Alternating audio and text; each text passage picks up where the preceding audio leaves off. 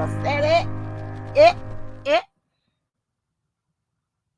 What's good with it? What's good with it? What's good with it? Honey, the damn lips done went down. And they ain't down far enough, but yeah.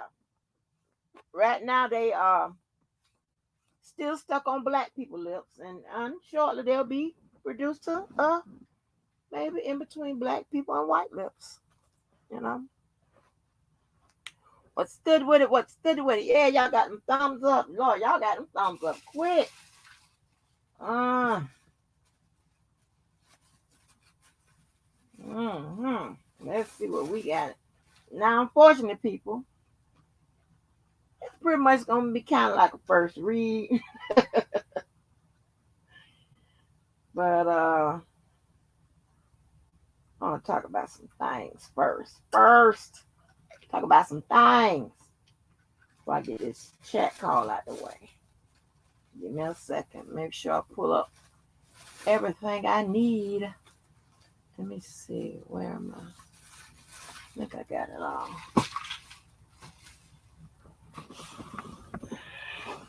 Think I got it all. Shouts out to everybody that done read this shit. This y'all will make it easier. I think I'll be able to get through all four. Hold on.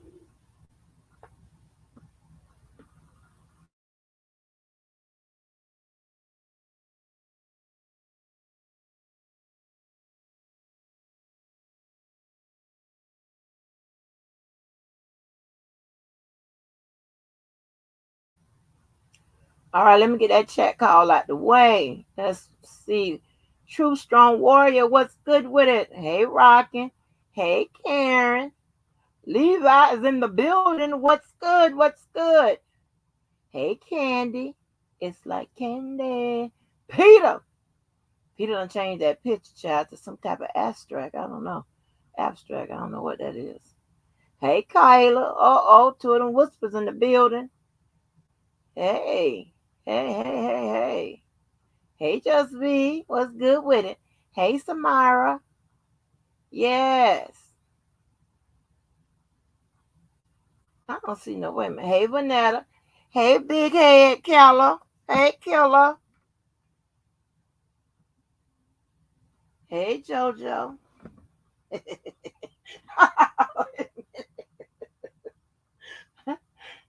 Hey, JoJo. Oh, Lord, y'all don't know what I'm laughing at. Jesus. Woo! Y'all. Let me get my, make sure my other whisperer know, because she on a different time zone. She might be asleep. Hold on. Okay, folks. Okay. So, I hope y'all been good. Thank y'all for all the checking up and stuff like that. Honey, I don't know what the hell I was trying to do. I looked like I was trying to commit suicide or something because I done took 4 of them Benadryls and I don't know what happened. I don't know.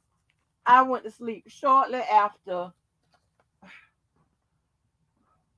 I know, me and JoJo was on the phone. I don't know what happened to the phone. I woke up, listen, looking crazy. Like, what the hell? The lights was off. It was dark in here. I don't know what happened. What's up, Progress 2 times? Hey, MacDine. Star. So anyway, y'all, we're going to get to this paperwork. But first, in listening to, catching up on some of the lives or whatever. And this one area that I had worked on with Larry a long time ago, right? Which is explaining exculpatory evidence, right, to him. And not to bring up them damn text messages, but I'm going to bring them up.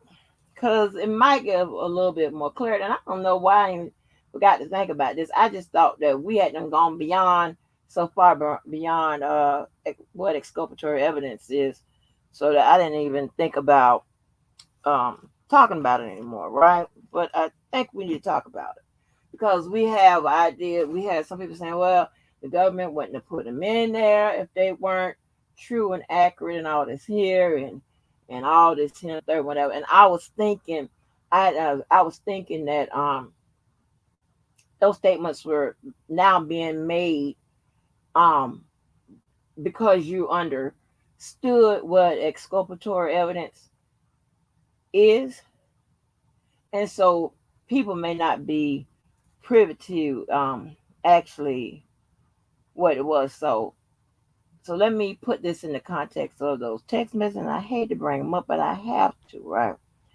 So exculpatory evidence, right? That is anything that's favorable to the defendant that might prove that the defendant, may be innocent, right? Like such these text messages now. It may, but that's evidence that may be, that has to be revealed, but it's not necessary admissible. Okay. Now, the prosecution has to reveal it to the defense just in case they may use it for, a possibility of proving their client innocent. So again, it does not address whether those text messages are, if it's authentic, the validity of them, again, the nature and the intent. It's only in evidence because it has to be revealed. Because if the defense so decided to use them, they could use them with the hopes that maybe this evidence and how they use them in their defense strategy could prove their defendant innocent, right? To get a acquittal. That, like I said, those text messages could be proffered evidence, right? Proffered evidence is evidence that has been submitted, right? But the ruling whether it's admissible or not, that has yet to be determined. So I don't know if that confused anybody, but that would answer why the government had to, submit those. They had to submit them. Anything they find that's exculpatory, meaning that it will, if used, it could prove the defendant innocent, they have to include that. Okay? They have to include that.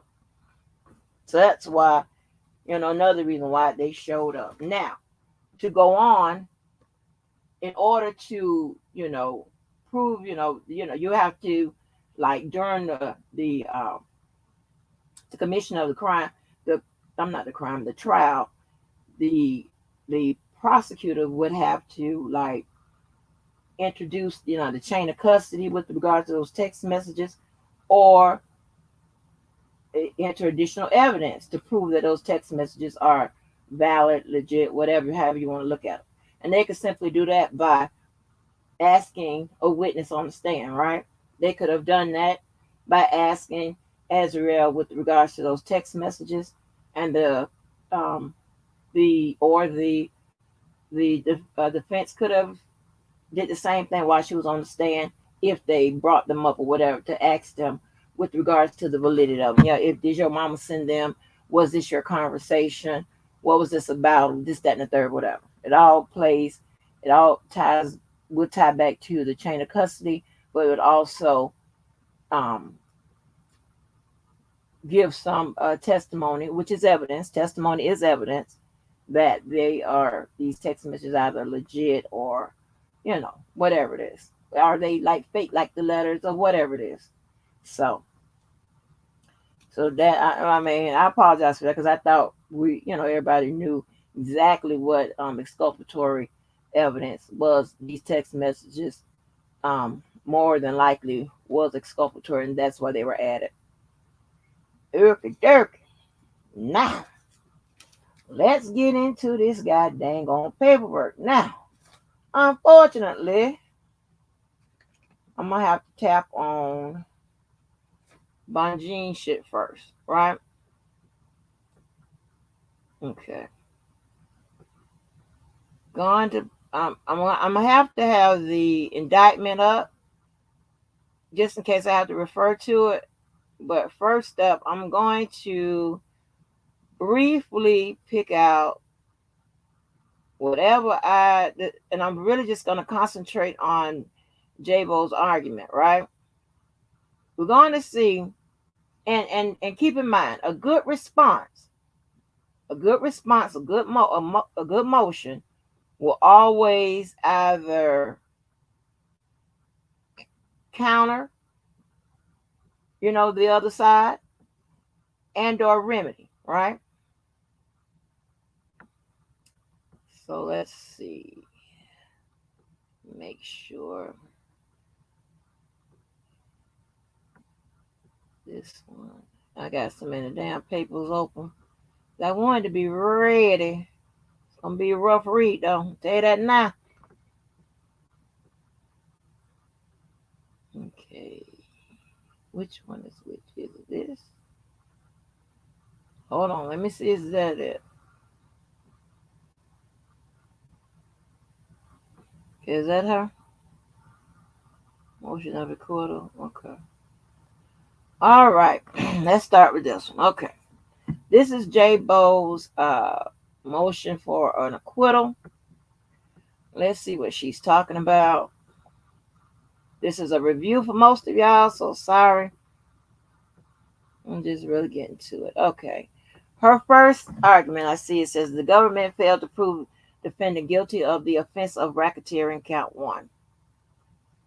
All right. So she wants to get in here and talk about, the racketeering. I guess she wants to know if the government proved the elements with regards to what racketeering is, right? Is that what she's asking? Let's see. Failed to prove the defendant guilty of the offense of racketeering count 1. Let me see what her says. Government did not prove established enterprise, common purpose, distinct from racketeering, person enterprise rule. Okay, yeah, that's what she's talking about. All right, and then the second one is the government failed to prove counts 2 through 9 of the indictment. All right. So she's just challenging the whole thing, which is smart. But let's see what she used. Let me see. She got a bunch of statutes in here. Statutes are good. She got a lot of them in here. A whole bunch of them. Statutes are good. So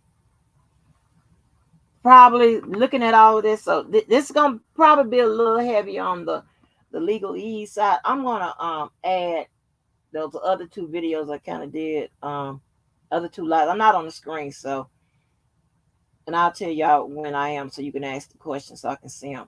You don't have to retype them. But I'll put the links to the other 2 videos. I forgot to add them, where we did a little more of a breakdown, but using more legalese. So let me tell you, looking at all of this case law, as we refer to, I might interchange those words. Sometimes I might refer to it as common law. I might refer to it as persuading precedent. It all depends. On usually what she might use. I don't know. But that's all referred to as common law. So that's what your case law is. All right. When we're talking about statutory law, we're talking about the statutes, the actual law itself. Normally, the statutory law is usually going to trump common law, right? But yet, when they're challenging the language, the meanings, and things of that nature in statutory law, where it's not clear, that's when you use common law. You use persuading, precedent, same thing. Okay, same thing. All right. Let's see. Okay, let me see what her. All right, let me read her relevant facts in her arguments. That's where you're gonna really get down to it. What is she trying to say? What's her argument? Okay. Relevant facts. The government charged defendant with 1 count of racketeering based on 14 predicate acts and 8 standalone counts of violations of the Mann Act that were also charged as racketeering acts. Okay. With the exception of Racketeering Act 1, alleging the offense of bribery. The charged offenses involved conduct alleged by 5 women: Geronda, Jane Doe number 4, Jane Doe number 5, Stephanie, Jane Doe number 2, Sonia, Jane Doe number 3, and Faith, Jane Doe number 6. The jury returned a verdict convicting defendant of all charged accounts, but acquitted him of those racketeering acts related to Sonia. Given the length of the record, defendant will incorporate relevant facts into the argument sections as appropriate. Her argument: the court must set aside the verdict of guilt entered against the defendant and enter a judgment of acquittal where the government presented insufficient evidence of the offense of racketeering count 1 and all Mann Acts violation count 2 through 9. Okay, remember when I said insufficient, right? Insufficient means that she's saying that the government's evidence was not sufficient enough to be delivered to the jury for them to make an informed decision, one based on reason and rationale. So that's what she means.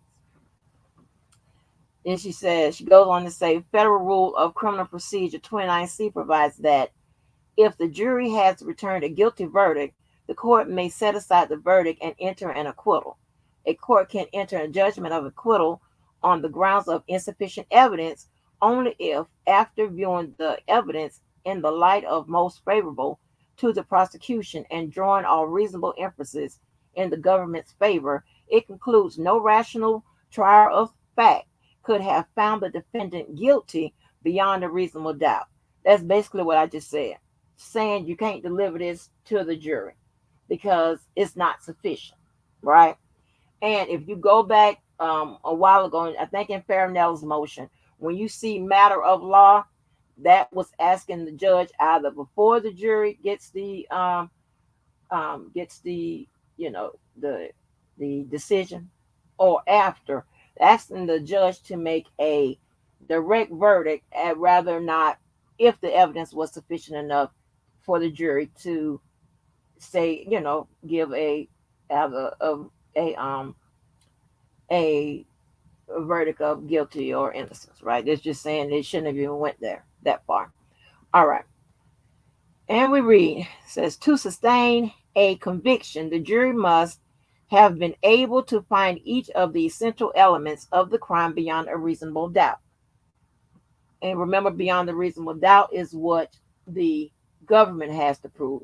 Reasonable doubt is what the defense has to prove. It says, as set out in detail below, defendant's RICO conviction cannot stand where the government failed to prove the existence of an enterprise, the activities of which affected interstate commerce, and a pattern of racketeering activity. Moreover, insufficient evidence existed to prove each and every element of the charged Mann Act violations by proof of a reasonable doubt.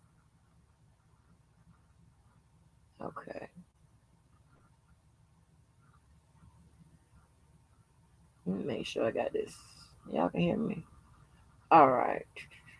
Let me go back. Y'all make sure y'all play the like 'em up game, please. Please play the like 'em up game. Oh no. I'm looking at them likes. Hold on. Wait a minute. 17? 17? I'll wait. Yeah, that like 'em up game is serious.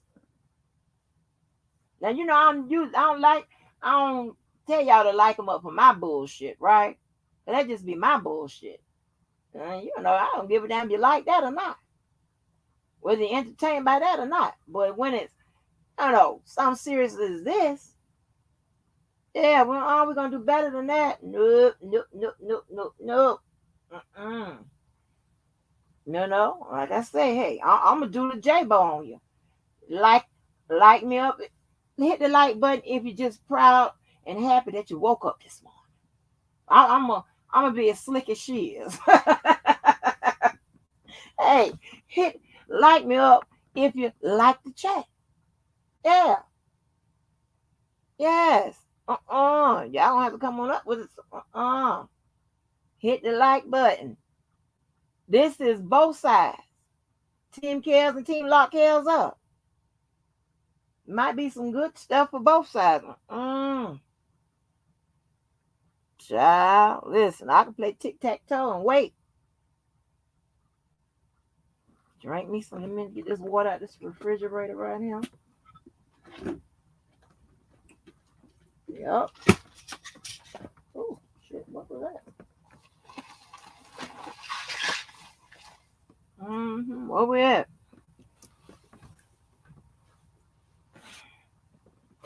I'm missing about 7. I need 7 more likes before I go on the other side. I'm waiting.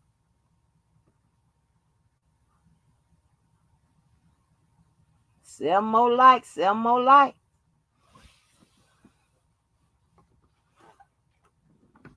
I'll wait.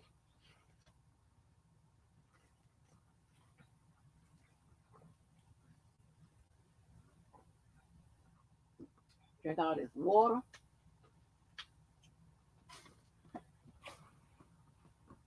Seven more. Oh, 5 more. I'm sorry. 5 more.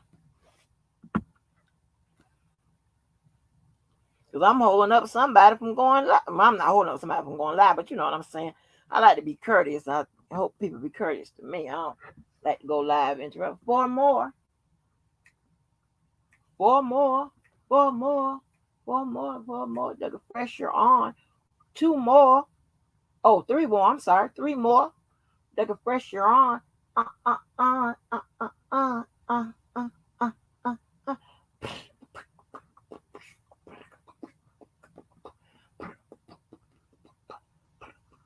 I need about 3 more.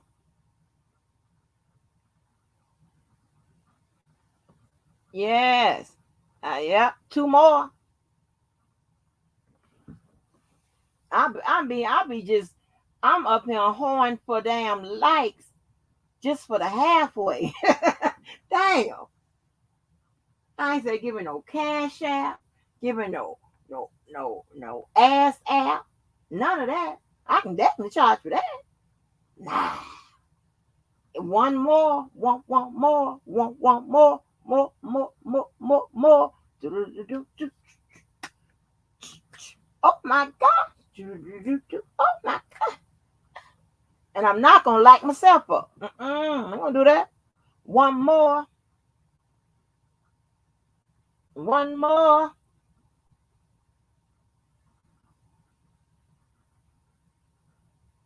Come on. Ain't nobody watching. Come on. Yes, thank you. Lord have mercy. Y'all watch them. Watch them old goddamn stingy ass goddamn people with the damn lights. Y'all watch their ass. Get back into it. All right, it says the government failed to prove defendant guilty of the offense of racketeering at count 1. Let's go through this a little bit. Okay. The court must acquit defendant of those offenses of racketeering where the government failed to prove defendant guilty beyond a reasonable doubt of each and every element of the offense. The government effectively swamped the jury with bad character evidence that was guaranteed to produce a guilty verdict, but its proofs on the charged offenses were insufficient as a matter of law. There's that word again, matter of law. All right. Ignoring the distinctly economic legislative history of the RICO statute, the government brought a RICO prosecution against defendant, not to remedy widespread criminal activity of an enterprise, but to punish one man whose alleged crimes could no longer be prosecuted by the state and local agencies, which we talked about it, right? Which was the reason why they put it in the form of a RICO. It definitely would have been beyond the statute of limitation at state level, right, and local. The government belated interest in protecting defendants' alleged victims does not justify application of the RICO statute to alleged private sexual misconduct of defendant and only the defendant, even if some of that conduct could have been timely prosecuted by local authorities long ago. Okay, that's gonna fall flat. Okay, because here's why.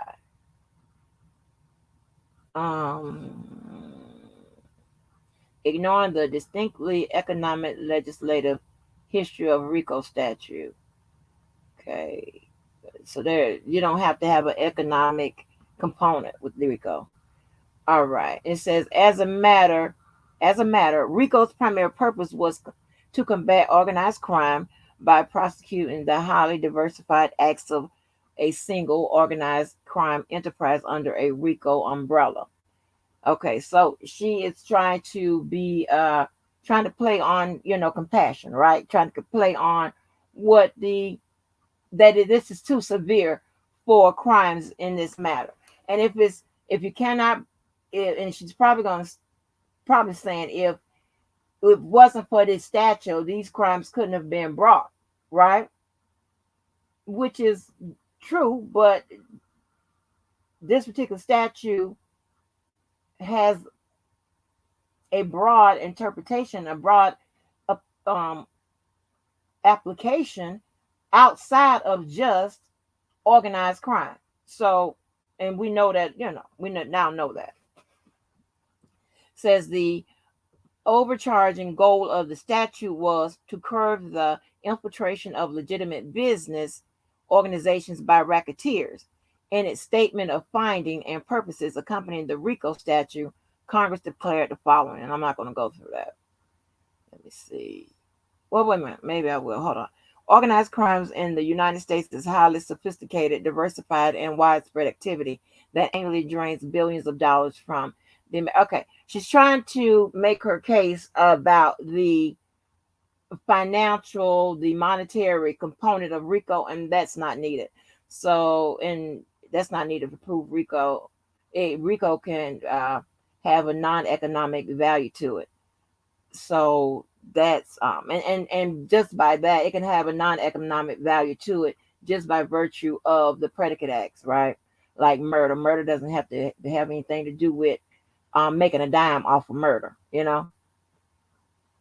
So let's see. So admittedly, prosecutors have used RICO in a wide variety of circumstances under the statute liberal construction clause, right? All right.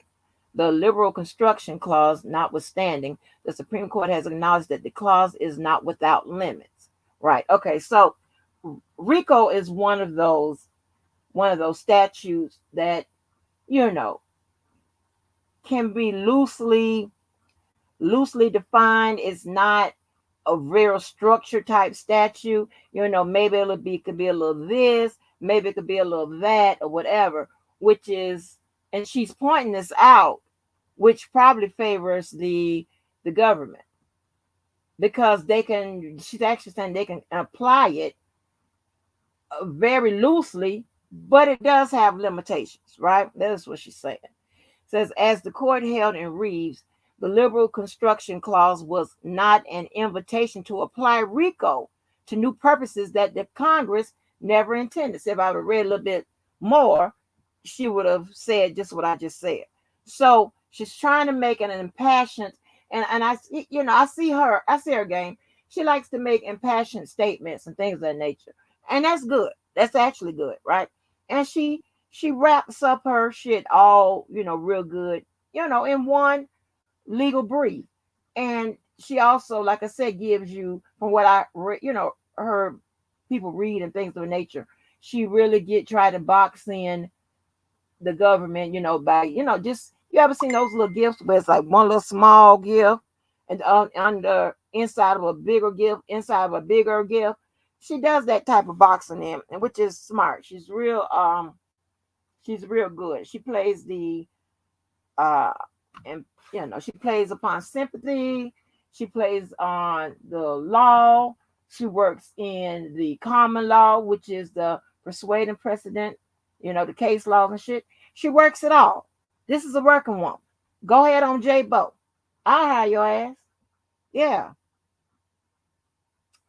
And it says the government clearly exceeded those limits with this prosecution, as evidenced by its failure to prove the charged offense of racketeering. Okay.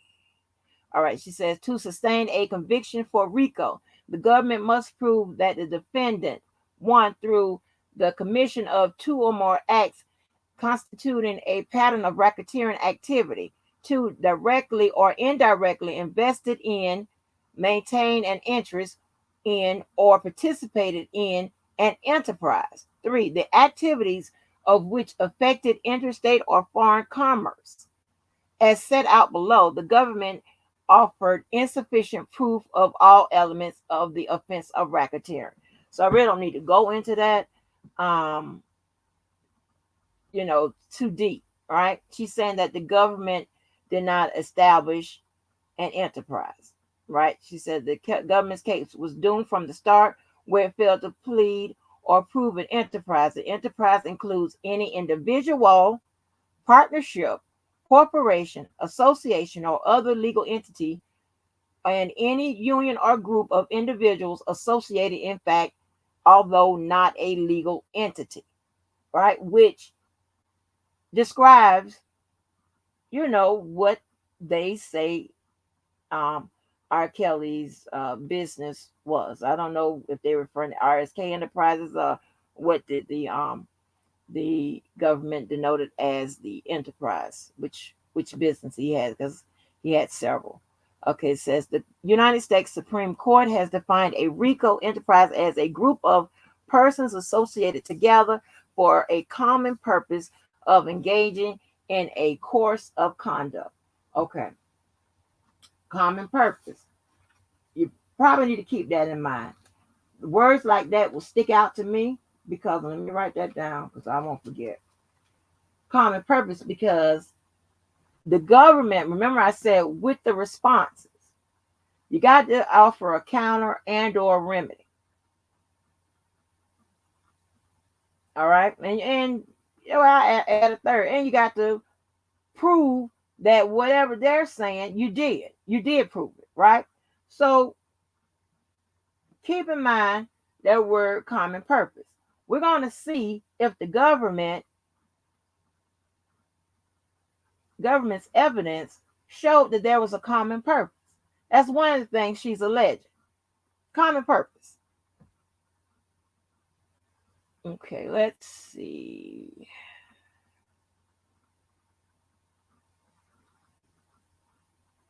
For a common purpose of engaging in a course of conduct. All right, now keep in mind that course of conduct doesn't have to be illegal, but it was a common purpose to facilitate whatever, right? And this is what I'm gonna do now. Let me pull something up real quick. Because we're going to, I'm not going to put it on the screen, but I'm going to look at the RICO statute as regards to the common purpose. Hold on for a moment. So that way, when we get to the government's part, or those who've already heard the reading of the government's part, see if they tackled that issue. Common purpose.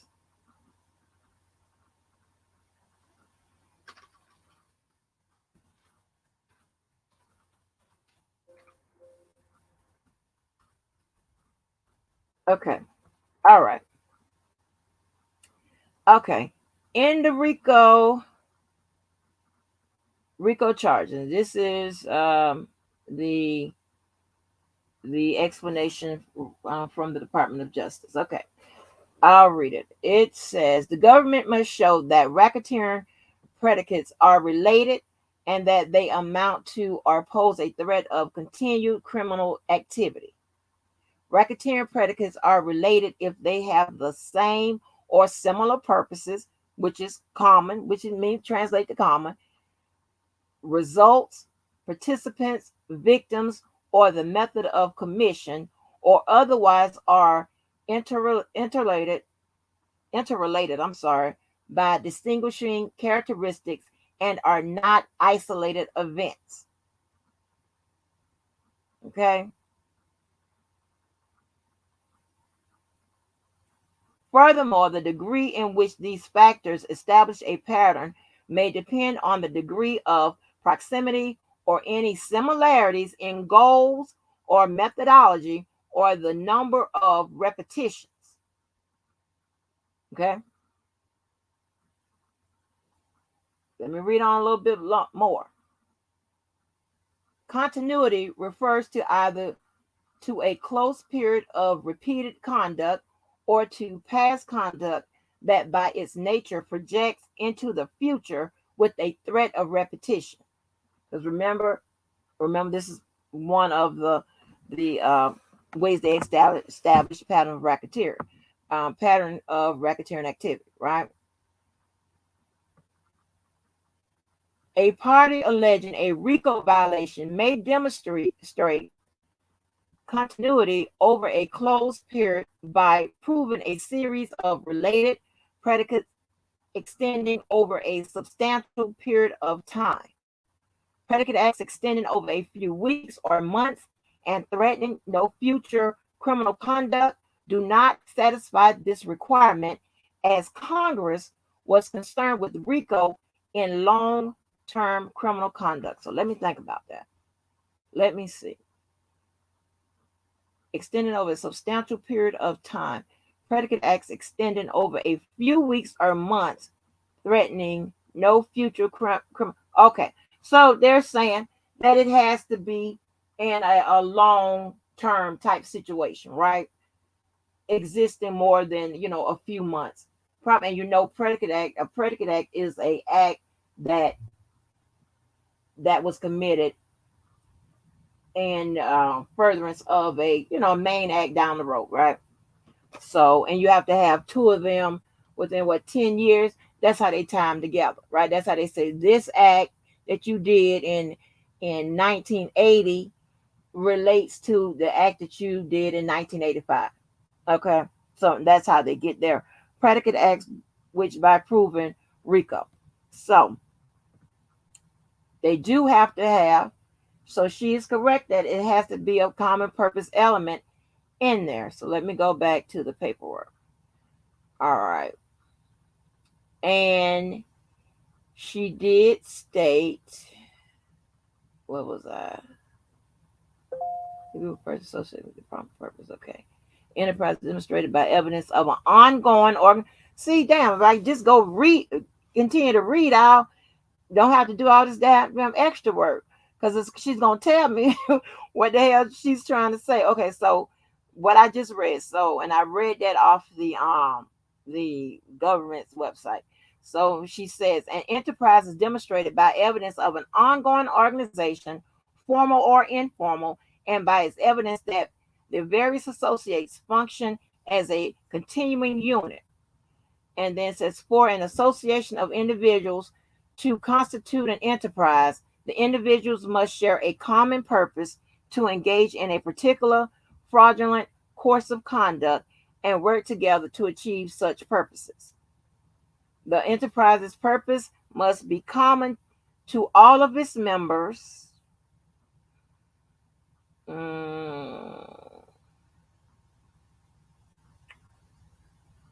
I don't think it has to be common to all of its members. Hold on. Let me see.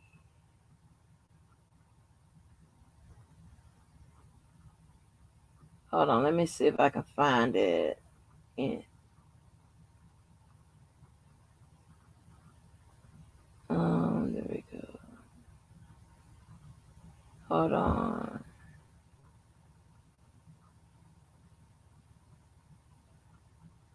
Okay, wait a minute.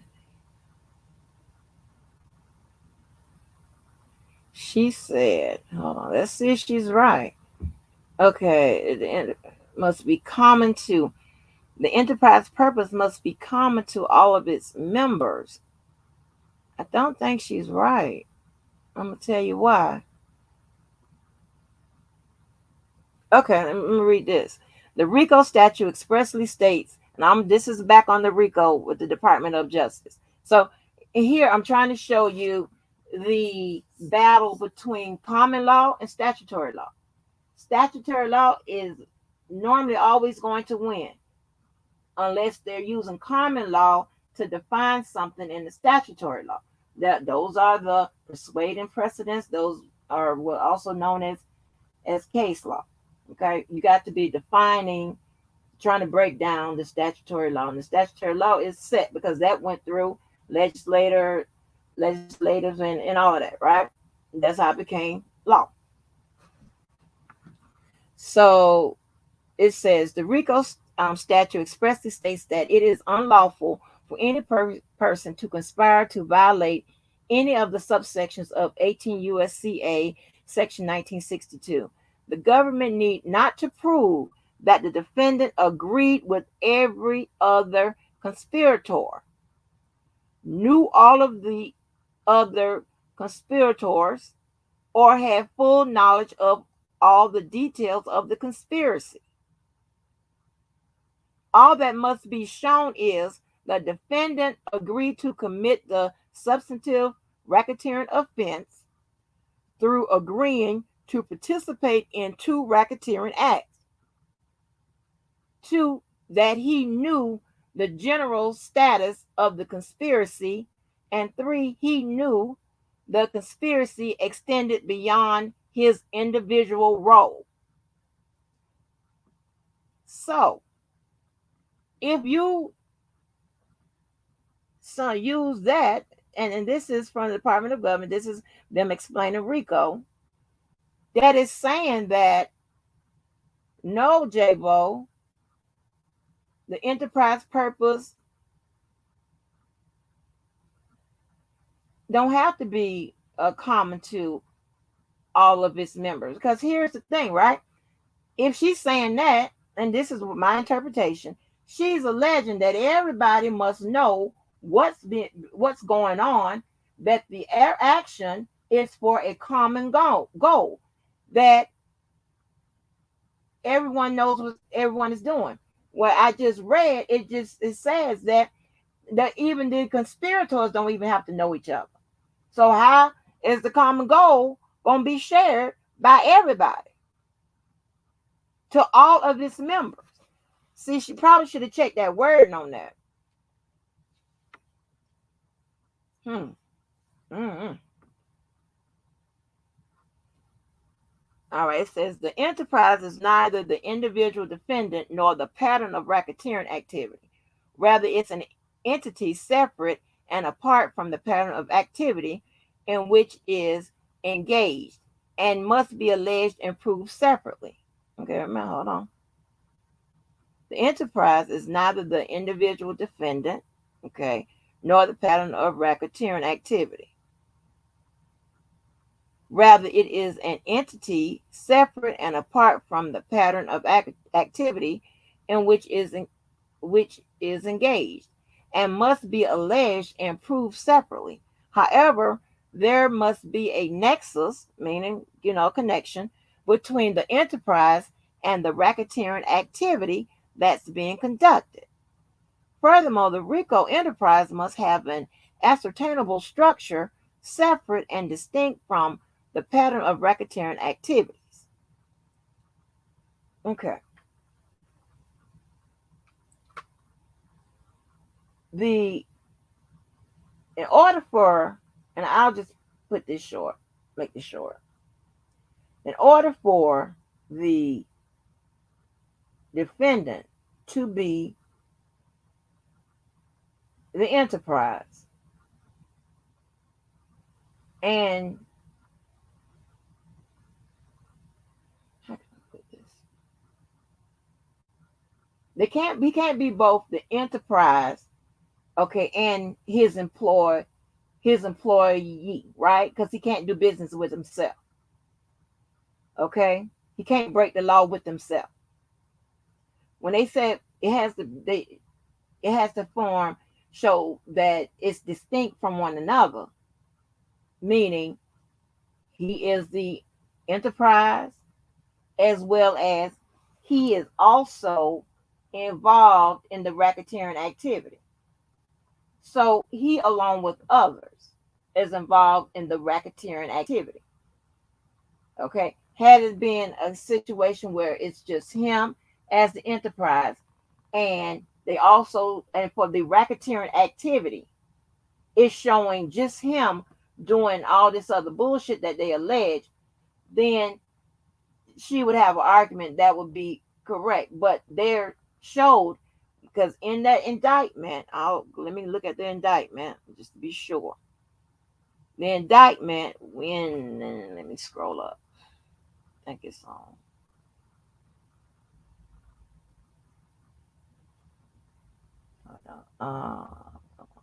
Associated.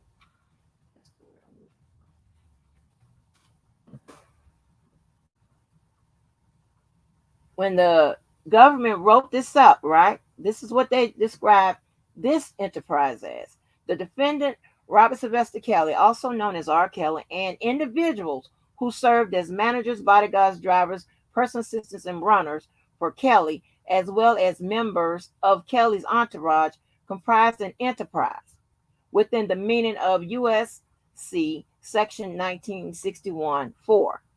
That is, the enterprise constituted a group of individuals associated in fact that was engaged in and the activities of which affected interstate and foreign commerce. So they're saying the enterprise consisted of a group of individuals associated in fact, meaning him as well as these people were carrying out this racketeering behavior, these activities. All right. The enterprise constituted an ongoing organization whose members function as a continuing unit for a common purpose of achieving the objectives of the enterprise. So in this indictment, they wrapped it up pretty clean, because we hit the ongoing element, which I just described, which they checked that off because they got it going over a span of time. You got the predicate acts in there. You got those, as well as it was continuing for a common purpose, which on the Department of Justice website they use the word similar. So common and similar, same thing, and of achieving the objectives of the enterprise, whatever it was, whatever the objectives were. That's what it was. It doesn't have to be. The enterprise actually doing something and knowing they're doing something illegal for it to be a pattern of racketeering activities. Okay, that's not what it is. It's the fact that while as a group they made all these alleged illegal acts, knowingly or not, but the purpose was the same. The purpose was a common purpose. If that didn't lose you. So, and I'll go into the thing a little bit, the indictment a little bit more. It says the purposes of the enterprise were to promote R. Kelly's music and the R. Kelly brand, to recruit women and girls to engage in illegal sexual activity with Kelly, and to produce pornography, including child pornography. Okay. If I would have read a little farther, they would have probably explained it a little bit better than I just did. So what they're saying, and notice they use the word and. So see, they made it all inclusive. They saying, so the prosecutor would box in a defense by saying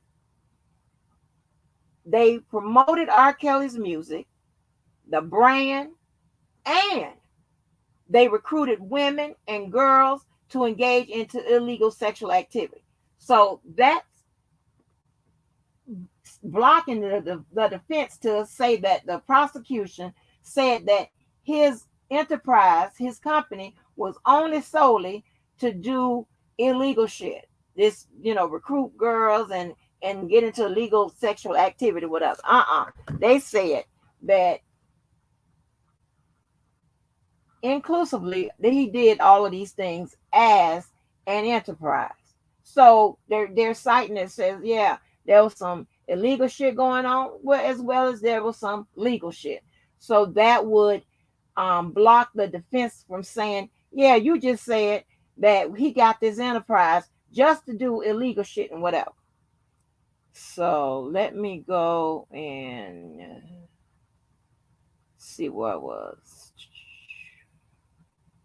So let me come and check on y'all and see if y'all understand. Where was I? Engage must be next between. All right, let me come check on y'all real quick. All right, I'm on the front. I'm around the front. Do y'all get it? Everybody good? Everybody understand what I'm talking about?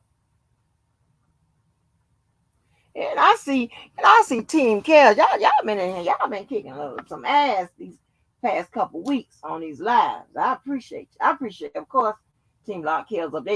They always around killing somebody and threatening them or whatever. But y'all been in here swinging and banging.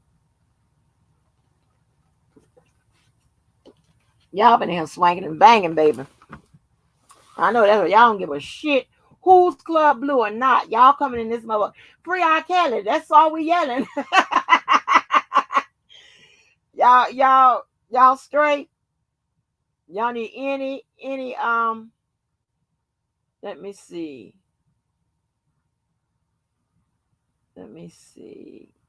Hey Leslie, thank you. I am. Hey Lil Mac, where's the transcript? Did the government witness testified that was a recruiting women for RSK? When the transcript, did the government witness testified? Well, Lil Mac, I don't know who took the stand. I mean, I don't think there was someone that said that, yeah, we recruited, for R. Kelly, whatever. I think the line of questioning and the evidence showed what the RICO and the enterprise definition that's in the indictment, just pretty much what I read. That along with the illegal shit, they were out there singing and promoting a brand and this, that, and the third. In other words, the government with that explanation or whatever, pretty much covered their ass. They got in front of it before, the defense could say, well, y'all didn't, y'all said the enterprise was formed just for illegal shit, to recruit girls, whatever. They, by jumping in front of it, including everything, they're saying, no, it was some legal shit. He sung, he did tours, he did a whole bunch of legal shit. But during the time he was doing that legal shit, there was some illegal stuff that took place. That's what they were alleging. So, right, JoJo. Yeah, how they use words, correct. Oh, okay, thank you, man. So y'all got it. All right. Oh boy. Hey, Lil Mac. Hey, Felicia. Yeah, JoJo does very interesting lives. Okay. Finally, for Section 1962C purposes, the person charged with a RICO violation, and the alleged enterprise must be separate and distinct from one another, which I just kind of went over that. The requirement flows from the statutory mandate that a person who engaged in the pattern of racketeering activity must be employed or associated, in fact, with the enterprise. Okay? And then she cites Satinwood. Satinwood, Satinwood is a very popular case law that they always use normally when it's some kind of RICO, this contradiction, I guess to say, when they trying to show. They always cite Satinwood. I don't know, can't remember the details of it, but I know they that comes up a lot. It says any entity cannot simultaneously be the enterprise and the person who conducts its affairs, permitting that would be tantamount to permitting an entity to associate with itself, which is what I just said. So the government did not say that R. Kelly was both the enterprise as well as the employee, meaning He was doing business with himself. He was committing crimes with himself. He was carrying out the crimes, you know, by himself. That they're not saying that. So let me read a little farther because I don't know why she would say that. Okay. She don't go into it. She just and they show. So we can agree that they showed that it was some other people doing some other stuff. Okay. All right. Let's see what she says about the common purpose. Okay. Because when we get on the prosecution side, let's see if they address common purpose. It says in its third superseding indictment, the government alleged that the defendant, his employees, which are the managers, bodyguards, drivers, personal assistants, and runners, and other members of his entourage, constituted the enterprise for RICO purposes. According to the government, the purpose of the enterprise was to promote defendant's music and his brand, recruit women and girls to engage in illegal sexual activity with the defendant, and three, produce pornography, including child pornography. The government did not allege that the enterprise constituted a legal entity, but rather an association of individuals. Uh, okay, well, it can be association of just individuals. Well, I tell you, when you get here and start reading this shit, this is crazy. Hold on for a minute. All right, let's see. All right, an enterprise, and this is the Department of Justice site. An enterprise is defined as including an individual, partnership, corporation, association, or other legal entity, and any union or group of individuals associated, in fact, not a legal entity. So, JPO,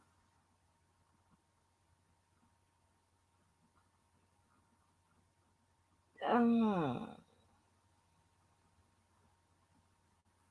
that's what it is. I don't know. Let me skip on through this. Oh no! Listen, Team Cavs might start shit taking their likes back. Wait a minute, I'm just playing, y'all. You know I'm gonna give it to you. I give it to you. Hell, uh, hmm, hmm. Yeah, that's the definition of a RICO. Hmm. All right.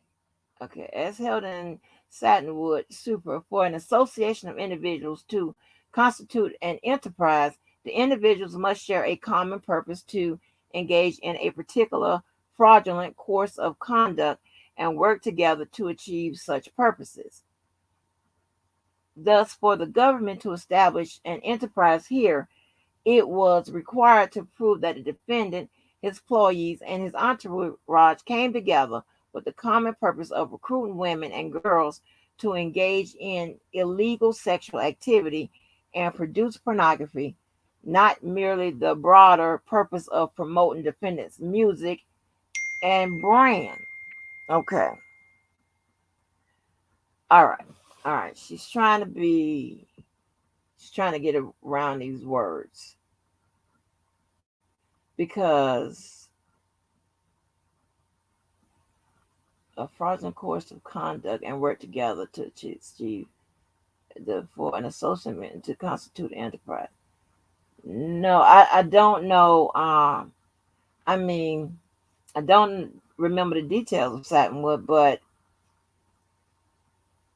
the defendant employees and entourage came together with the common purpose of no. Okay, here's the thing. See, now this is where she's gonna get in trouble. Okay, let me write this down as I go. I don't want to go over this no more. Okay, hold on. I'll tell you.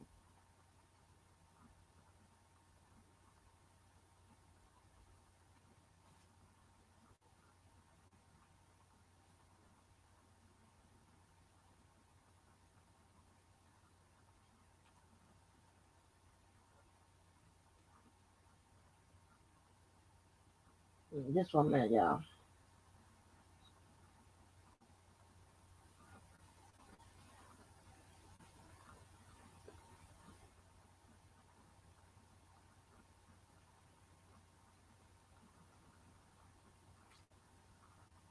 Okay, because she's slick. Hold on, I'm going to tell you why she's slick. All right, let me tell y'all why she's slick. Let me tell you why.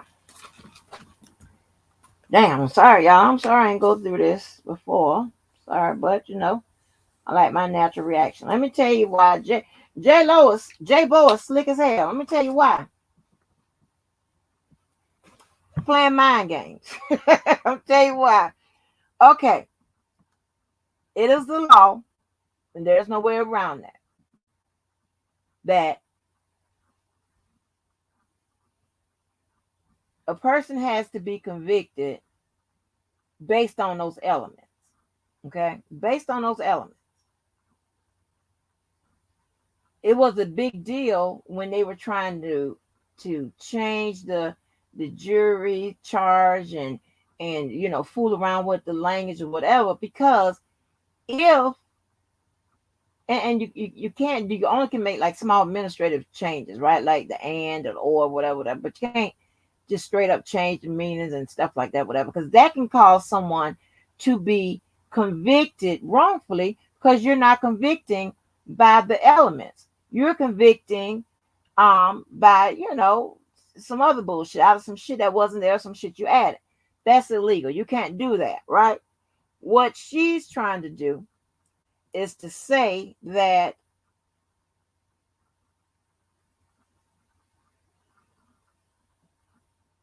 hold on, let me tell you. She's trying to say that this is what she says. Thus, for the government to establish an enterprise here, it was required to prove that the defendant, his employees, his entourage came together with the common purpose of recruiting women and girls to engage in illegal sexual activity and produce pornography, not merely the broader purpose of promoting defendant's music or brand. Okay, she's not telling the truth, because I just read to you. They said that they did that. They did all of that. She's trying to fuck around with the elements to try to create an illegal conviction. It's this episode slick as hell. Yeah.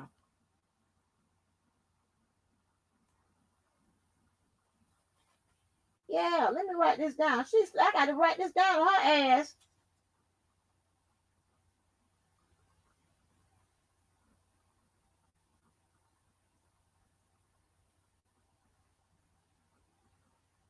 Yeah, that's what she's trying to say. And I just read to you what the indictment says. The indictment says they did it all. She's trying to say that the government is saying that the entourage came together with the common purpose of recruiting women and girls to engage in illegal sexual activity and produce pornography, not merely the broader purpose of promoting the defendant's music or brand. Assuming the defendant, employees, and entourage did share a common objective of promoting defendant's music, that objective has had no nexus to the underlying racketeering activity. No, that's not right.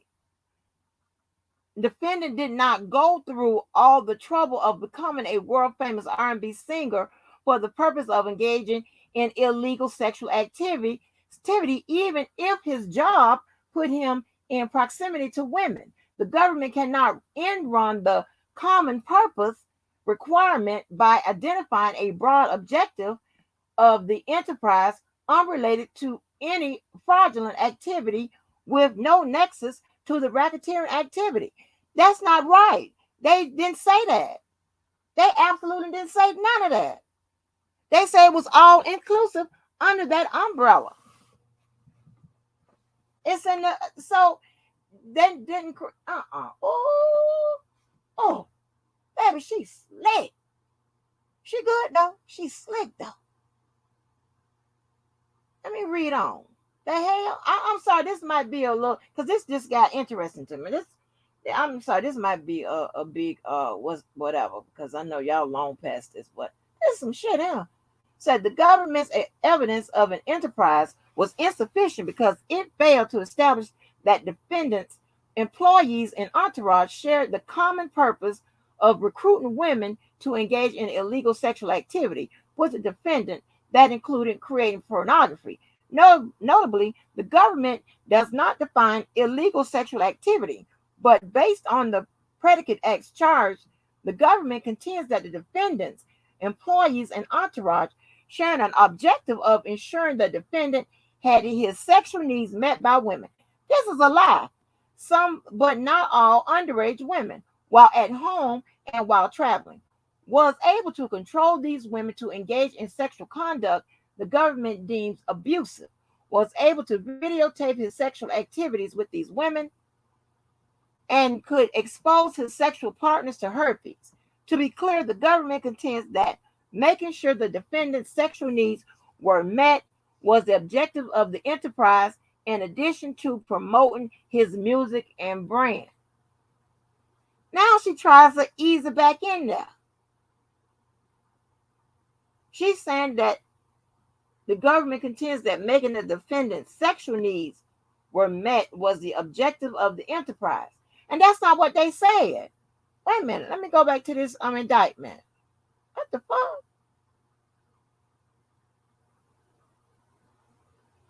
The purposes, this is an indictment. The purposes of the enterprise was to promote R. Kelly's music and R. Kelly's brand, to recruit women and girls to engage into illegal sexual activity with Kelly, and to produce pornography, including child pornography. By promoting R. Kelly's music and R. Kelly's brand, the members of the enterprise expected to receive financial opportunities and personal benefits, including increased power and status within the enterprise. That's what they said. So you're not. So she's trying to create a false conviction by trying to change the conviction standards, the elements of this indictment. Damn, these motherfuckers sound baby shit. God damn. She good though. Yeah, but you good, girl. You good, sister girl. Coach. Coach. I had to write that down because I want this motherfucker good down.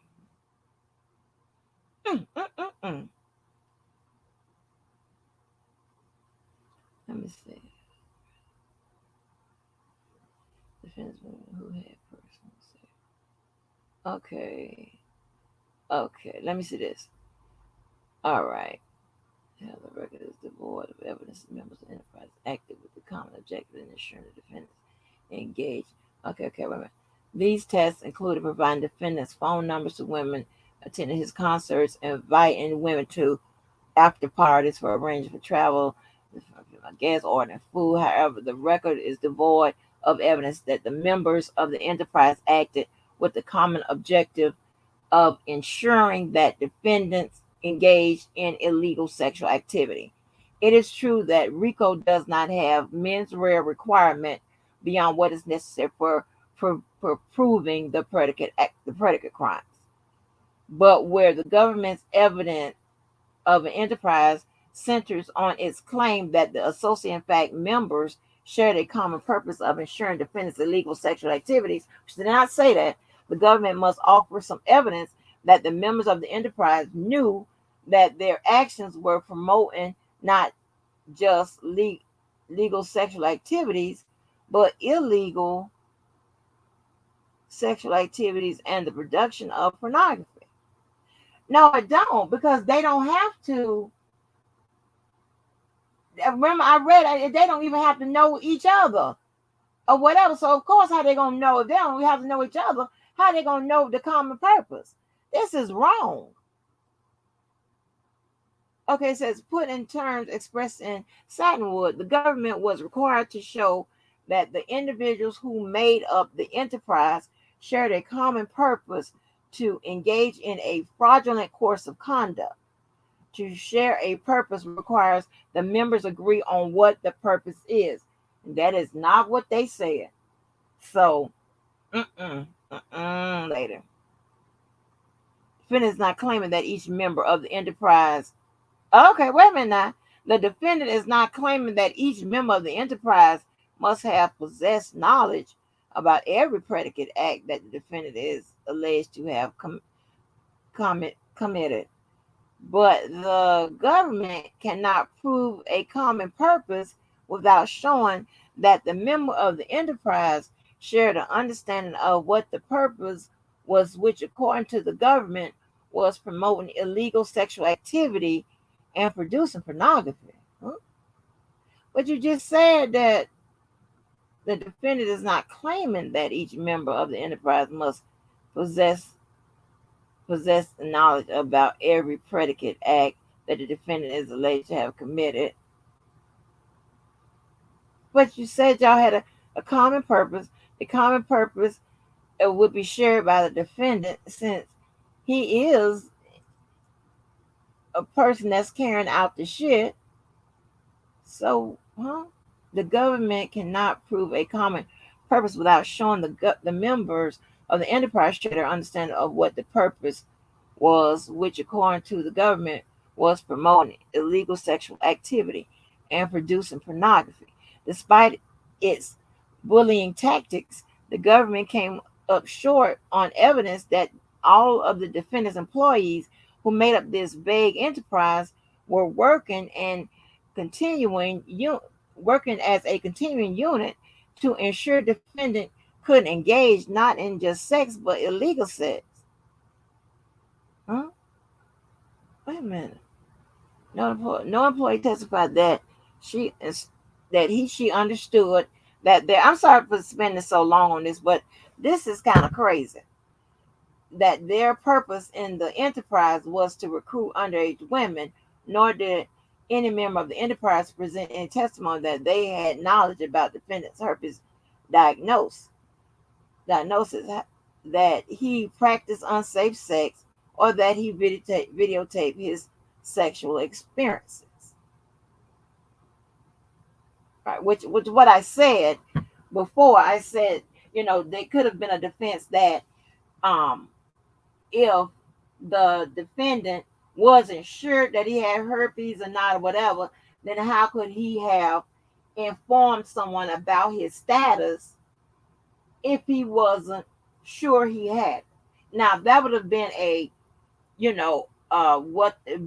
have been like you know, he said, she said, like what the doctor said, because we don't know. I don't remember. Y'all, I'm not on the screen, but if y'all can remember, if the doctor said he definitively told R. Kelly that he had herpes, because I don't think the law, they could challenge the law if the prosecutor would say, well, he should have warned that he might have herpes, and the law doesn't state that.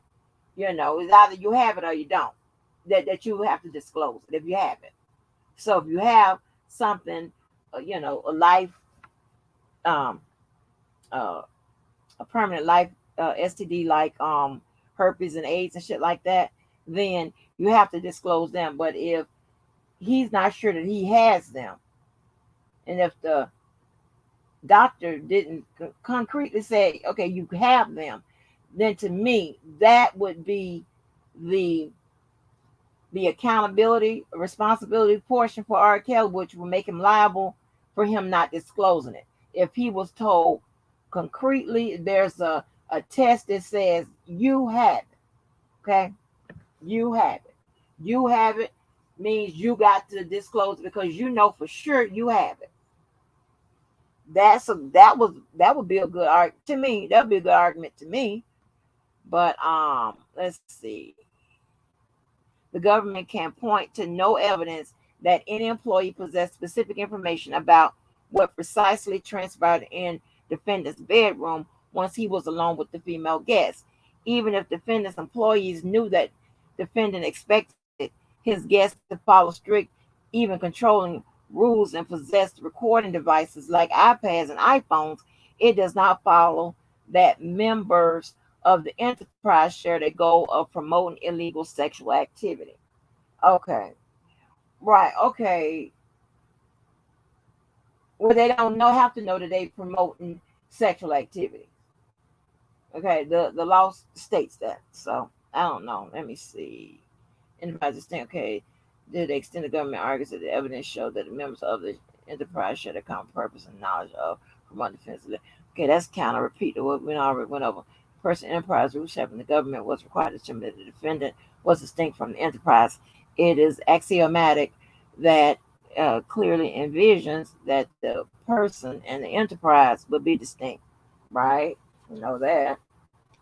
Um, Let me thumb through here to see.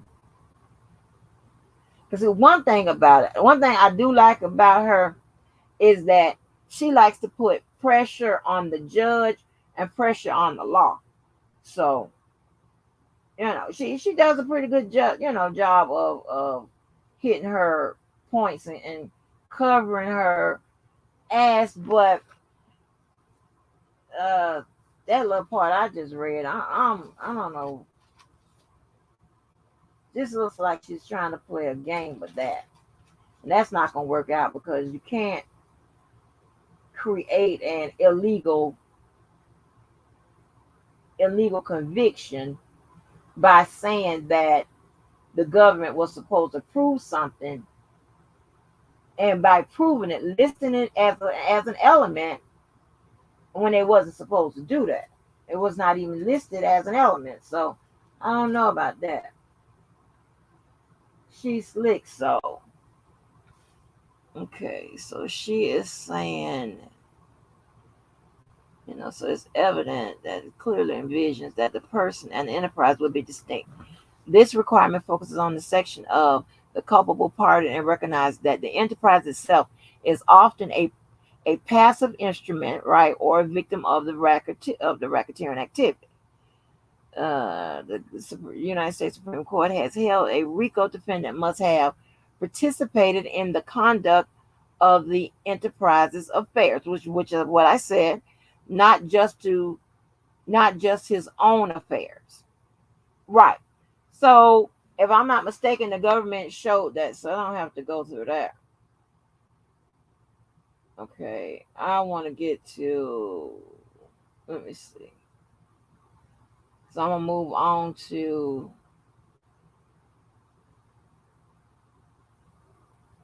Okay, so so I think let me come back around there to see if y'all understand what basically. I'll sum it up again. They just have to show, the government just have to show that R. Kelly was the enterprise, he's the enterprise, and that he participated in the Panama racketeering activity. And I believe, and don't quote me, but I believe him as the active member, like, he had allegedly had the sex with him. That's participation.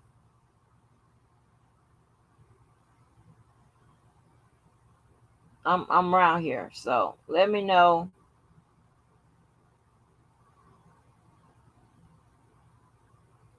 Let me know. Let me know. Let me know.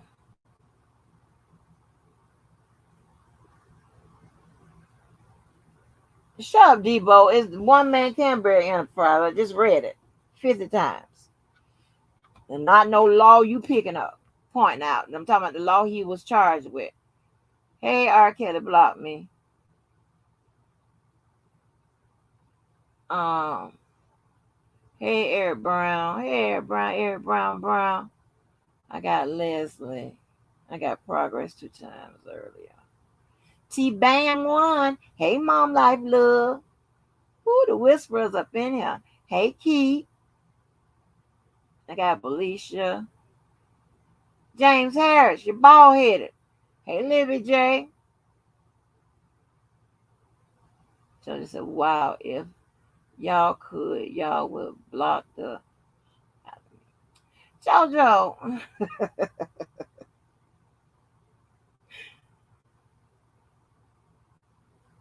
Rockin'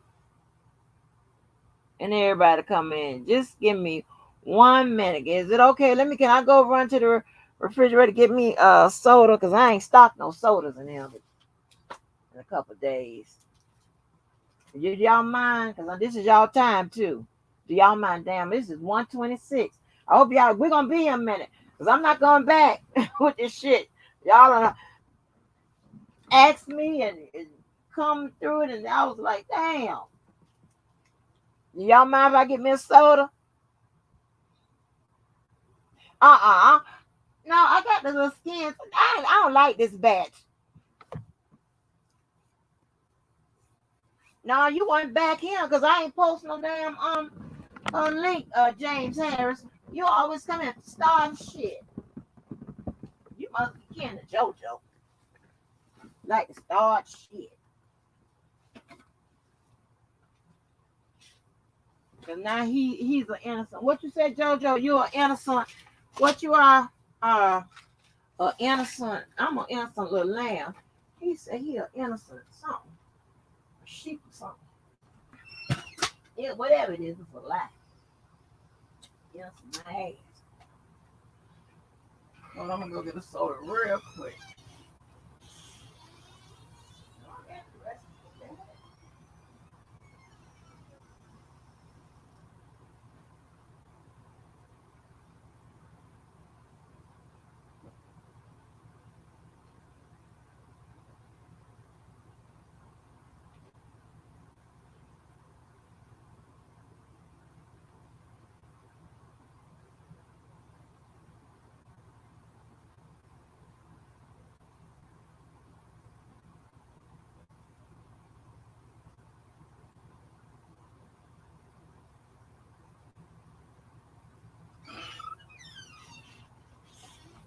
All right.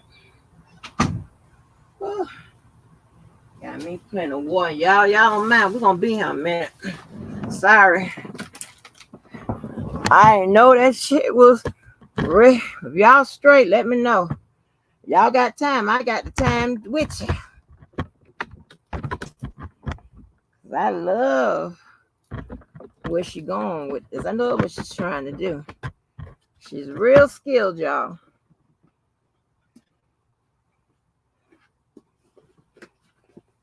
She's really skilled. And just stop harassing them damn people. Shit. Some people be loving when your ass be at work or somewhere else. Harassing them damn people. I'm calling your ass Joanne. Call his ass Joanne, because you know that stand for him too. Harassing people. All right, y'all. I got me. I'll pop me a Mountain Dew.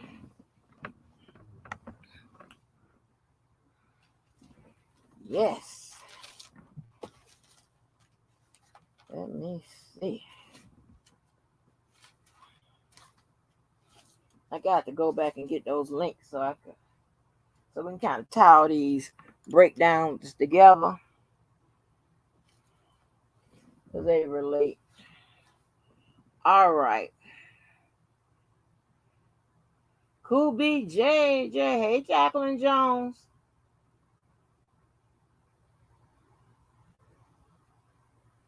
Okay. All right. Let's get back. Okay. So so before I get back into it, so when we get on to the prosecution's response, okay, we know what we're looking for. We're looking for what do they talk about when it comes to common purposes. Because like I told you, a good brief, good response, good however you want to call it, rebuttal, they're all the filings. But I told you, a motion is something you want the judge to do.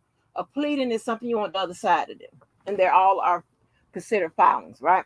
So we know we got to look at how. Hold on, let me write this down. Because y'all gonna forget. And James Harris, his black ass ain't doing nothing. His ass should be the one taking notes or something. So we're gonna look at and see what the government should respond to. Should explain. Okay, with that RICO, Common purpose. What do they say with regards to common purpose?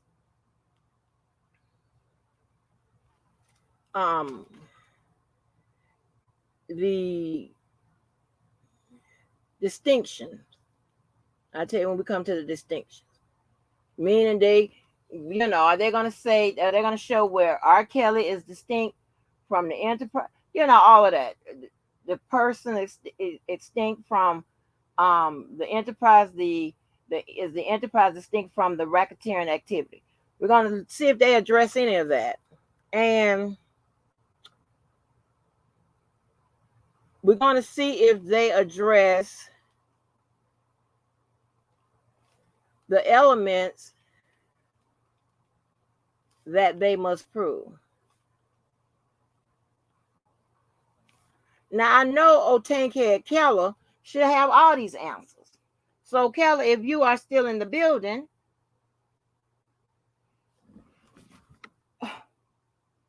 Keller, if you still are in the building, then, hey, you know these answers. Let me know. Are they liking us up?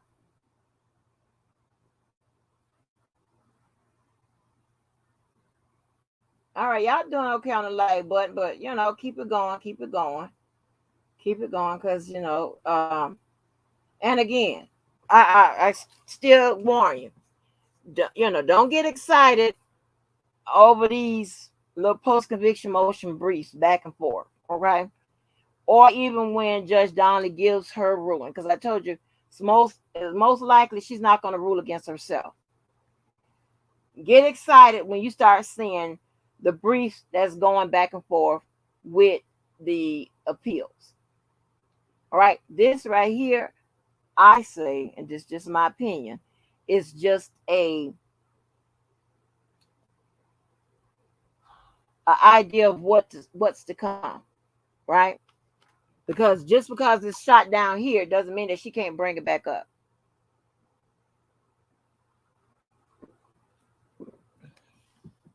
Depending on what it is, right? So let's see. Okay, it says, here's the next bullet. It says, on the next bold type, it says the government failed to prove that the so-called enterprise activities affected interstate commerce. It says to sustain a conviction for racketeering, the government must offer proof beyond a reasonable doubt that the alleged racketeering activity affected interstate commerce. Declares that it's illegal for any person employed by or associated with any enterprise engaged in or the activities of which affect interstate or foreign commerce to conduct or participate directly or indirectly in the conduct of such enterprises affairs through a pattern of racketeering activity. This provision anchors the Act to Article 1, congressional power, by incorporating and affecting interstate commerce requirement. Okay, enterprise engaged in commerce which directly engage in the production, distribution, or acquisition of goods or services in interstate commerce. Okay, so we already know that I would say that the government proved that, because it says right here, the United States Supreme Court has determined that an enterprise is engaged in commerce when it is directly engaged in the production, distribution, or acquisition of goods or services in interstate commerce. So we already know if that happened. It says, however, consistent with the liberal construction. See, she used that liberal construction. That's when I say, see, she used words to invoke either sympathy, deeper understanding. Definitely, she puts pressure on the judge. She put pressure on the law, because she's saying, you see what she says? She says, with this liberal construction clause of the RICO Act, meaning the wording is liberal, it's broad, almost anything. If if it's a group of people, y'all doing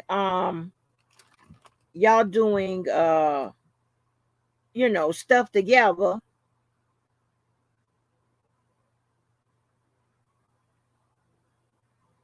y'all doing stuff together, then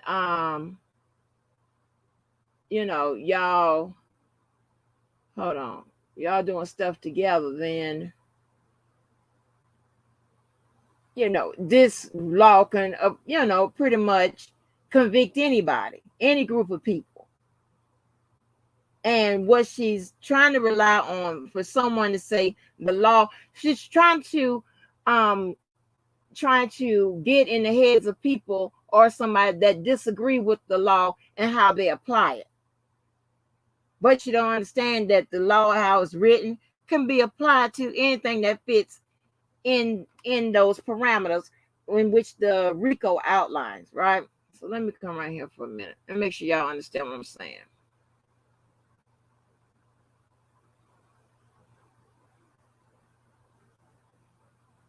Give me one more. What's good with it? What's good with it? Watermelon man, what's good with it? Just 1 minute.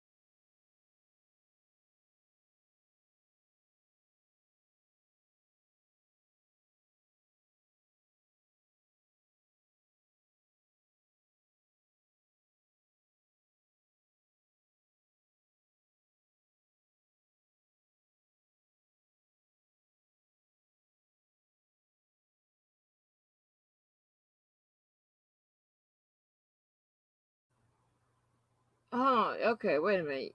I'm checking these likes and what y'all say. See if Lil Mac is blocked. Why would Lil Mac be blocked? Hold on. Let me go. Let me check the list. Come on, y'all. I'm almost through with this, and we're gonna be here for a minute. I sure do appreciate y'all. If y'all can like me up, like me up.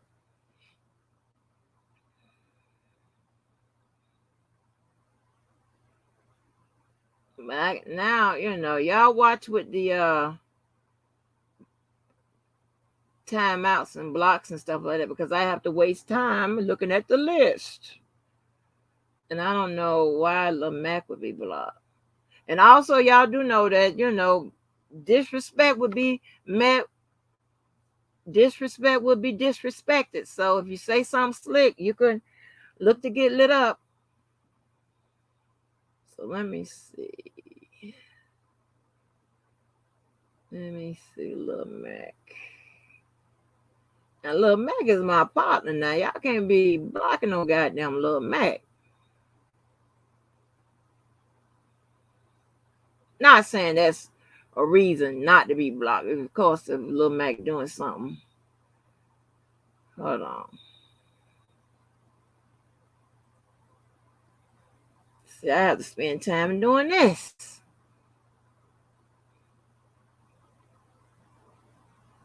Okay.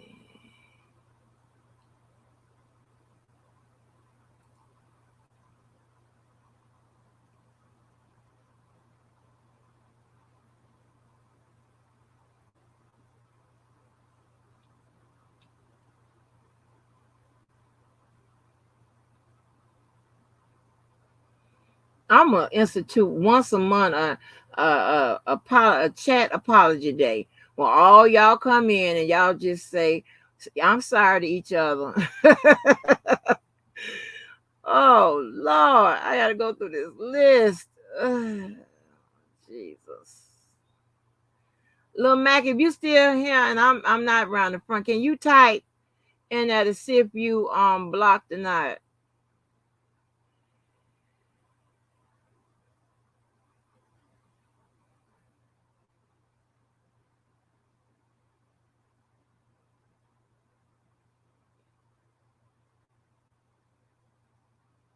Okay, that person shouldn't be blocked. I don't know who did that.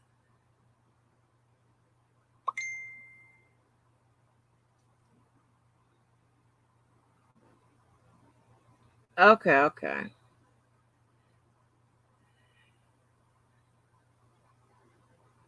Make sure everybody is off the list.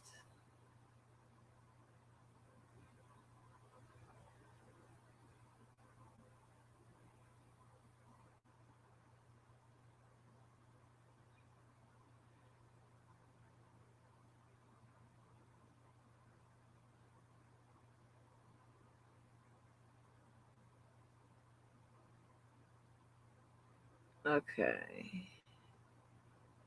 All right. I don't see Lil Mac on the list. All right. Everybody good? Everybody made it? Everybody all right? Woo! Lord, I hate stopping doing this. It disrupts my flow.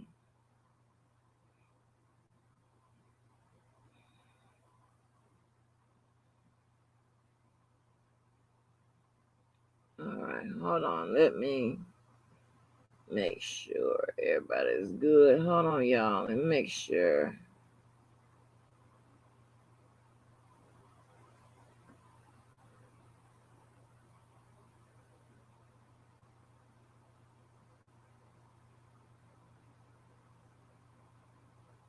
Y'all just keep in mind, disrespect will be disrespected. Ain't nothing I can do about that.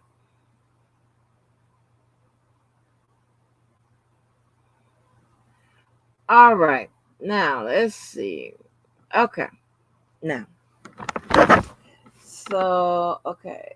So the enterprise engaged in the court has instructed this jury, consistent with the view that the government need only to prove. Hold on. Okay, wait a minute. However, consistent with the liberal construction clause of the RICO Act, some courts have held that the racketeering activity of the enterprise need only to have the minimum effect, meaning the minimal effect on interstate commerce. This court instructed this jury, consistent with the view that the government need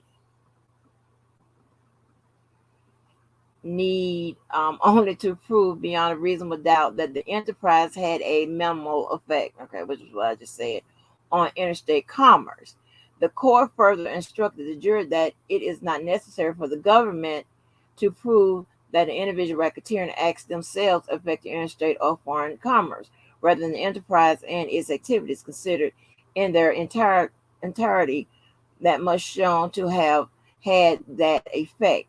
No source was provided for this specific statement of law.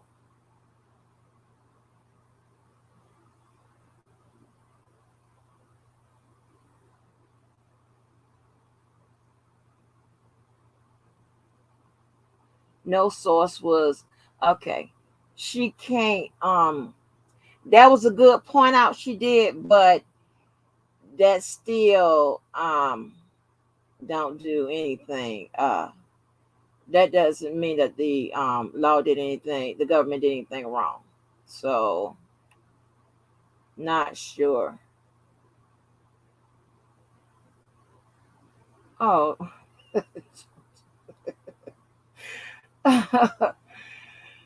Oh Lord, Jojo. God damn. Oh Jesus, that BBP, honey, that BBP. Anyway, um, assuming the government was only required to prove that the enterprise had a de minimis effect on interstate commerce, the government failed to establish that element by proof beyond a reasonable. To, okay, all right. She's grasping at straws here. Okay, with this Rico. So let me get. It's fascinating. I hate I'm spending time on it because it's um you know, we done went.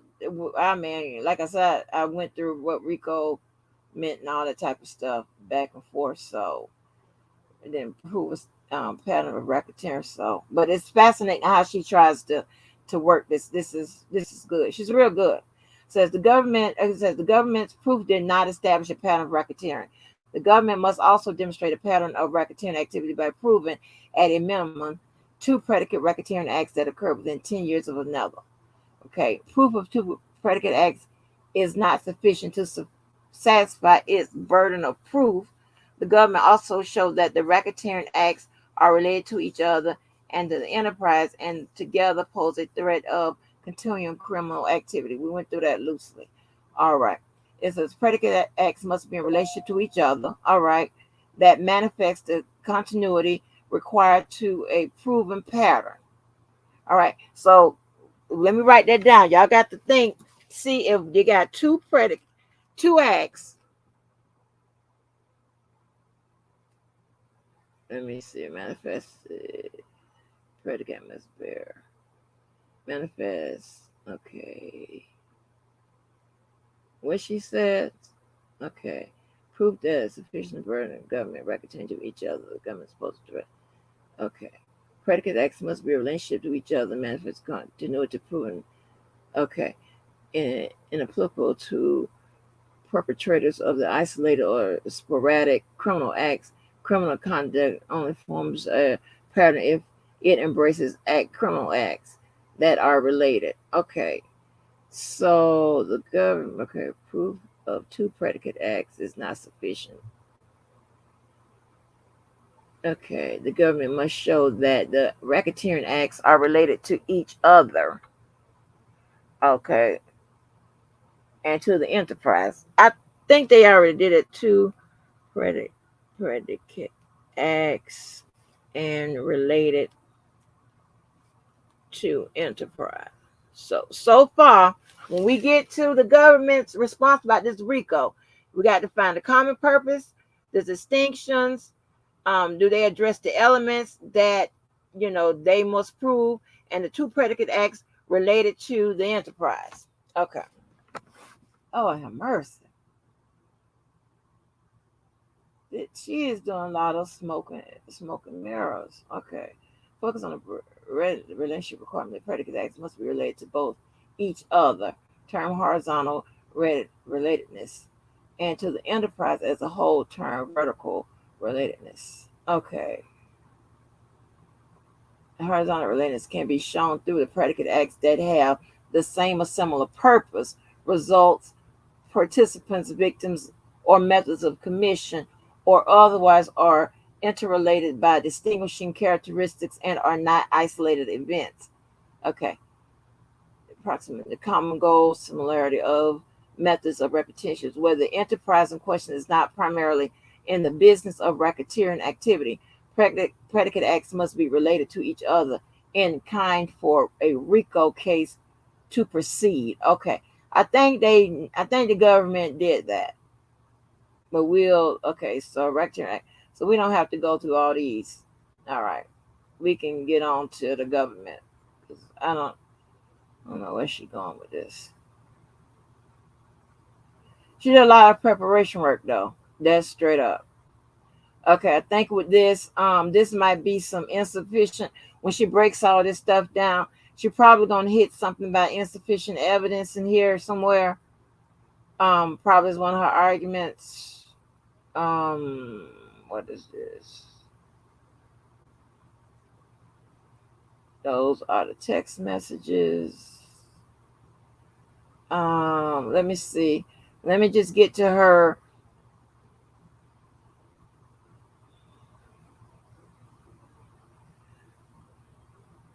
Her. Okay. All right. And now what she said about this.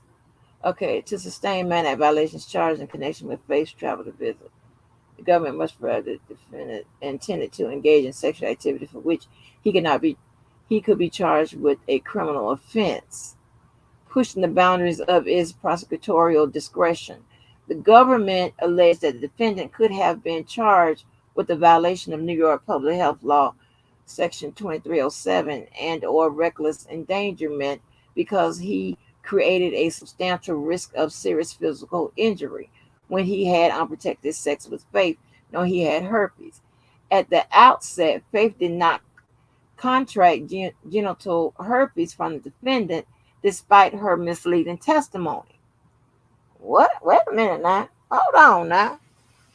At the outset, Faith did not contract genital herpes from the defendant despite her misleading testimony. After returning from New York, Faith claimed she was diagnosed with herpes type 1 after getting cold sores on her mouth. Nearly 50% of the population have herpes type 1, and it could be contracted in any number of ways, including kissing, sharing a toothbrush, or eating utensils. Cold sores caused by herpes type 1 does not cause a substantial risk of serious physical injury. Presumably, even the government would concede that this point. Okay, furthermore, as a matter of law, unprotected sex with someone who has genital herpes does not establish a substantial risk of serious physical injury. According to the city health department in Fort New York, genital herpes, if sexual intercourse with an individual who merely carries the genital herpes, okay, all of this, that, and the third, okay, the government didn't satisfy this burden.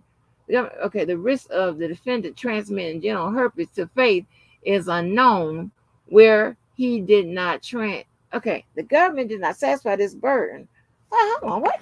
Okay, although the government's expert witness identified some serious but unusual health risks associated with the contraction of genital herpes, the offense of reckless endangerment requires showing of substantial risk of some serious physical injury. Serious physical injury is defined as a person's physical condition that creates substantial risk of death or serious protracted impairment of health.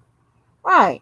The government did not satisfy this burden. The risk of defendants transmitting genital herpes to Faith is unknown, where he did not transmit it to her. He did not transmit it her, and there is no evidence that he was contagious or had the outbreak. Oh, so she does make my argument in here. Okay, let me see where she goes with this.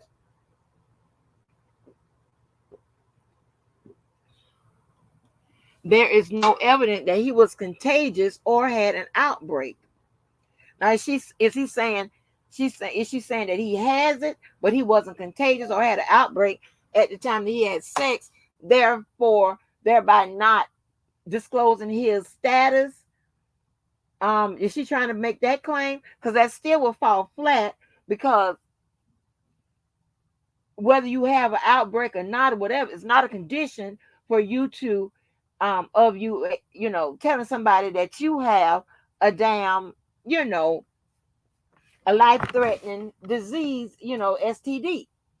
You know what I'm saying? So let me see where she goes with this. Is it the government could show that defendant had active symptoms of herpes when he had intercourse with Faith, their proof might be on a better footing. But merely having unprotected sex with someone who carries the virus cannot, as a matter of law, create a substantial risk of serious physical injury. Notably, the government cannot point to a single case that supports the prosecution expansive reading of this statute. So I don't even have to go through this. She is dead ass wrong, because that is not the element. The element is wrongfully and exposing her, and and not disclosing his status. That has nothing to do with the transference of none of that.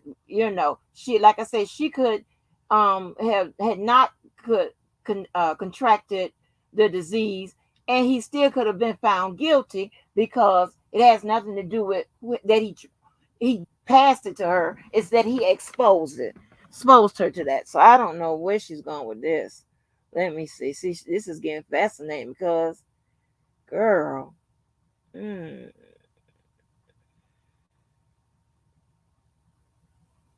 me see. Okay, what is this? Facial correlation was okay. So I don't even have to go into that. Let me see. The government failed to prove counts 2 through 9 of the indictment. The government tried to defend it with freestanding Mann Act charges that mirror Racketeering Acts 8 and 9 related to Jane. For those reasons, argued Supra, the government failed to prove counts 2 through 5 of the indictment. Let me see. Similarly, the government charged defendant with 4 freestanding Mann Act violations that mirror Racketeering Act. For this reason, argued Supra, the government failed to prove counts 6 through 9 of the indictment. Okay, and that's all she said with that. Okay, all right. So let me get off you with that. All right, y'all. Let me click on the government. I don't know if y'all able. Let me see if I switched it over successfully. Yeah, I didn't. So, all right, y'all good? Because I'm on the governments now. I didn't mean to spend no time on that. This is my first read, through this shit. I've only skimmed. I don't even remember saying that shit. But this is crazy. Hold on. So I'm gonna go here, because that was an acquittal. Okay. I'm going to the government. Sorry, y'all. I ain't mean to take that time. If y'all have to go and come back, I understand. But that got good to me. And I see. I try to get a idea of, like, what the hell, where is she trying to go. I'm on the screen, y'all, now. Y'all still in here fighting. Lord Jesus. Yeah, right. So we know that. We know that. It ain't who had it, who gave it to who, whatever. Nuh-uh. It's who exposed to. And he is more than welcome, if he thinks that that one of them exposed him to it and didn't tell them the status. He's more than well, to see if somebody try to pursue some kind of charges against the women or whatever, any one of them. I don't know how that's gonna work out, because of course the prosecutor have to agree to bring that, but he can also always do it civil. Let the evidence that is revealed through a civil case maybe spark something criminally against the girls. Because I'm just saying that because there's always the chatter that the girls that gave it to them. Let me see what we're doing on time. Oh Lord. Okay, I'm gonna try to speed through it. Because we know what we're looking for, right? Now we're on the government. Are we good on time? It's just 8. Is we good on time? Y'all let me know. I'm on the screen now, so y'all let me know. Are we good on time?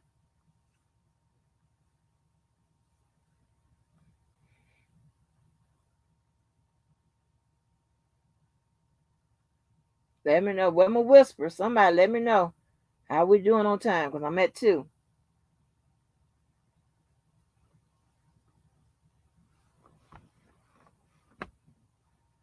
Somebody. Let me start because y'all asses. We good on time?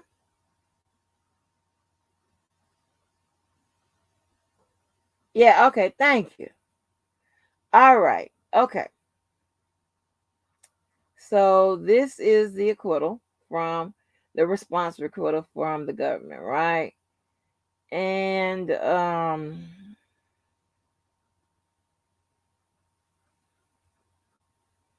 make sure that's new trial. Okay. Okay.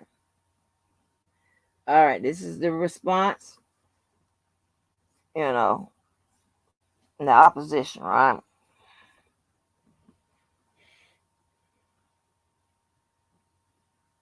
Okay. Let's see what they are saying. All right. So we got a lot of common law here. A lot of common law. A lot of common law. Let me see if we got any statutory law up in here. Let me see. Let me see.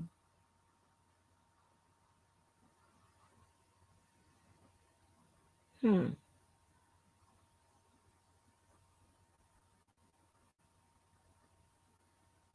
Okay. Let's read what it says. The government respectfully submits this memorandum of law in opposition to the defendant, Robert Sylvester Kelly's motion for a judgment of acquittal pursuant to Rule 29 of the Federal Rules of Criminal Procedure, also known as FRCP.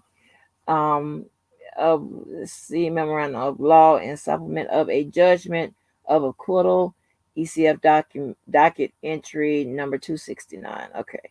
Says on September 27, 2021, Kelly was convicted of. Okay, we got to go through that.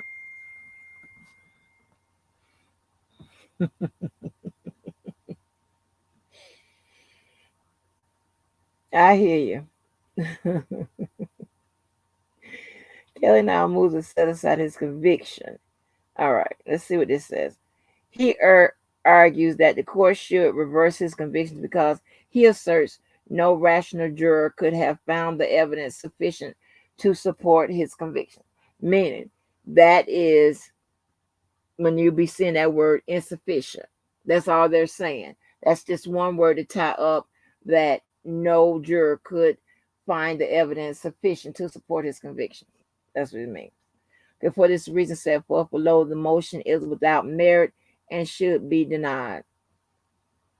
Okay, let's see why.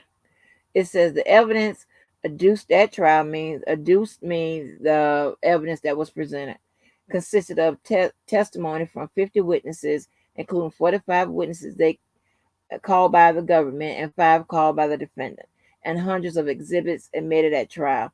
A summary of the evidence supporting each of the counts of which the defendant was convicted is set forth below. And we definitely ain't going through all that.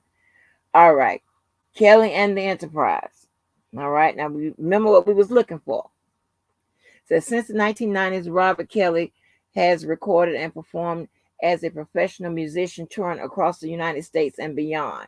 Kelly primarily resided and recorded his music in Chicago. In the 1990s, he resided at an apartment in downtown Chicago and later at 1010 George Street in Chicago, Illinois. Okay.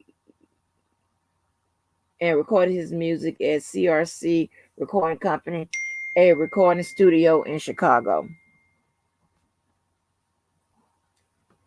Okay. In approximately 2003, Kelly used a recording studio located.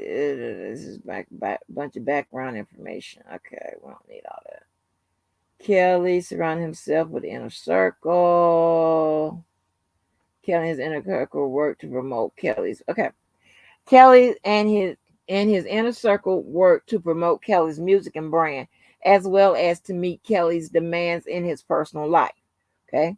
His inner career managed the studio and tour buses, ensuring that they were clean and stocked with food and other supplies. Okay, a bunch of background information. His runners answered the phone. His runners escorted visitors, blah, blah, blah. Kelly's inner circle assisted Kelly's personal life. For example, Kelly's inner circle distributed slips of paper with Kelly's telephone numbers to women and girls. Okay, now we're getting into what we need. Now we're trying to find. Let me see if I can skip. Let me see if I can find that word common up in here. Okay, went right to it. Okay, so let me see what they are saying. Applicable law. The RICO statute provides that its terms are to be liberally construed to effectuate its remedial purposes. Remember, okay, so they answered her. So the government answered. Remember, she kept bringing up the language was liberal in nature and this, that, and the third. The government is saying the RICO statute provides that its terms are to be liberally construed to effectuate its remedial purposes, which is what I was telling you. It's broad in nature, but it can fit several situations. Doesn't have to be organized crime. It doesn't have to be in a particular structure that you would think and it's just geared to illegal activities, things of that nature. No, it could be applied to several different enterprise types. So that's what it's saying. Okay, so it says, so they have Boyle versus United States, which is popular. Quoting our notes following 18 U.S.C. section 1961. Remember, I told you when you see two of those, one conjoined S by itself, that means section. Two on side by side, that means sections. So you would, if it was sections, you would see 1961 through like 1964. That denotes sections. But when you just see one conjoined S, that means just one section. All right. That's a review. Let's see. It says under the RICO statute, an enterprise is defined to include any union, and this is any now, union or group of individuals associated in fact, although not a legal entity. Remember, the government hit that point on its indictment. They're backing it up with statute law. That's statute 18 USC. That's statute law. That's not common law. That's not case. None of that. That's statute. All right. Statute, 9 out of 10 times, well, 8 out of 10 times is going to win over common law. Okay. So it says in Boyle, a 2009 case rejecting a challenge to a substantive RICO conviction in this district. And substantive RICO just prohibited activities. That's what it is. Like the predicate act. All right. In this district, the Supreme Court held that to sustain a RICO conviction, an association in fact enterprise, meaning group people associated in fact, must have at least 3 structural features: a purpose, okay, relationship among those associated with the enterprise, and longevity sufficient to permit these associates to pursue the government's purpose, meaning that continuity that exists in longer than a couple of months to carry out, a racketeering activity. That's what they're saying. And it says, okay, with the enterprise longevity sufficient to permit those associates to pursue the enterprise purpose.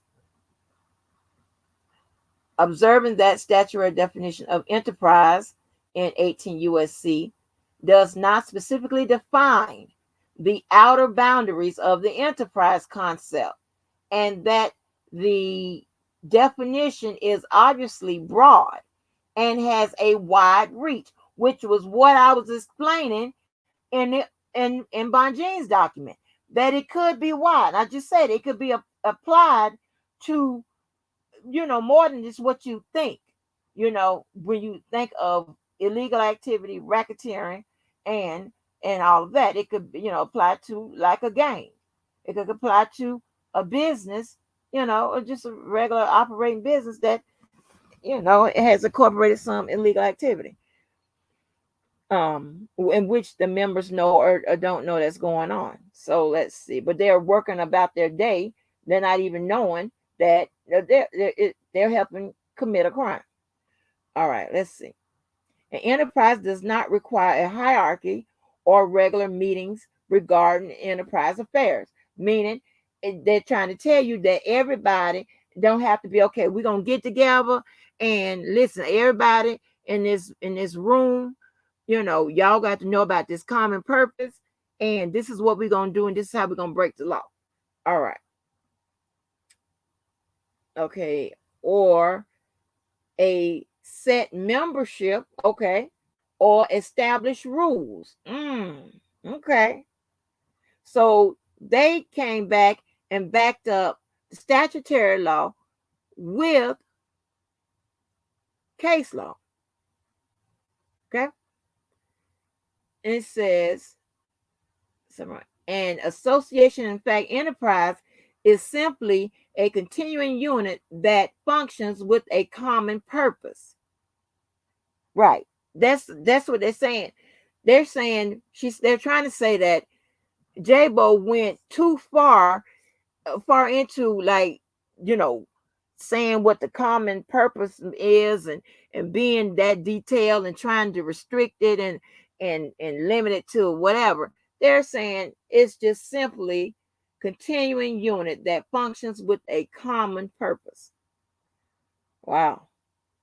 The enterprise may exist even if its membership changes over time. Case law.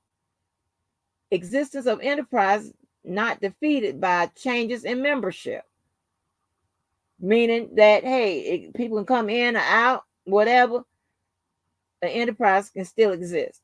It says, okay, this case law, ruling that an internal dispute over control over the enterprise not signal the end of an enterprise.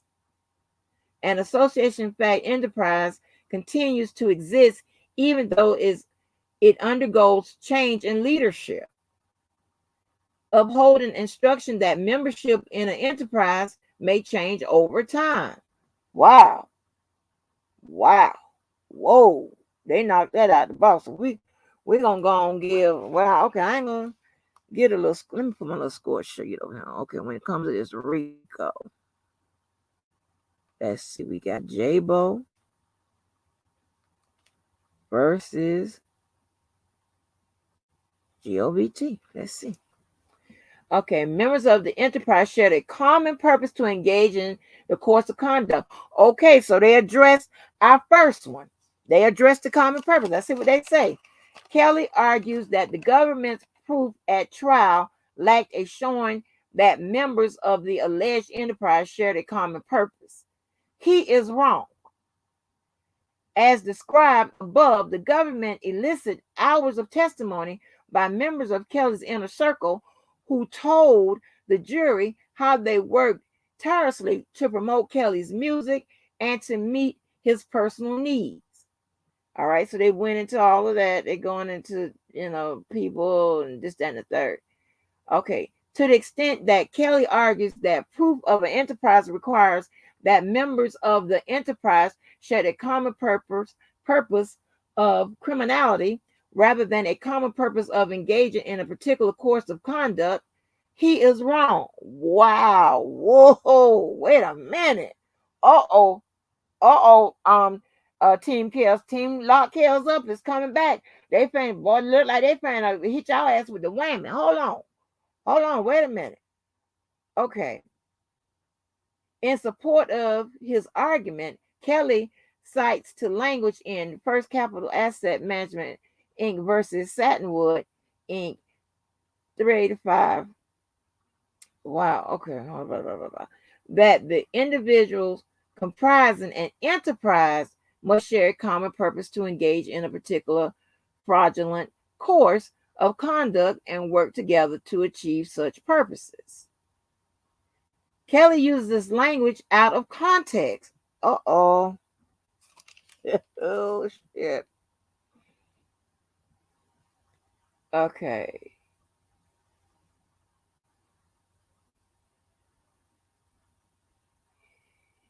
Kelly uses language out of context. The language in Satinwood was adopted from an opinion by a district court. Case law.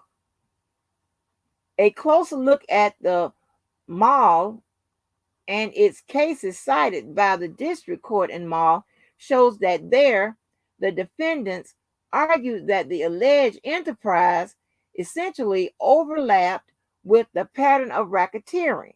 In Mall, the defendant argued that the plaintiff had not sufficiently proved that an amorphous group of real estate attorneys and other individuals engaged in the real estate settlement industry, New York, constituted an enterprise or otherwise engaged in a common purpose beyond the alleged pattern of racketeering activity.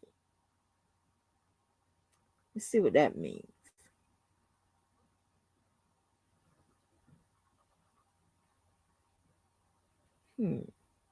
Constitute an enterprise of otherwise engaged in a common purpose beyond the alleged pattern of racketeering activity.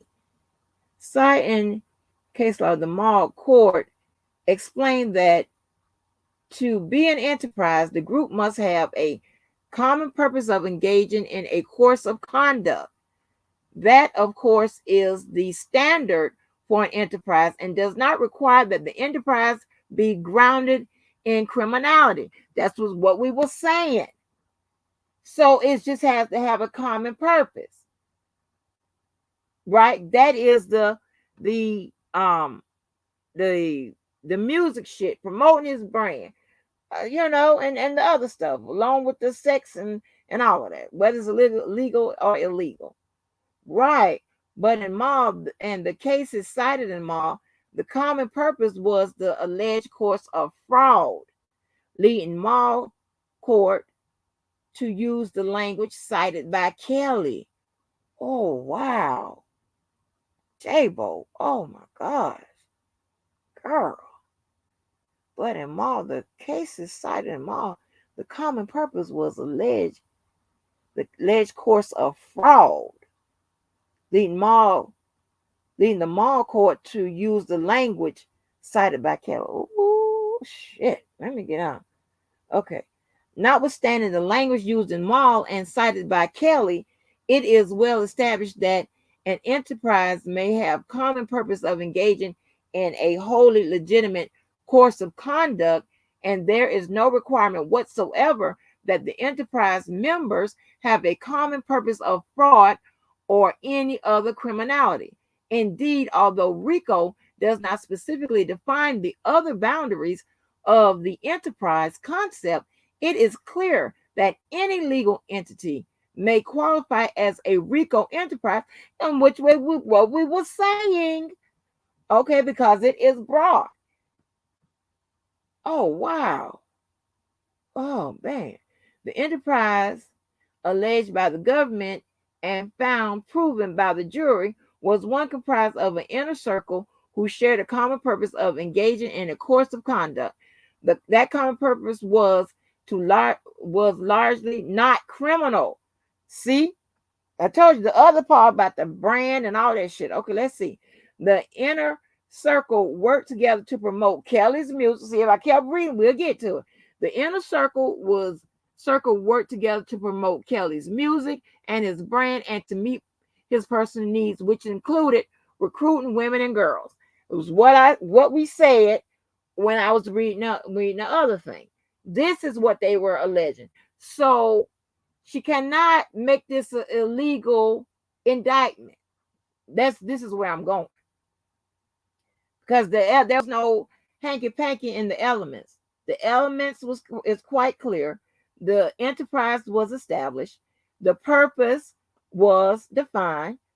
and therefore she can't play hanky panky with this. J-Bo, girl, girl, you fake ass girl over here caught you now, and the government came back right behind me and caught you. Damn, that's pretty good, girl. Pretty good. Pretty good. Let me see. Okay. Viewing the evidence in light of most favorable to the government, the court most in evaluating a Rule 29 motion, the evidence of an enterprise as required for a RICO violation was more than sufficient. Oh, that's what we said, child. That's what we said. Let's get a little bit into this. So let's check off. We got common purposes. Now they finna address the distinctions. Remember, I said we need to address this. The enterprise was distinct from its racketeering activities. Kelly contends that the government failed to introduce evidence showing that the enterprise was distinct from the racketeering activities. In so arguing, Kelly again misconstrues what the government is required to prove. Remember, I said we need to come over here and check is the government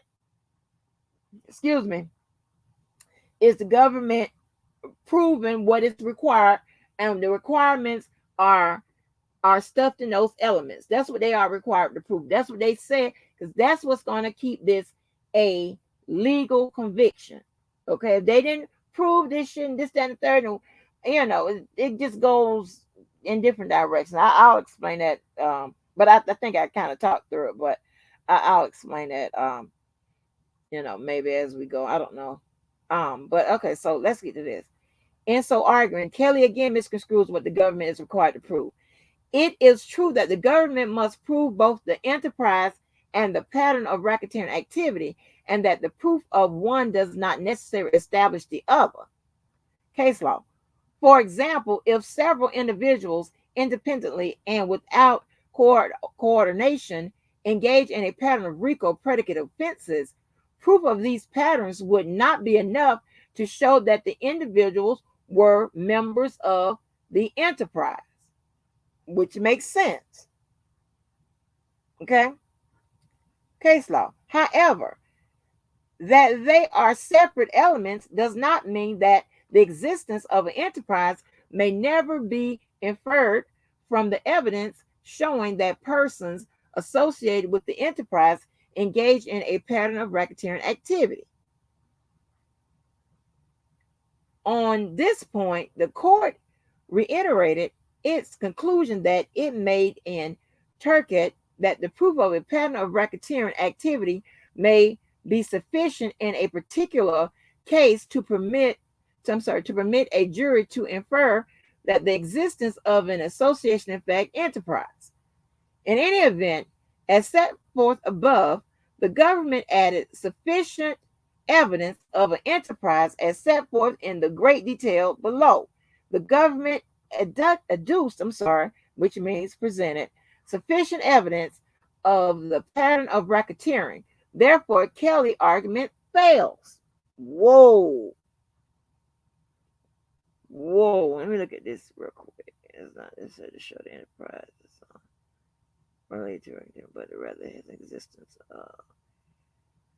Wow. Okay. We still on a distinction. The enterprise was distinct from Kelly. Kelly also asserts that the government's proof of an enterprise failed because it did not demonstrate that Kelly was distinct from the enterprise. Again, he is wrong. At trial, the government offered evidence that Kelly surrounded himself with his inner circle, and Kelly and his inner circle together worked to promote his brand and to meet his personal needs.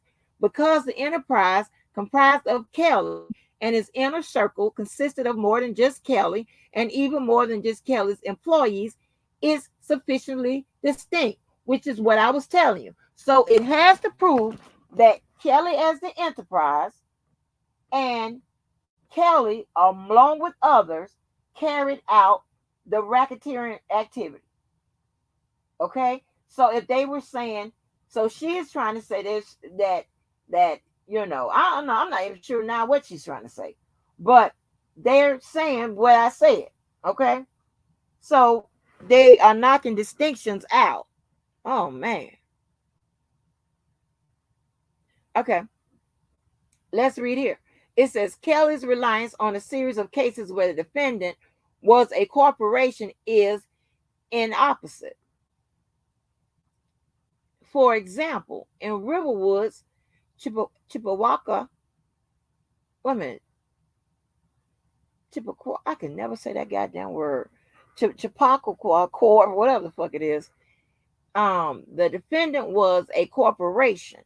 Marine Midland Bank and an enterprise was the restructuring group, which consisted of bank employees and acting in the course of their employment and on behalf of the corporation. Okay, so I can tell you this what this was, right? So there are some case law out there where sometimes when there is a person being accused of being an enterprise, they a lot of times people try to introduce case law where you have like one, like a company or corporation as the enterprise, and then you have like subcorps and other businesses and things like that that's carrying out the racketeering activities. A lot of times they like to defendants like to conflate those into the RICO whatever, and then it kinds of change the meanings because um while the two companies, two separate companies, something like that, two separate companies can't constitute as the enterprise, as well as it can't be distinct from the racketeering activity. But I see what she's trying to do, what they're trying to say. Okay, let me read on because maybe they'll explain it better than I just did. So the defendant was a corporation, a Marine Midland Bank, and the enterprise was the restructuring group, which consisted of bank employees acting in the course of their employment and on behalf of the corporation. The circuit court explained that where employees of a corporation associate together to commit a pattern of predicate acts in the course of their employment and on behalf of the corporation, the employees in associating with the corporation do not form an enterprise distinct from the corporation. So they explained it better than I just did. Okay, it does not form a corporation that's distinct. Okay, the Second Circuit reasoned because a corporation can only function through its employees and agents, any act of the corporation can be viewed as an act of such an enterprise, and the enterprise is in reality no more than the defendant itself.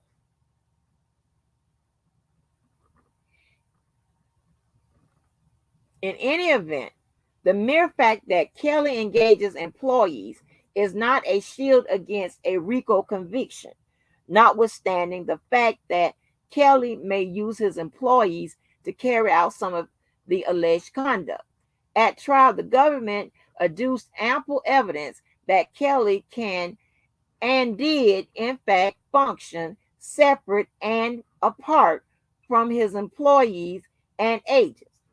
Probably talking about like he, did some shit himself, you know,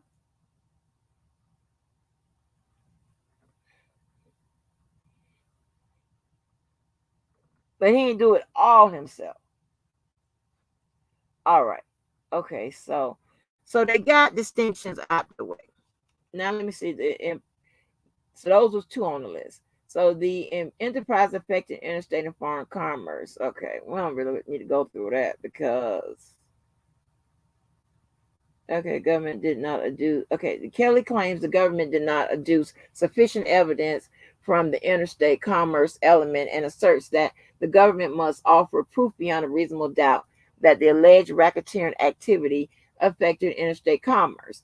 In fact, based on plain language of 18 U.S.C. Section 1962C, the government may prove the interstate commerce element by showing either that the enterprise engaged in interstate or foreign commerce, or that its activities affected interstate commerce. Section 18 USC, Section 1962C, okay, and then you have that statutory law. Then it got case law, United States versus Robertson. Okay, so you got a case law breaking up, backing up the law. Okay, that's pretty good. An enterprise engaged in interstate commerce is sufficient to prove the interstate nexus. Furthermore, the effect on interstate commerce may be de minimis, which is minimal.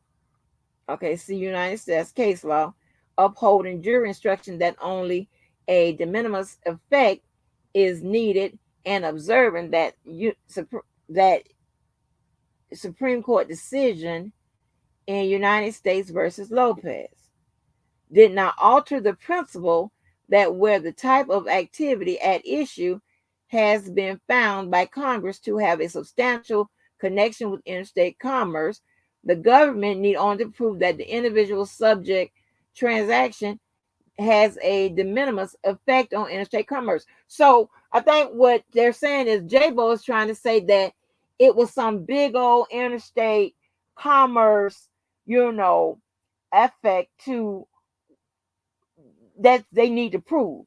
And the government saying no, they just need to prove it, the minimum. Like if they used a phone with regards to this RICO activity and the illegality or legal, parts of it, that was good enough. I think J-Bo is saying that it needed to be like, like something overwhelming, like a big old, like a whole bunch of money, something like that. And the government is saying no. Although only one was required, the proof adduced at trial easily was sufficient to prove that the enterprise itself was engaged in interstate commerce and that its activities affected interstate commerce. Furthermore, although only a de minimis effect is required, the effect was much more here. For a period of years, members of the enterprise regularly arranged travel throughout the country and internationally for Kelly, other members of the enterprise, and Kelly's victims and other female guests. It says Kelly's okay, I don't want to get into that. Okay. There were also evidence that Kelly used telephones to communicate with his victims who were located in different states. Okay, so there we go. Got all of that. It needs a certain constitutional change to the. Okay. Oh, this looks like it's going to be interesting. Let me see what this says.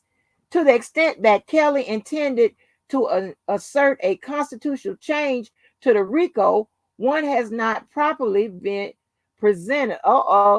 Kelly similarly writes, without citation to any case, the de minimis effect approach here amounts to an unconstitutional extension of Congress's commerce power and contrary to RICO's distinctly economic legislative history. Wow. That alone is not sufficient to raise constitutional change. See, I told you that she was trying to change some shit and to create an illegal conviction. And what they're saying, they caught that. They caught it. And my ass caught it. They caught it. It was like, to the extent that Kelly intended to assert a constitutional change to RICO, one has not properly been presented. Meaning there hasn't been a change to RICO to fit what J-Bo was saying. So they're like, so I'm trying, she's slick. She's trying to turn this into an illegal conviction. I caught you, J-Bo. I caught your ass. Girl, you slick, girl. You slick in Texas or.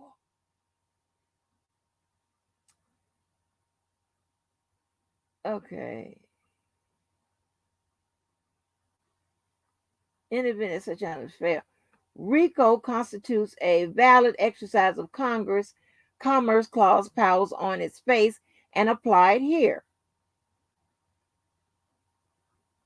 Did not alter the principle that where the type of activity at an issue has been founded by Congress to have substantial connection with interstate commerce. The government need only prove that the individual subject transactions have a de minimis effect on interstate commerce.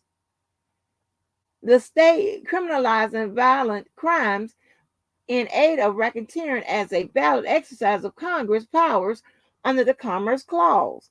Damn, she trying to change the motherfucking shit. Oh, okay. Let's get to this. There was a sufficient evidence of pattern of racketeering activity. Kelly challenges the sufficiency of the racketeering conviction by arguing that there was insufficient evidence of each of its predicate racketeering acts that beyond the jury found proven. As described below, there was sufficient evidence of each predicate racketeering act. However, even assuming arguendo, that means amongst other things, that there were not sufficient evidence of a particular racketeering act, the conviction would stand so long as three remain sufficient evidence of two predicate racketeering acts, including one within 5 years of the indictment, racketeering acts 8 to 14, and one within 10 years of the most recent racketeering act, i.e., racketeering acts 5 through 13. I don't even have to go no further than that. So that was the other thing on the list. Two predicate acts related. Okay, well, no, two predicate acts related to the enterprise. Let's see. That was another thing on the list that they needed to respond to. Okay, define the pattern. Okay, damn. Boy, I caught their ass. Racketeering Acts 5 to 13.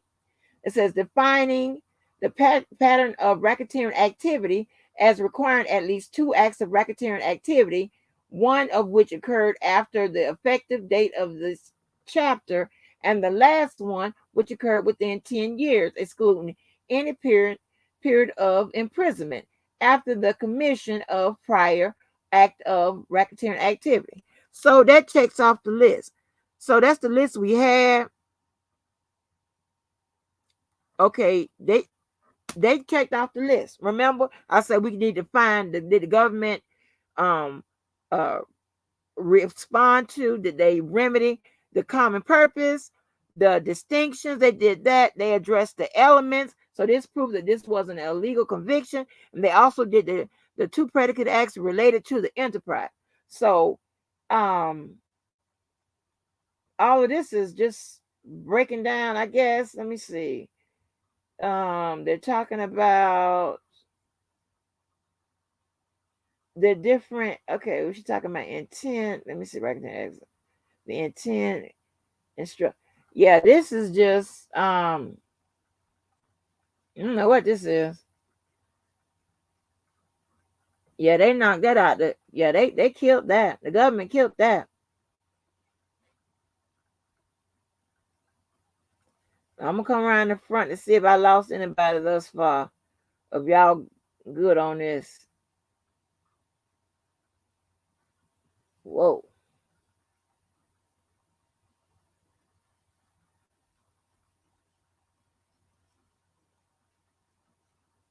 Yeah. Let me come on around here.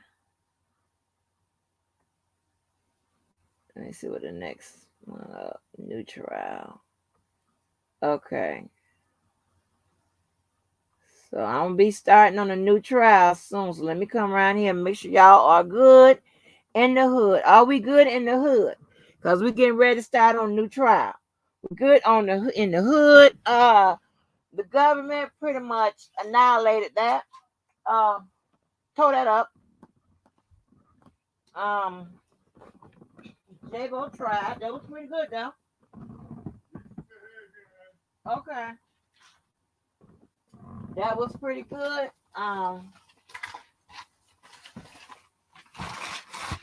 I liked it. It's that she still submit. I'm around the front now. She still submitted a good motion. Um, that's gonna die.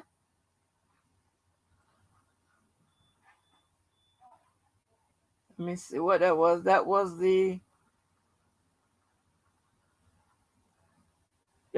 acquittal. So we did the acquittals. So I went through both of them, and yeah, that was it with that. Hold on, yeah. So y'all good? Y'all good for the new trial? Y'all good for the new trial? Cause I can go. Y'all straight for the new trial? That didn't take long. Shout outs to Atlas and everybody that did all the reading and stuff. Um, yeah, but yeah, I don't know. So I'm gonna put my little point over there in the government section for that and knock that on out. Y'all good for the next? Shut up, Jane. I'm gonna be honest. I'm gonna be on. If I called it and then I just went through with the government and they called it and addressed it, I mean that's almost like two against one. What you want me to do? I'm gonna give it to you. I'll give it to you. I don't know what you want me to do. J-Bo still did a excellent job. I point out where I thought she was going and the things she was doing and whatever, which was impressive. But and she real smart. She tried to turn this into an illegal conviction. Yeah, because you can't mess around with those. Cause see, if you the law does not allow this is a real violation. You cannot convict somebody of for elements in which you did not prove. Can't do that. That's why it's such a big deal when it was going back and forth on the jury charge. The language, can't how much can be changed? What what uh what constitutes just a word change here and there? Does it affect the meaning? You know what? No, it's just a little administrative things you can be tweaked on there, but not the whole type of shit and moving the elements in and throwing elements in there and changing the meaning and what you mean by racketeering. She tried it all. She really tried it all, and you can't do nothing but tilt your hat off to her. But that ain't gonna work out. So, and it's safe to say, and I don't know how good it is, but I'm gonna go ahead on and let me do this on appeal too. Let me do this appeal. It's safe to say if she bring this up on appeal, how she structured it, what she says, it's gonna die on an appeal too. They might not even hear. So I'm gonna have to get that to the government. That whole document. Y'all straight? Y'all straight? Are y'all straight? Because I'm finna get ready to go.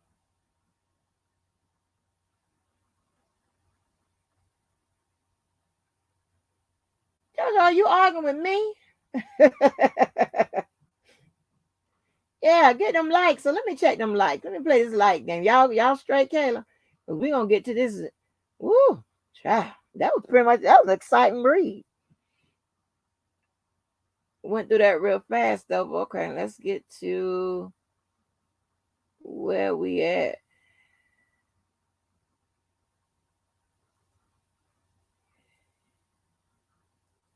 Okay, now we're gonna get to new trial.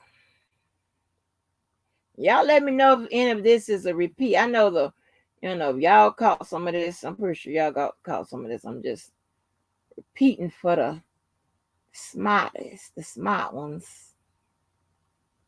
Let me see. What is this? Is this it? Okay, let me see what this is. All right, this is J-Bo, new trial. Let me see what she says.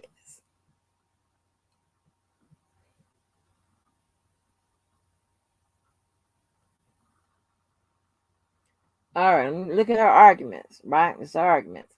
So defendant was denied effective assistance of counsel where his trial attorneys failed to conduct a meaningful voir dire of potential jurors and challenge unqualified jurors, some of whom had watched the inflammatory docuseries Surviving R. Kelly or were familiar with the prior accusations of sexual abuse of minors against the defendant. Counsel's objectively unreasonable performance during voir dire resulted in the impaneling of a jury that was neither fair or nor impartial. That's a good argument. The other part she wants is defendant is entitled to a new trial where one of his trial attorneys labor under a disabling conflict of interest as a result of her simultaneous representation of the defendant and the government star witness Jane that was imputed to the entire defense team. All right. So that's why I said that live I did talking about that very thing, whatever. I kind of sort of went through that a little bit. So that's why I said I should have included those links in so you could pick up from there. But let me see if I could. And that's when I told you that remember I told you that Keller had a good argument that the prosecutor could very well come back and say what he said, and they did. So he did very well on that argument. Very well. Now, let me see. I remember taking notes during that one. I don't want to repeat myself.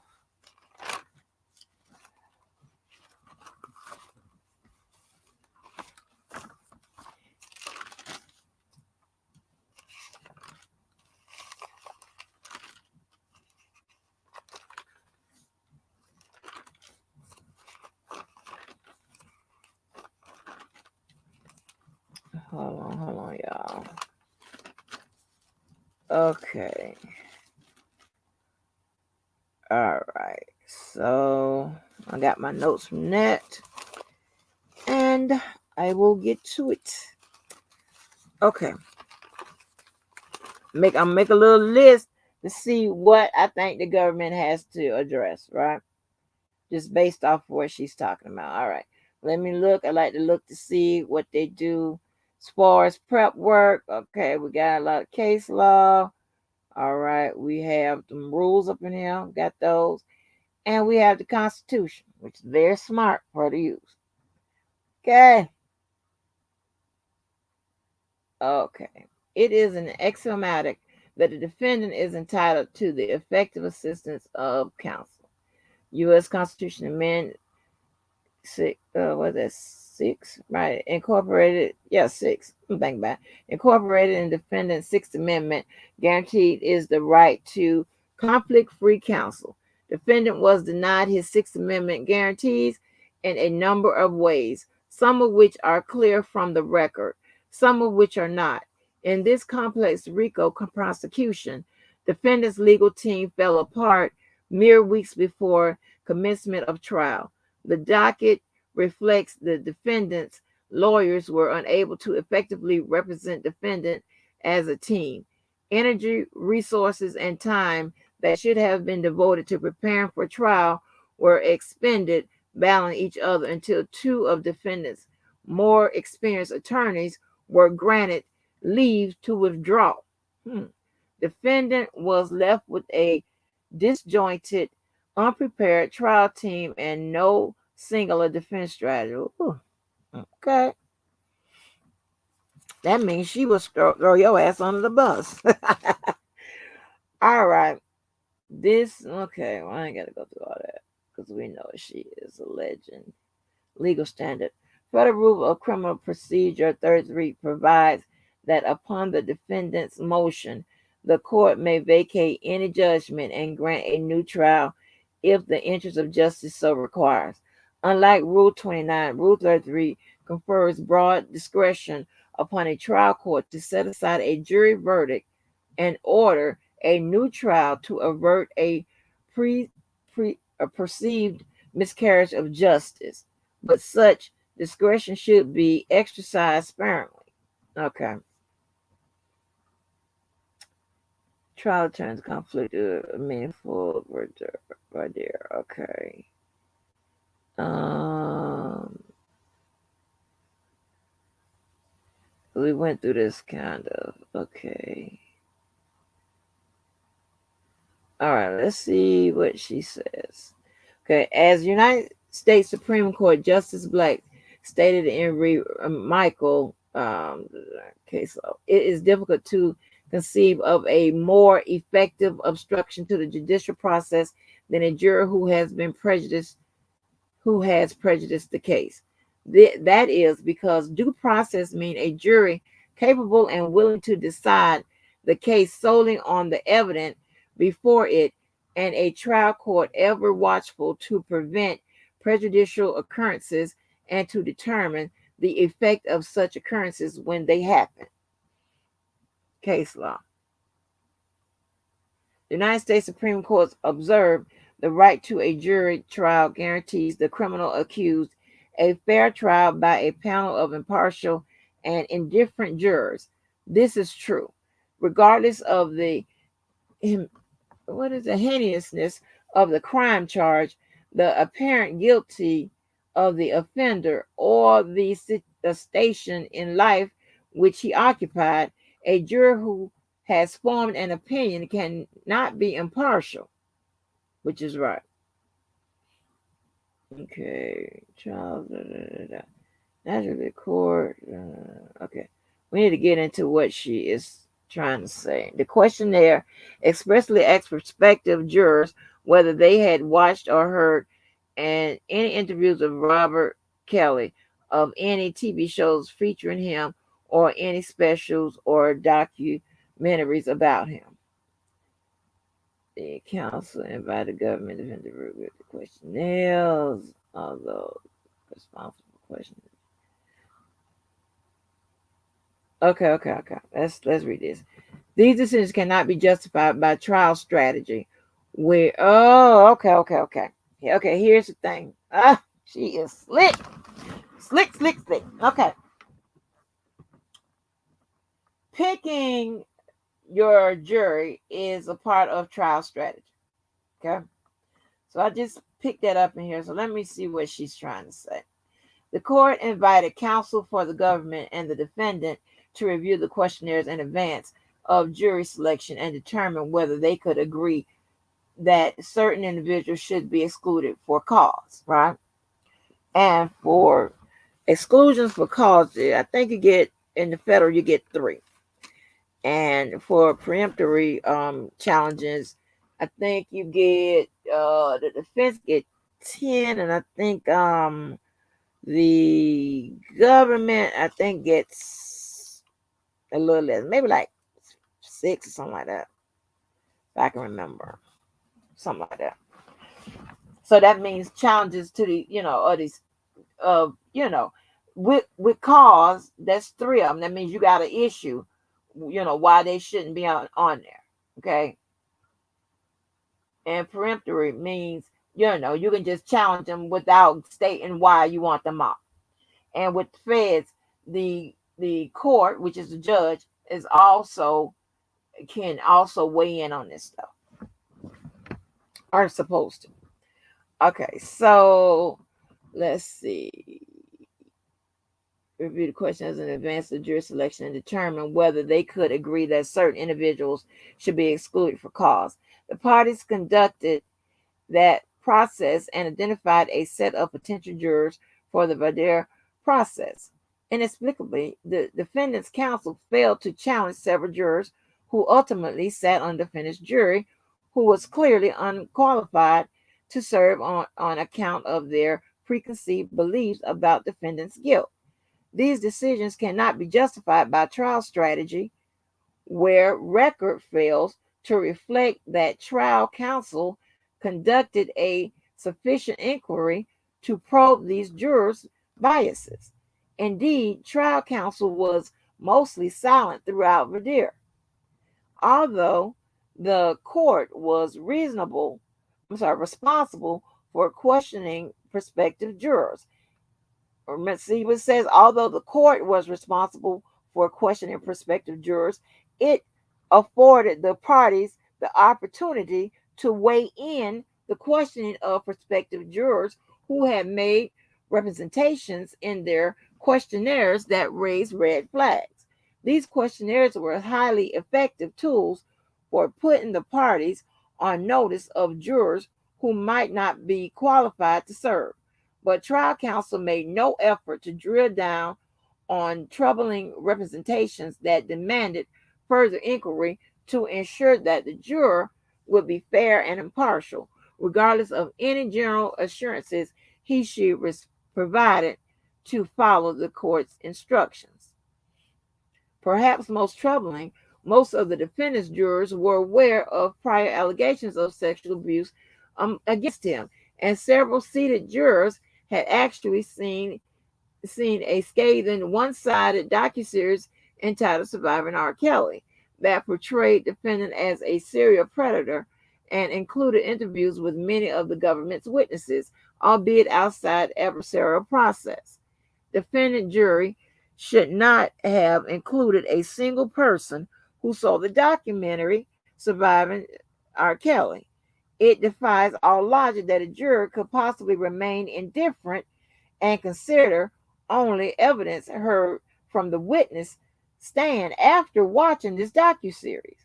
But this court could not make such cause challenges for the defendant or do defense counsel's job for it, although it tried at points. Okay, trying to call them incompetent. Okay. It was defense counsel's responsibility to conduct a meaningful voir dire, particularly in this highly publicized case, to ensure that defendant's jury was fair and impartial. Trial counsel failed in its duties. Okay.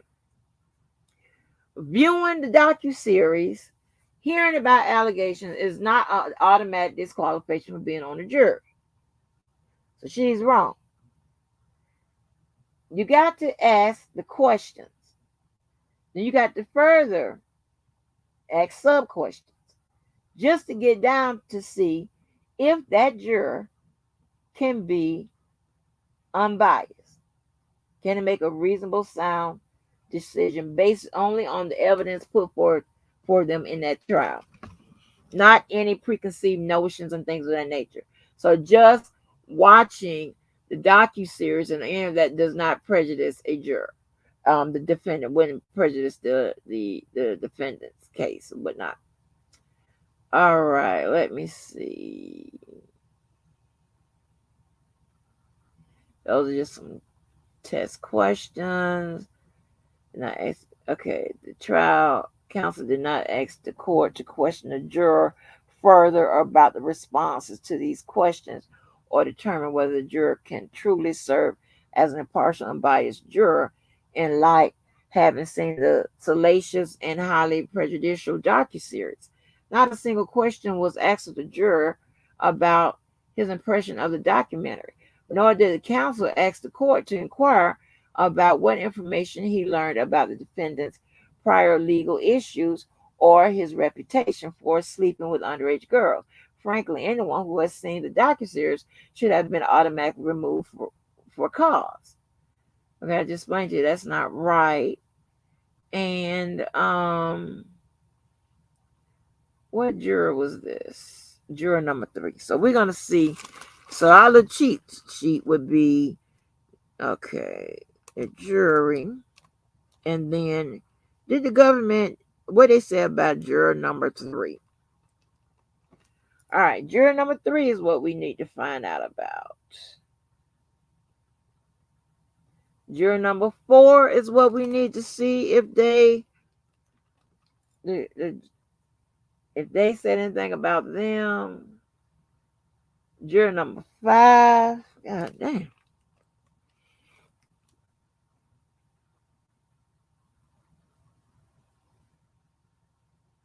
But did she like any of the jurors? Juror number 7, 8, 9, 11. God damn. 7, 8, 9, 11, 12. Shit. Trial counsel questioned the juror about his or her ability to be fair and obtain assurances from the juror that he or she could. But trial counsel did not bother to ask the court to inquire about the juror's reference to the defendant's personal life, sex with minors, or Dave Chappelle SNL skit, which referenced prior allegations about the defendant's videotape. Okay, but did they ask anything about Dave Chappelle? What is she doing?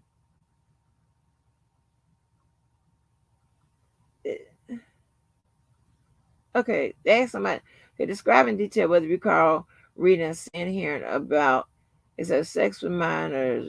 Dave Chappelle wasn't project. Okay, sex with minors for mind parodies of TV regarding defendant's personal life. SNL was injured. Okay, she wanted to ask about that. Okay. It's beyond comprehension that trial counsel would not have sought to inquire further of this juror about his prior knowledge about the allegations against defendant or press whether he could truly or fairly be okay. So we need to find out. Okay, because I wrote down all the jurors she had an issue with.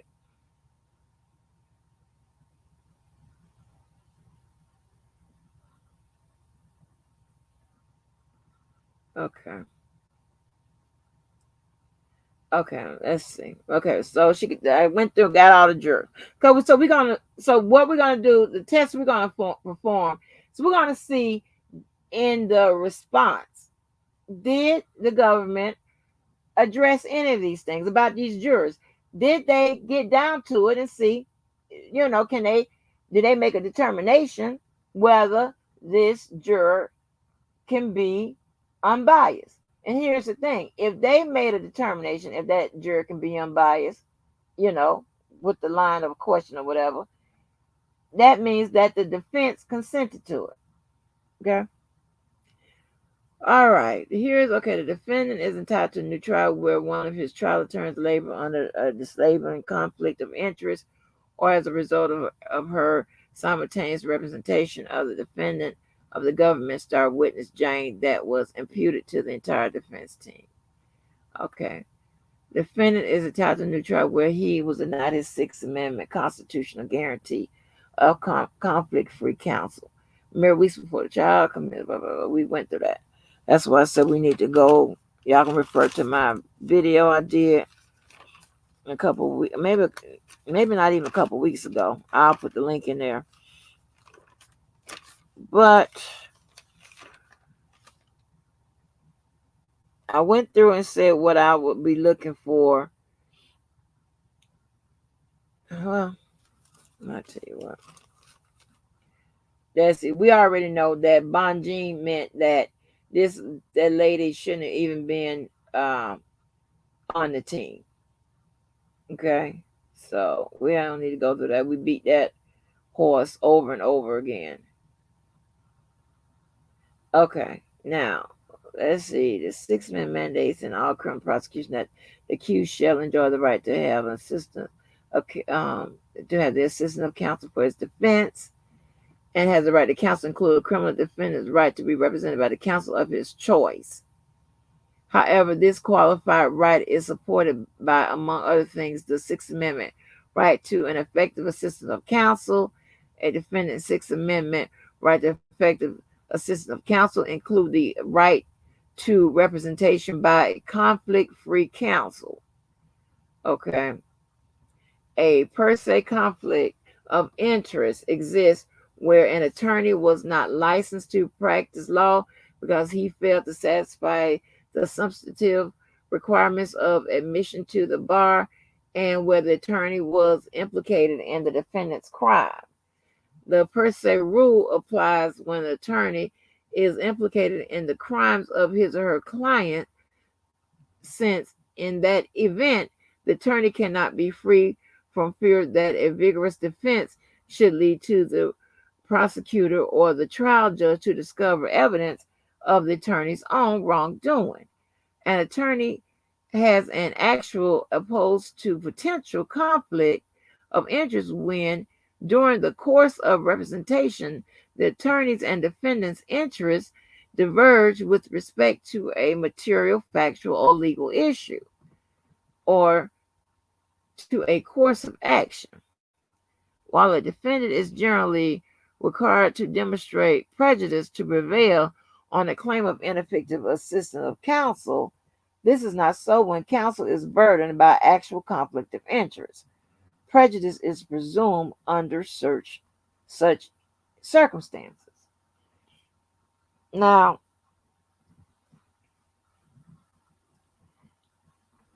I understand what she's saying. Okay, I really do. And she makes a good point.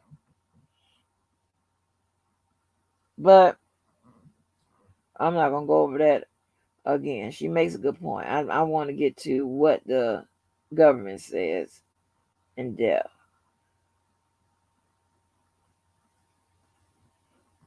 And, we got to see if it wasn't a relationship started or anything like that. Okay. So that's beating a dead horse. Let me see what. Hold on. Okay. I'm going to go and switch over to her supplement that she put in. The supplement for a new trial. Let me see what she added on. Y'all doing good on time?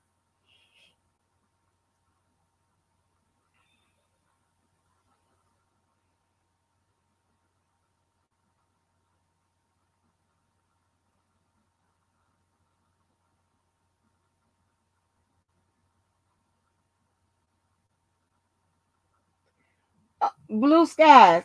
Okay. Ain't nobody said that she didn't know what she's doing.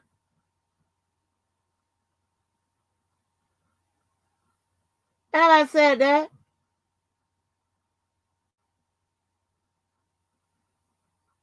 Do you know what you're doing? Do you know what you're talking about? Do you know what I'm talking about? Let me read your motherfucking ass. Hold on.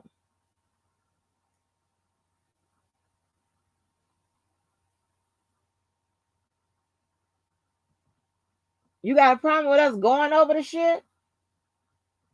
Do you know? When I drop the link, you bring your ass up here and tell me. Bitch ass. Shut your ass up.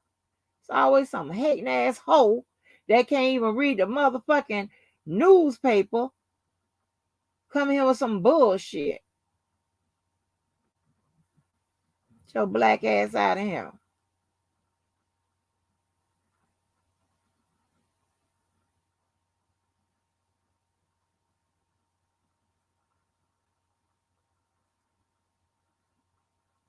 Hold on, let me put this. Yeah, I don't see your bitch ass going through and explaining shit. You read your mother. Let me take a fucking break and read your motherfucking ass. Let me see what the fuck it is you talking about. And learn how to spell attorney right with your ignorant ass. You can't even address me. You don't even know how to spell attorney. Get your ignorant ass out of here. The hell your ass is still in here. Y'all should have blocked that motherfucker just from not knowing how to spell attorney with your stupid ass. You a dumbass. Let me highlight your shit. Your stupid ass since you want some motherfucking goddamn attention. You don't even know how to spell attorney with your illiterate ass. Get your ass up out of here. Proven track record. Nobody ain't said nothing about nobody's track record. Bitch, we can go through this paperwork however we want to. We can second guess. We can motherfucking side with it. You don't even know what the fuck is going on because you can't even spell attorney with your dumb ass. This is when trying to be funny backfire with your stupid ass. Now you are known around this motherfucker as the bitch that cannot spell attorney. Get your ass out of here with your bitch ass. And hit the like button on your way out where everybody block your bitch ass.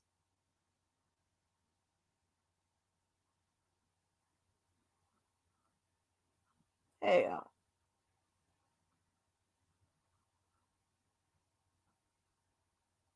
Dumbass motherfucker. Get your ass out of here.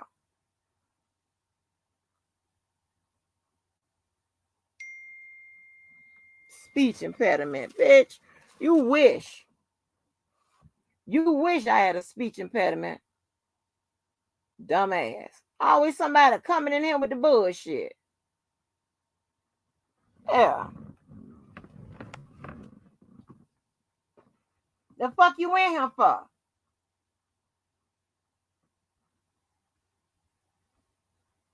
You the one came in. You a dumbass. You explain it with your dumb ass.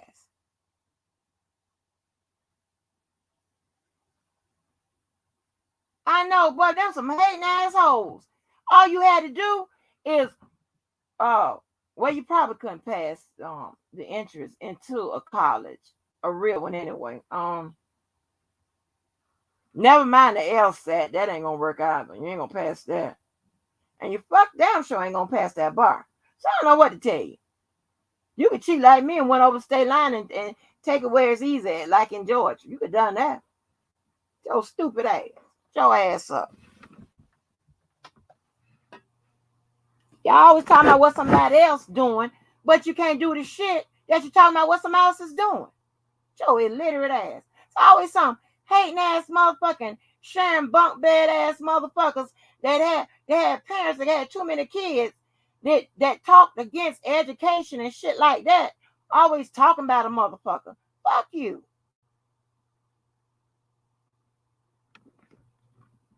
I imagine knock out all these motherfuckers in one night. It would be one night, and I'm done with both sides. And a breakdown, bitch. What can you do? Look the motherfucker up. How about that? Talk about our motherfucking track record. It's correct. We ain't making up shit over here, motherfucker. Hell, we ain't on the motherfucking case. Neither are you, bitch. And we fucking decoding it, breaking it down, and flipping it up, and coming up with the shit they come up with, man. Kiss our entire ass. And that means everybody in this motherfucking chat's ass. Both sides. That means your motherfucking ass will be busy. Get your ass up out of here. Your bitch ass. It's always motherfuckers that can't hate on motherfuckers that can. Not motherfucking fault. Shit, yo, tired mother, them old ghetto hating ass motherfucking hoes. Always want, oh, they can't do this here. I mean, like, that's like a bitch. Oh, I learned how to drive automatic. Oh, you can't drive no stick shift. Oh, got old stupid shit like that. Get your ass out of here. Y'all should have been got that motherfucker. I done popped right here to see. Bitch, you go through it. You motherfuckers can't even read the motherfucker. Let's know break it down. Break it up. You fuck up the words. You don't know what the fuck it is you talking about? Shit. When I come up with the same conclusion as the rest of you sorry motherfuckers that just try to read the motherfuckers, that's when I will officially retire. Until that, kiss my ass. Oh, bitch ass.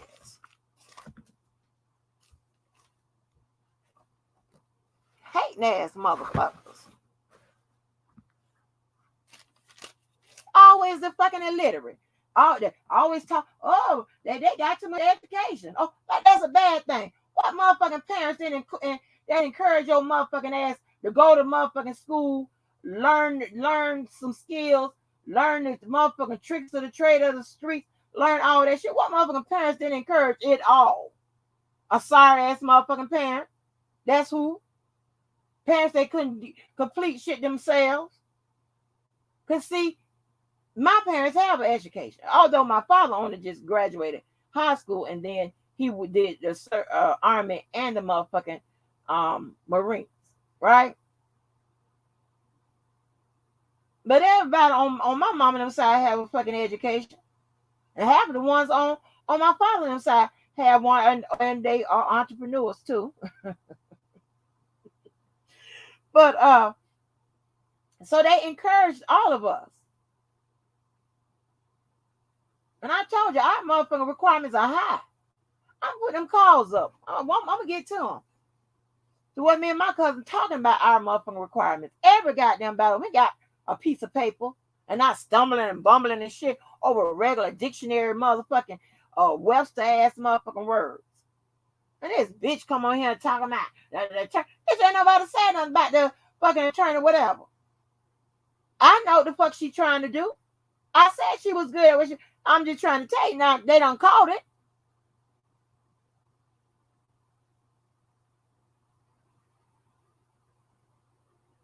How the fuck all of us gonna be, all of us, the people that have motherfucking license or whatever, gonna be on the same motherfucking page, except, and of course that page is gonna be on a different page than you motherfucker out there without a motherfucking license or even a fucking degree in anything, or behalf of you ain't got no motherfucking high school diploma in shit. So fuck you. And I ain't talking about the people that don't have that shit. I ain't talking about y'all, but we operate on disclaimer number 2. But it's blue skies ass bitch. Dumb motherfucker. Y'all dumb asses up out of here. That stupid shit. And when I say dumb, I ain't talking about dumb academically. I'm talking about dumb at just in fucking common sense, as if a bitch or anybody that can read and write and do arithmetic, I guess you understand arithmetic, and somehow that's a bad attribute to an ignorant motherfucker. Well, you can kiss my ass on behalf of anybody that could read or write or got beyond the 10th grade on up. You can kiss our entire ass and go ahead with your sleeping folk in a bunk bed, pissing on each other and shit, because your parents refuse to have use contraception and shit that birth all you motherfuckers that they couldn't take care of and see into a motherfucking school or to a college with your motherfucking goddamn teenage pregnancy, motherfucking unmarried, motherfucking tired ass. How about that? How about read that? I can get on the motherfucking ghetto ass corner, Kool-Aid ass drinking, chicken hot dog ass eating motherfucking corner with your ass. But I don't eat those things. Never have. So fuck you. You the project motherfucker. You still around? With your ignorant ass. You ain't here motherfucking listening. Mad because I done hit them motherfucking nerves.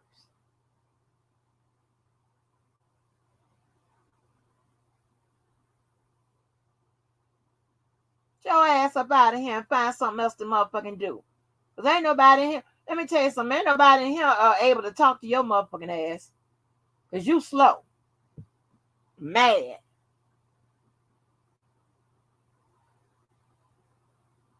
So let me tell you what you can do. Let me tell you what your dumb ass gonna do. Hold on. Let me tell you what you can do. I want to give you a good seat. Hold on. While you in here.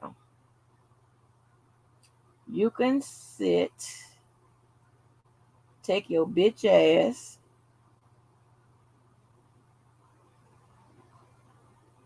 Hold on. Because I'm going to get you myself.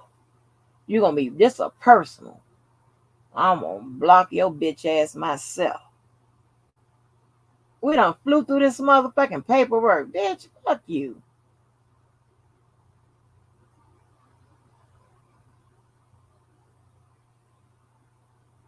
Oh, somebody already got your motherfucking ass.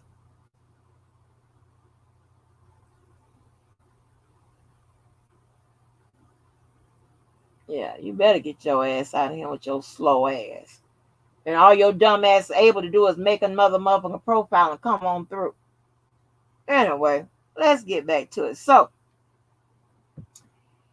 okay, so this is her supplement, right? She put in to the motion for a new trial. And let's see what she's arguing on this, right?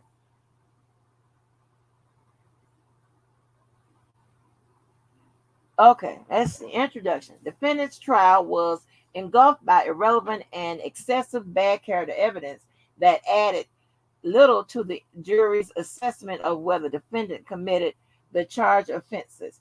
Indeed, the 6-week trial was comprised overwhelmingly of uncharged bad act evidence that served no legitimate evidentiary purpose.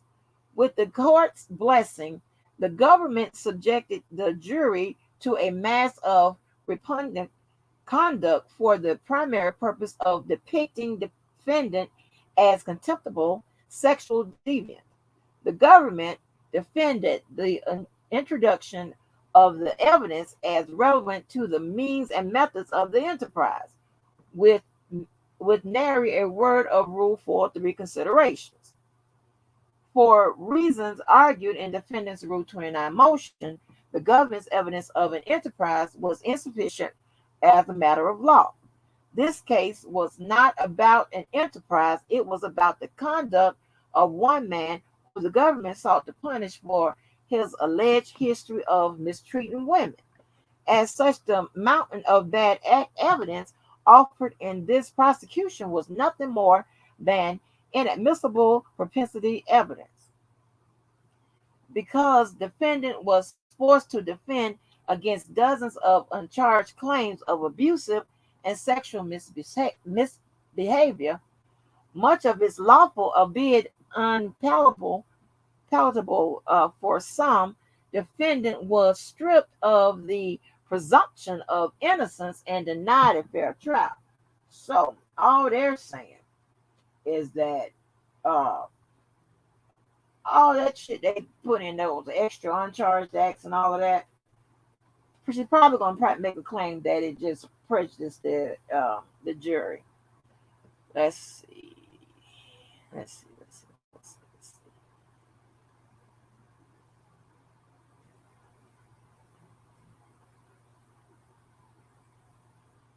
Let's see.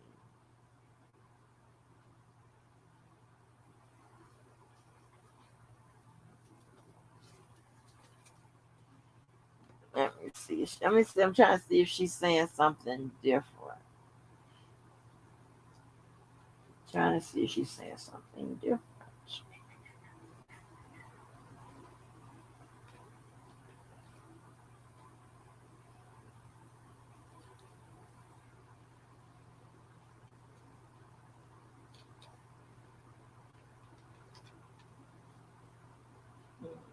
Okay.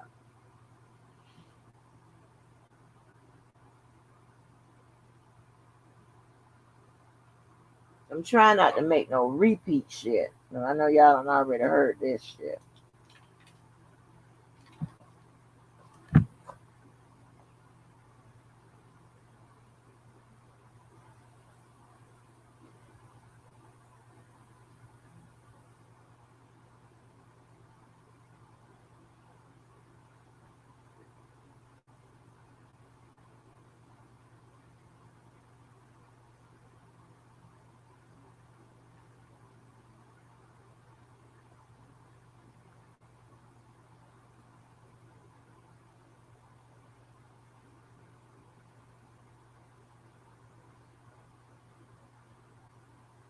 Okay.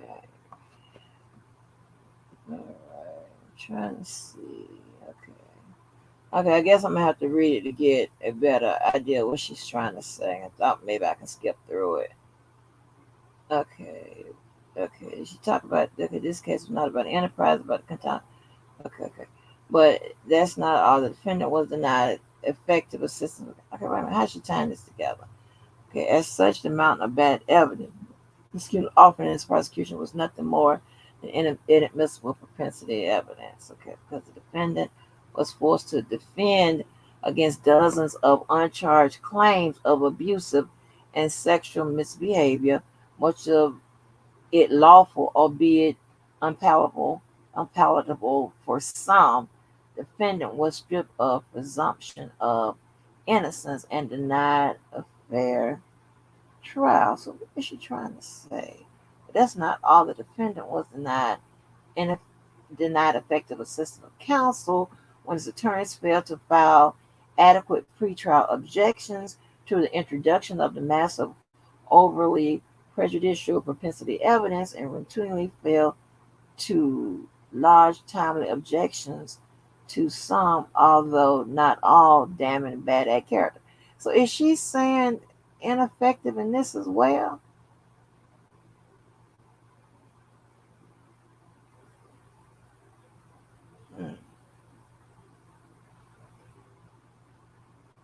Because propensity evidence is just showing that someone is more prone to acting like, within their character, like they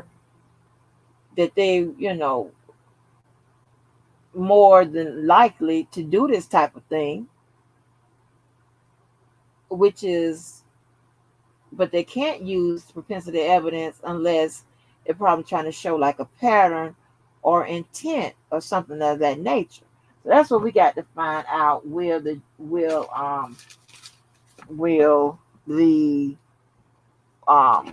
government? So let's write that down on the cheat sheet. Will the government explain what J-Bo is calling propensity evidence, right? Or will the government say they use that evidence to show something else like a pattern or intent?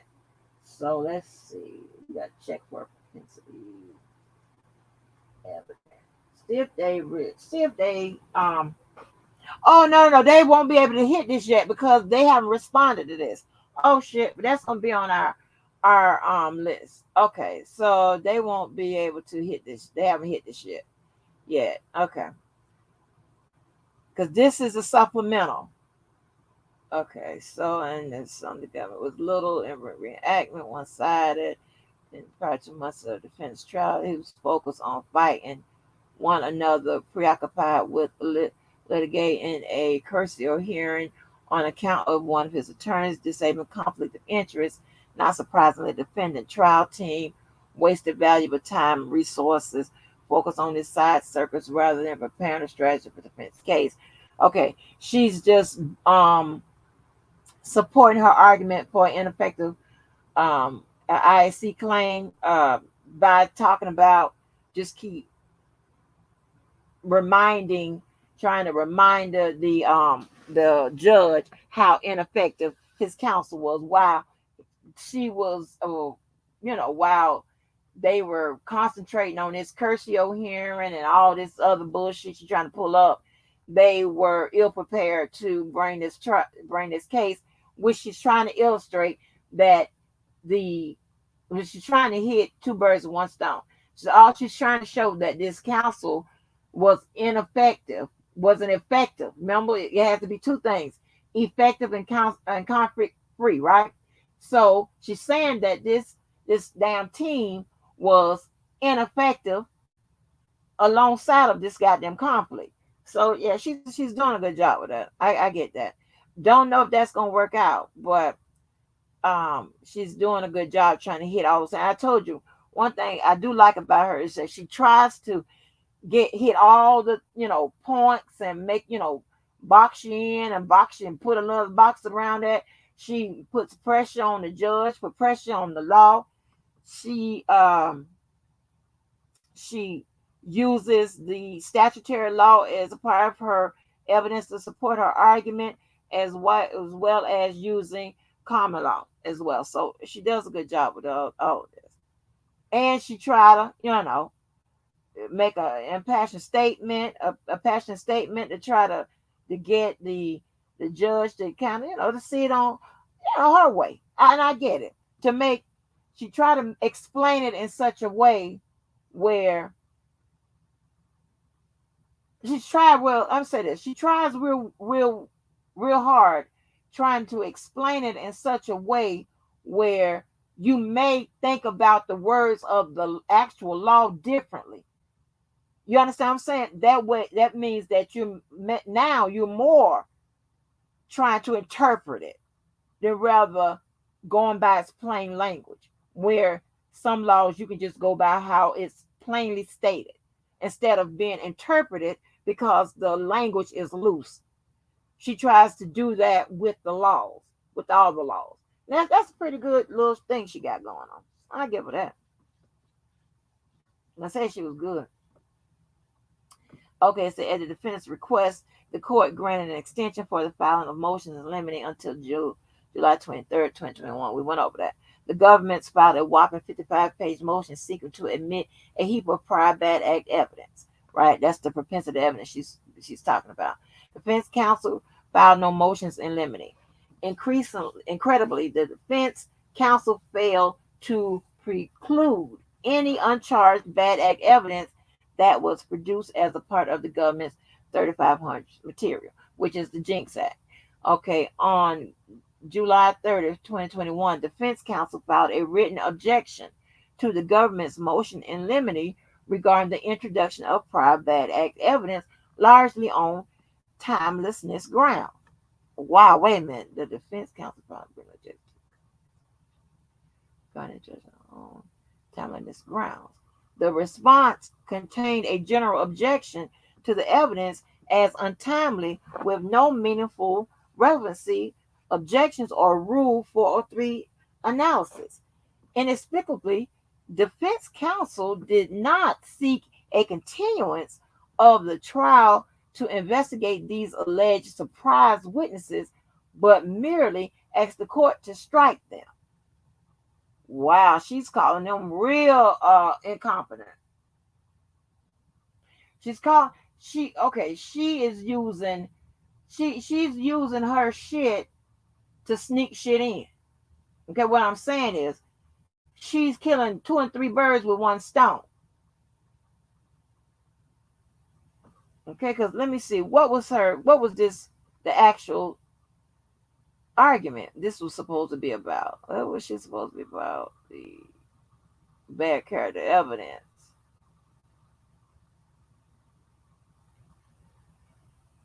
Okay, defense government as a bad character, that was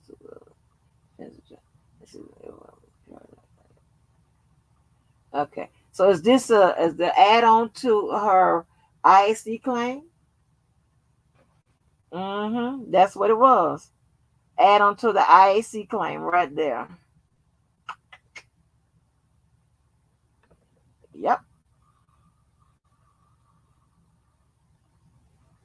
She's talking about excessive STD evidence. She's talking about evidence concerning sexual relations with Aaliyah, the prosecutor charged. See, what does all that have to do with? She's trying to get it in. That's smart, though. Testimony from the court permitted all of that. That's what she's saying. It's with the counsel affirmatively introduced other prior bad act evidence. Omission of graphic videos depicting sex acts. Okay.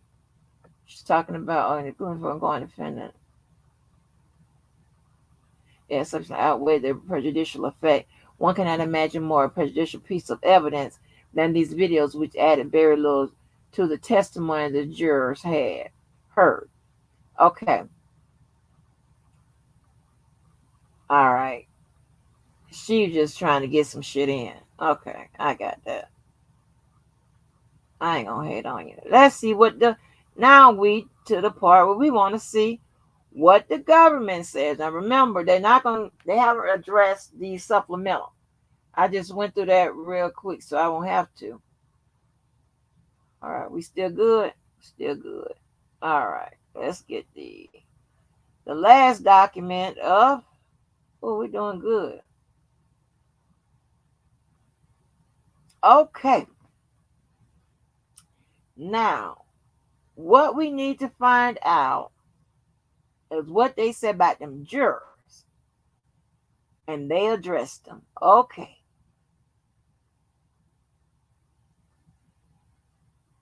All right. Let's see what they say. I'd like to see what they have. Okay, they have common law. A whole bunch of common law here. Common law. Okay, and they have statute. Okay. All right. They have statutory law. Okay, introduction.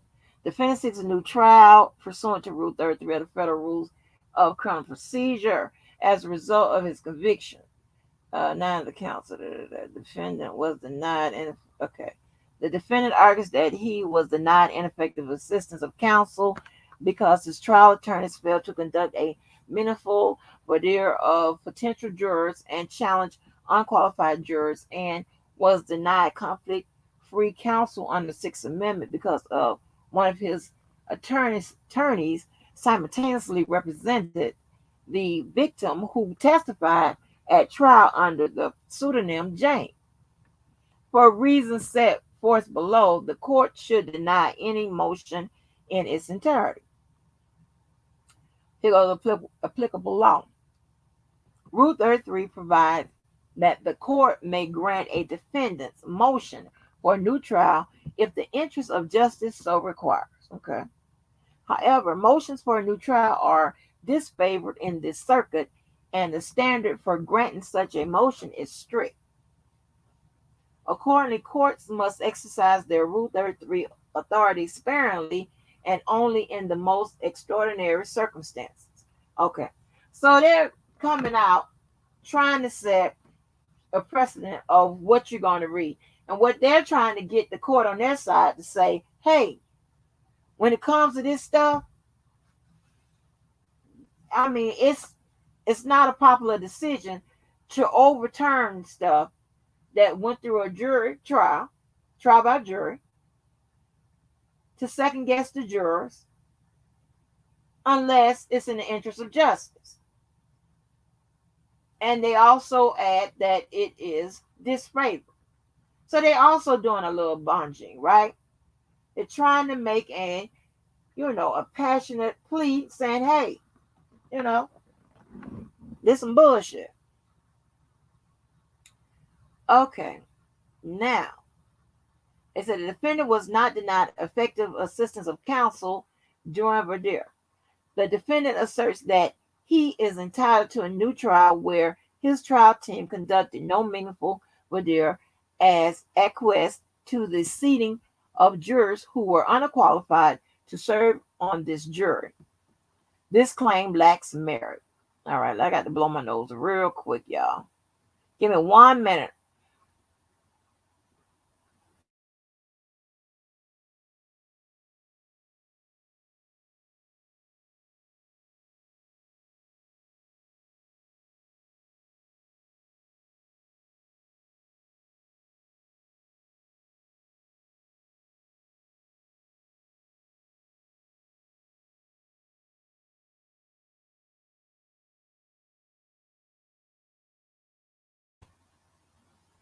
All right, sorry about that. Okay. Relevant background. In order to facilitate jury selection at this case, and voir dire or by dire or however people say it, some people say probative, some people say probative. The actual pronunciation is probative. It's just just in case you hear it differently. But voir dire is just a jury selection process. That's all it is.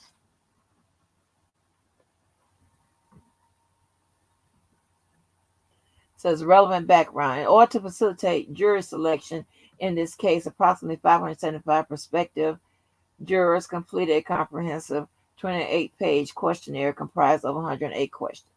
All right, we don't have to go through all of that. We just need to get to these jurors. Okay. Legal standard.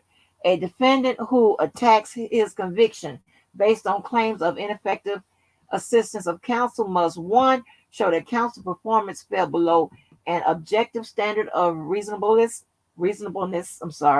under prevailing professional norms, and affirmatively prove prejudice, i.e., demonstrate that there is a reasonable probability that, but for counsel's unprofessional errors, the result of the proceeding would have been different.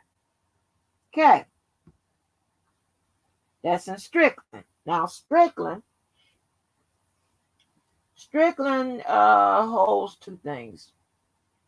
Strickland, you got to be ineffective, and it got to be so ineffective till it would change the outcome.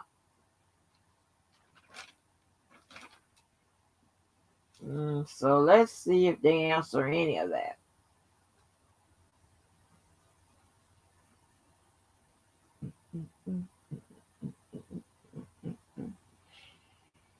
Okay, a defendant who attacks his conviction must conviction based on claims of ineffective assistance of counsel must one show that the counsel performance fell below an objective standard of reasonableness under prevailing professional norms and affirmatively prove prejudice, i.e., demonstrate that there is a reasonable probability that, but for counsel's unprofessional errors, that the result of proceeding would have been different. That's Strickland. Okay.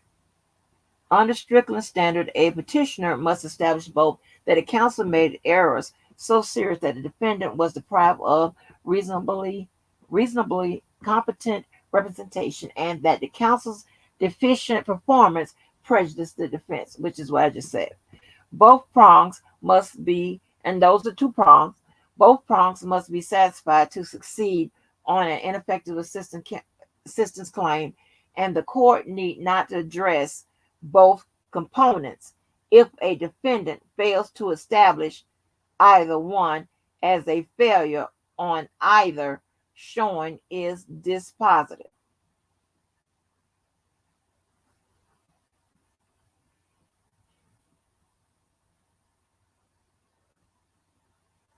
So right there, we may have a problem. Now, did J-Bo say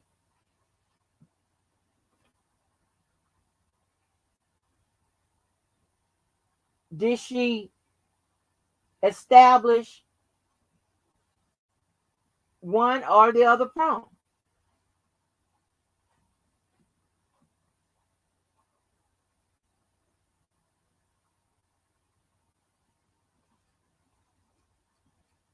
Let's go. Let's see what they say.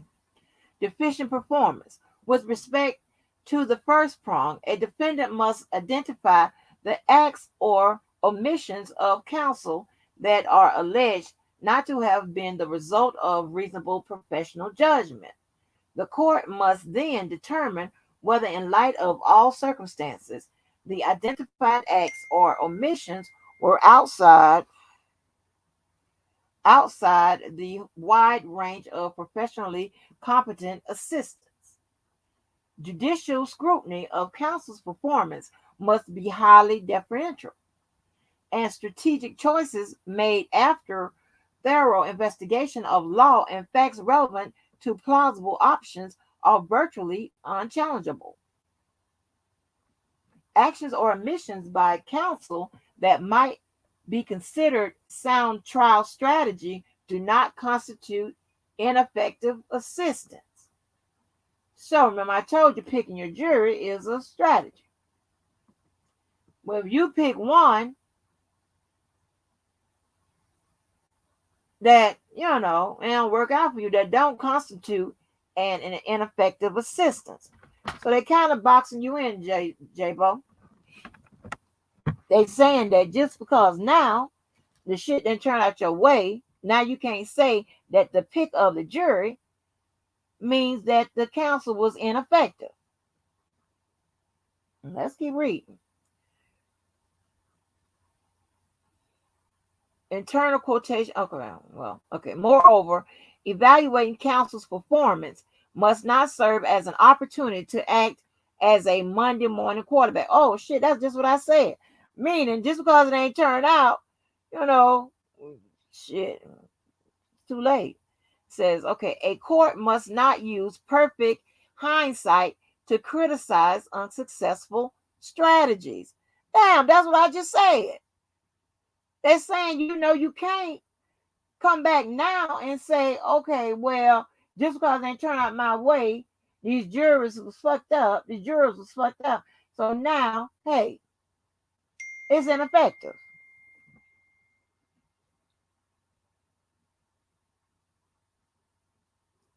Findings that the performance inquiry examines the reasonableness of counsel's actions under all circumstances, keeping in mind that a fair assessment of attorney performance requires that every effort be made to eliminate the distorting effects of hindsight. Rather, a court must indulge a strong presumption that counsel's conduct falls within the wide range of reasonable professional assistance. That is, the defendant must overcome the presumption that under the circumstances, the challenge action might be considered sound strategy. The Second Circuit has defined a strategic decision as a conscious, reasonably informed decision made by an attorney with an eye on benefiting his client. When examining an ineffective assistance claim in context of jury selection, consistent with Strickland, an attorney's actions in conducting voir dire are also afforded deference, holding that the trial counsel's decision not to seek an alternate juror is paradigmatically strategic, meaning that it is the standard. That's what that means. Indeed, courts are loath to second guess the decisions of counsel during jury selections.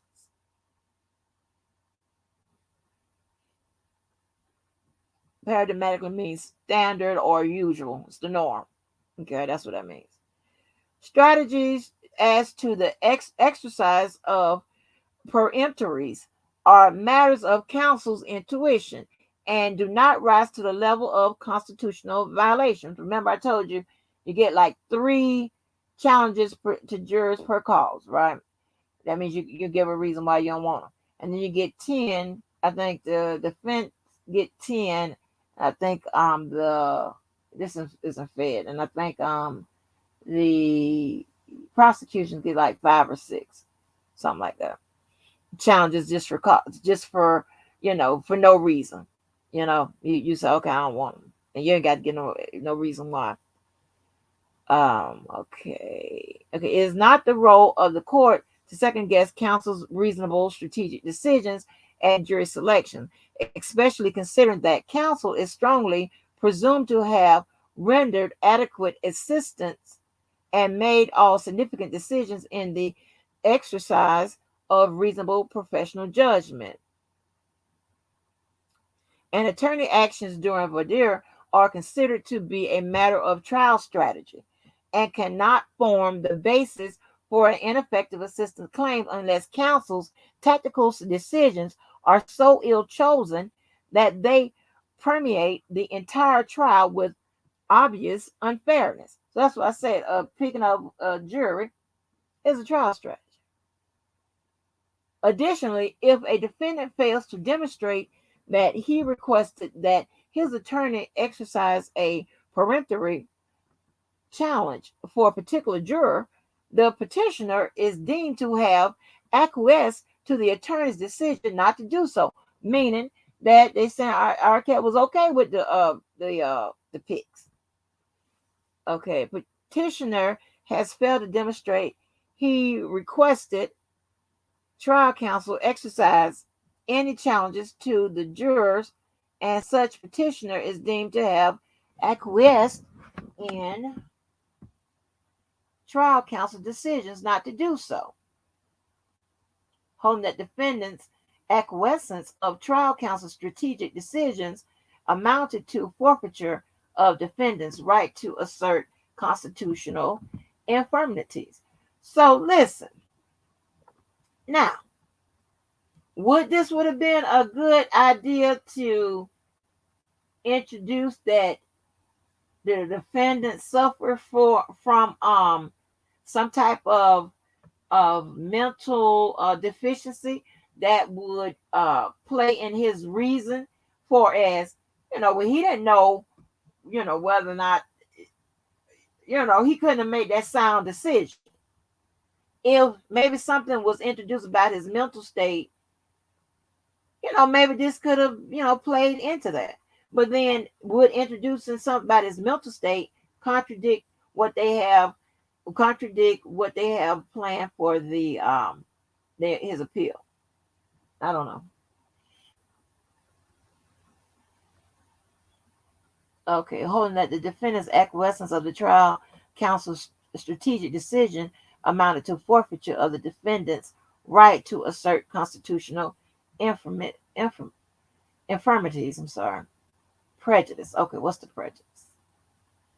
With respect to the second prong, an error by counsel, even professionally unreasonable, does not warrant setting aside the judgment of a criminal proceeding if the error had no effect on the judgment. Remember, I told you had two parts in Strickland. They're referring to Strickland. It says quoting Strickland, okay. Thus, to establish prejudice under Strickland, the defendant must show that there is a reasonable probability that, but for the counsel's unprofessional errors, the result of the proceeding would have been different. A reasonable probability is that probability sufficient to undermine confidence in the outcome. So listen. Oh shit, I got it. Sorry, y'all. All right. By them, and of course they were gonna wear Strickland out, which is a good thing, right? Because Strickland is all about ineffective counsel. Sorry, y'all. Just give me a minute. It's all about ineffective counsel. So, of course, they were going to come and weigh this out. And how the government is laying that out is pretty masterful. You know, how they are breaking into her argument and wearing Strickland out. Because that's what the judge is going to use.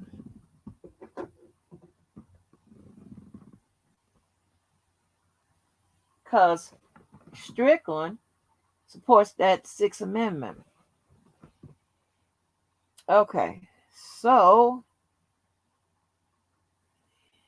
a court must review the prejudicial effect of counsel's error in the aggregate.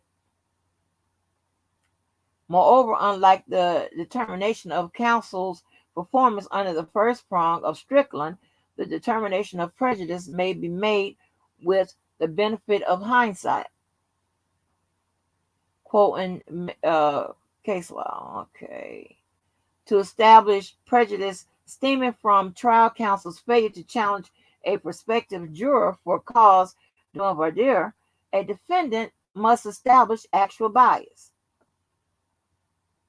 However, to maintain a claim of ineffective assistance of counsel based on the failure to object to a biased juror, the petitioner must show that the juror was actually biased against him. Whoa, okay. Wow. So now we got to see, will it show that? Let's see. Based on the lack of actual presumed bias of the jurors, the petitioner has not demonstrated that he was prejudiced by his counsel's failure to strike these jurors and has therefore failed to establish ineffective assistance of counsel. Actual bias is bias in fact, the existence of a state of mind that leads to an inference that the person will not act with entire impartiality. State case law. Actual bias can be found where a prospective juror admits partially or where the same can be inferred from his or her answers to voir dire questions. Significantly, even where a juror expressly doubts his or her impartiality on voir dire, a finding of actual bias is not automatically mandated.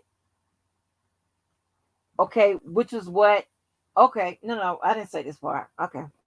They're talking about just what it says. Doubts on his or her impartiality on voir dire, a finding of actual bias is not automatic mandated. Meaning they got to go a little deeper. They are, remember J-Bo is saying, like if someone expresses their doubts, like they should be automatically, disqualified. And they're saying that that's not a requirement. So it's holding that ambiguous and contradictory testimony of three jurors was insufficient to overcome presumption of correctness owed to trial court's findings that the jurors would be impartial. The test for determining juror bias is well established. Here's the test, right? It says to hold that the mere existence of any preconceived notion as to the guilt or innocence of an accused without more is sufficient to rebuke the presumption of a prospective juror's impartiality would be to establish an impossible standard. It is sufficient if the juror can lay aside his impression or opinion and render a verdict based on the evidence presented in court. That right there knocks that out the water. That knocks that out the water.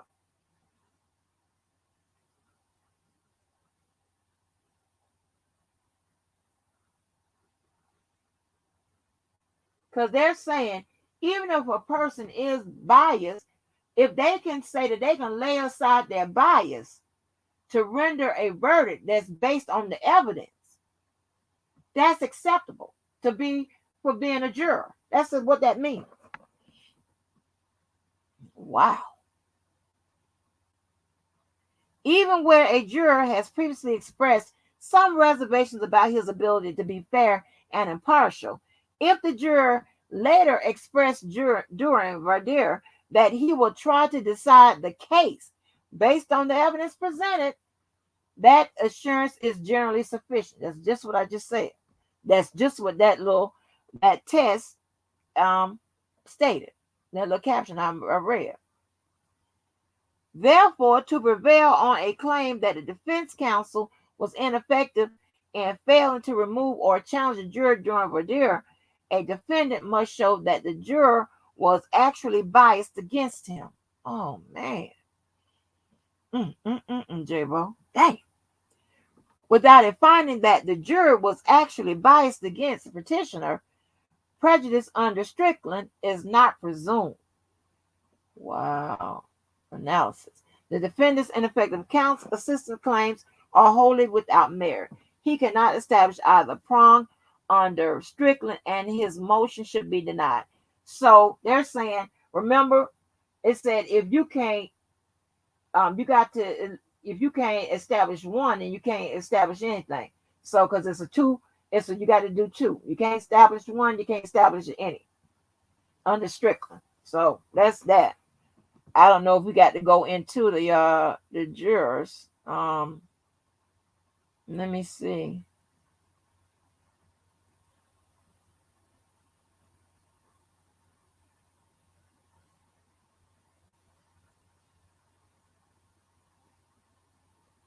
Y'all heard the readings. So let me see. Okay, just let me read what 3 says. Juror number 3 is a defendant asserts that the trial counsel was ineffective in failing to challenge juror number 3, given his responses that he has seen a documentary about the defendant and his legal troubles and heard that he had been sleeping with underage girls. As noted above, the mere fact that a juror has knowledge regarding the defendant or aspect of the charges does not automatically create a presumption of bias, particularly where, as here, the juror has indicated that he can set aside his prior knowledge and decide the case based on solely evidence presented at trial. Okay, so I think that would be more of the same before as the other jurors that J-Bo raised, and the I think the government is probably gonna have pretty much the same finding, that each one of these jurors said that they could be unbiased, even based on whatever they've seen or whatever. And what they're saying that is good enough based on the well-established test for a juror. That little caption that I read. So I think let's see. Yeah, they keep going back and forth with the jurors for establishing the prongs and all of that under I mean, that's two parts under the Strickland. So let me see. Okay, let's get to this. Defendant was not denied a conflict-free counsel, and then we will be done. Okay, relevant background. Pursuant to its obligations under United States versus Curcio, which was the Curcio hearing that they had, the government brought certain issues to the attention of the court regarding potential conflicts held by one of the defendant's retained attorneys, Nicole Blank Becker. The potential conflicts raised by the government were set forth in detail in sealed written submissions dated June 14, 2021. All right. Collectively referred to herein as the sealed letters and incorporated by reference. The defendant bases his motion on one of these issues, specifically regarding the possibility that Ms. Blank Becker entered into an attorney-client relationship with certain individuals, including an individual referred to in the sealed letters as Jane Doe number 5, and herein as Jane. That means as herein as Jane means they're just going to refer to her as Jane. Another issue also relevant to the instant motion related to the individual identified at trial as Joy or Joycelyn and is detailed in the sealed letters.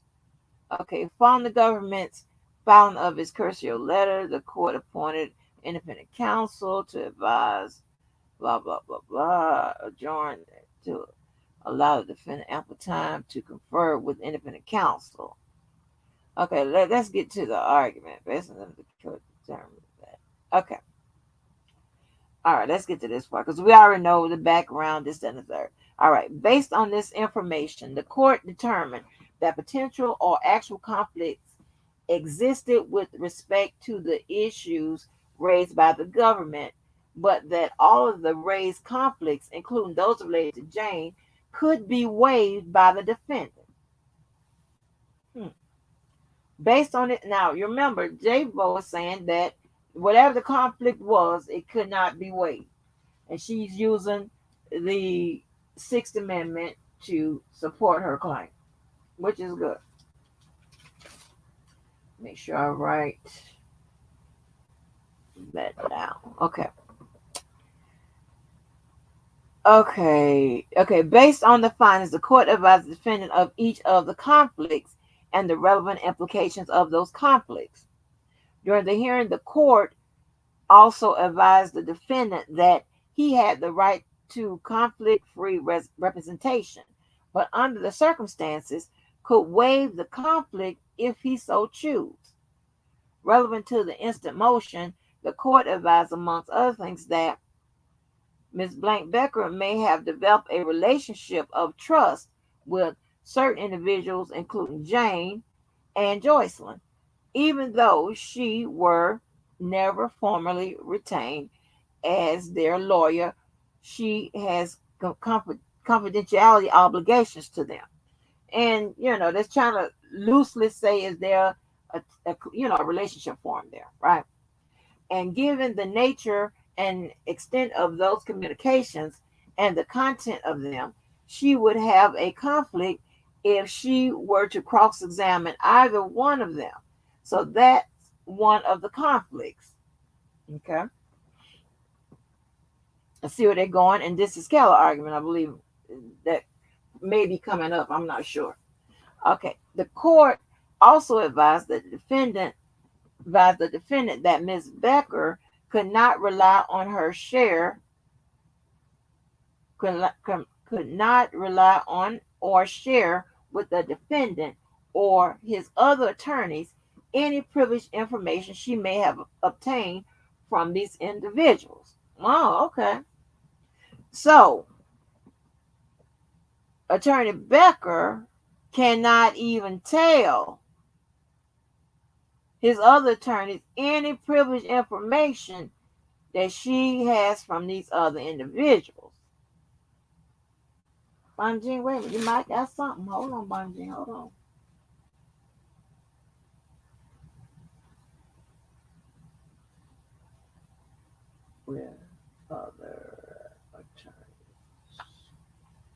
Hold on, let me see what they say. Let me see. Because the judge said that. All right.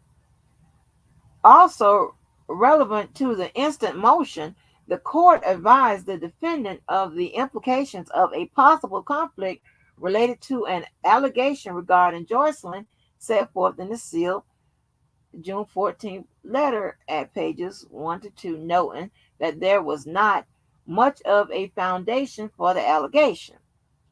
While the court did not make a specific finding as to whether Ms. Becker had committed an ethical violation by contacting Jane while she was represented by Ms. Rodriguez, the court also advised the defendant regarding the implications of such violations as it related to Ms. Becker's representation of the defendant. The defendant advised that he understood all of the conflicts. Independent custodial counsel also advised the court and the defendant confirmed that she had thoroughly explained and discussed with the defendant each of the issues that was the subject of the custodial hearing. Subsequently, the defendant at the court's request explained his understanding of each of the conflicts on the record as explained to him by the court and custodial counsel. Notably, the court also advised the defendant that he had two lawyers who were not conflicted, which is Deborah O'Canick and Thomas Farnell, but that if he waived the conflicts, the defendant would be given up the right to have Ms. Becker represent the defendant without a conflict of interest. Okay. And that means that if the defendant, okay, which means that if he loses, he can't claim that Ms. Becker wasn't an effective lawyer because she had those conflicts or potential conflicts. When asked if he understood both of these implications, the defendant responded, "Yes, I do, Your Honor." The defendant advised the court that he waived the conflicts and would continue with Ms. Becker as one of his retained attorneys. At the conclusion of the colloquy, the defendant, that means conversation,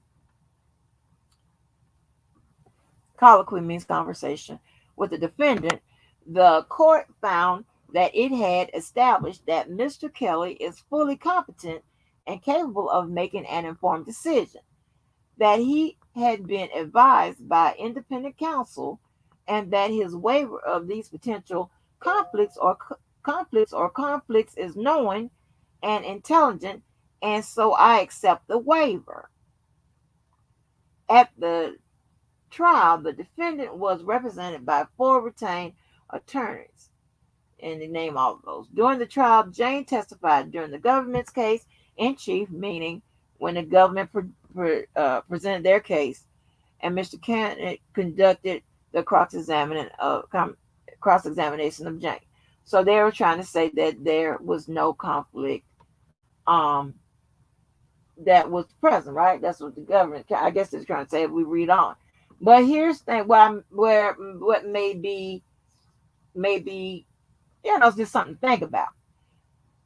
I don't know if I'm going to go on and read to see, is the government saying that the choice to keep Ms. Becker was of his choice? He waived the conflict, thereby putting that responsibility on the defendant. That may be an issue, because what J-Bo is saying, that he shouldn't even been in the mix. That shouldn't even been, it's not a waivable offense. And, so what he thought shouldn't even be considered. But if the government is going to say that him having a right to pick his counsel supersedes what the Sixth Amendment says about having an effective counsel and one that's conflict free, it might be a problem. I'm just saying. I don't know how J Bo will come back with this or whatever. I'm just saying it might be a problem because is the government saying that his right to pick his counsel is more important than having a conflict free and an effective counsel? I don't know if that's the truth. But let's go. Legal standard. Okay, it says the Sixth Amendment right to effective assistance of counsel generally ensures that an accused may be represented by any attorney who will agree to take his case.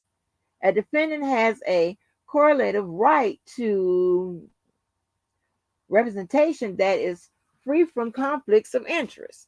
Okay.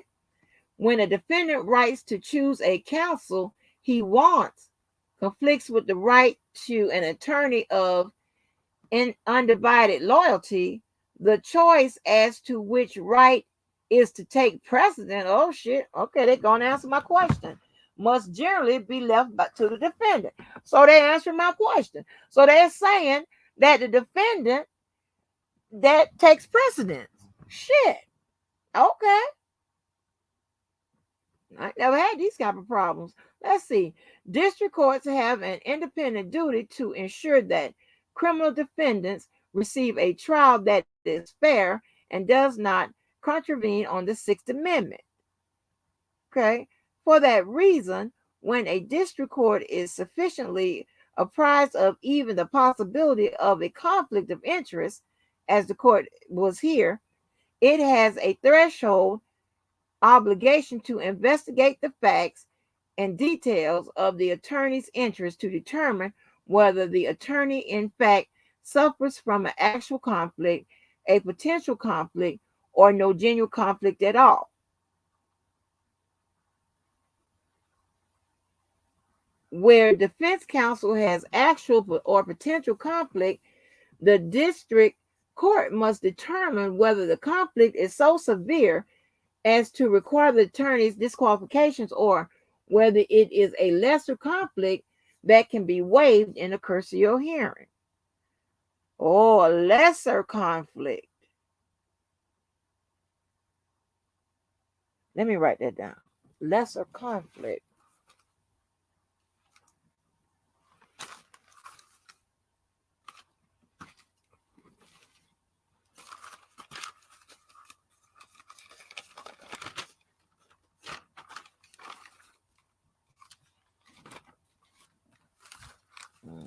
Lesser conflict.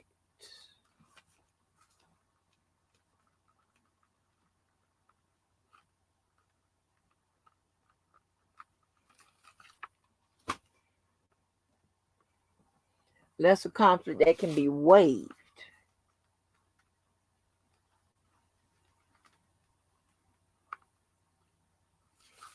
Okay, in a cursory hearing. All right. In most cases where a defendant's attorney has a conflict, the defendant may make a knowing and intelligent waiver of his right to a counsel to a conflict-free lawyer if he desires to continue the representation. In only rare cases, an attorney's conflict is unwaivable because it's so serious that no rational defendant would have knowingly and intelligently desired the conflicted attorney's representation. Okay, reread that.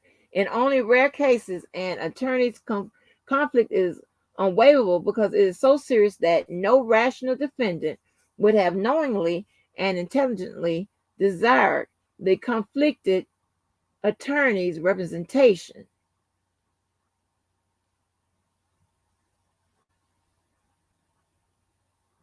Okay.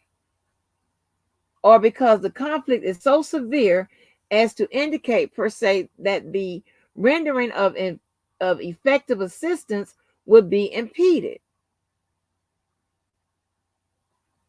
Wow, okay. Indeed, the Second Circuit has recognized only two categories of such per se violations of the Sixth Amendment. that are unwaivable, where the defendant's counsel was unlicensed, and when the attorneys had engaged in the defendant's crimes. Okay. Any attorney's prior representation of a government witness presents a potential conflict of interest. And wait a minute, an attorney's prior representation of a government witness presents a potential conflict of interest.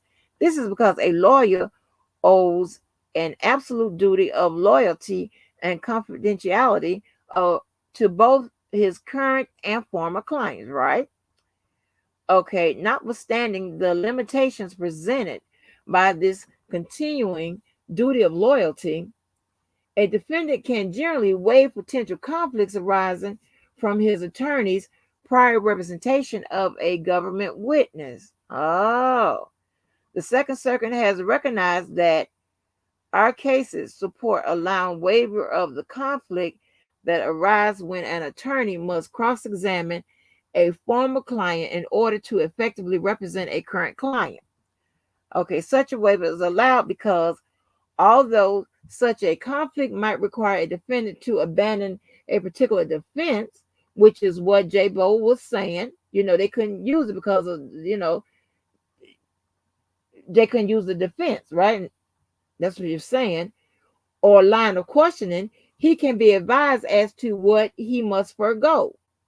He can then seek the legal advice of an independent counsel and make an informed judgment that balances the alteration in the trial strategy against the perceived effect of having to get a new and perhaps a less effective defense counsel. Okay, so that's where they got her at. They got her right there. They got her. Oh man, J-Bo. God damn, they done got you, girl. Shit. They done got you right there. Mm, mm, mm, mm. Mm.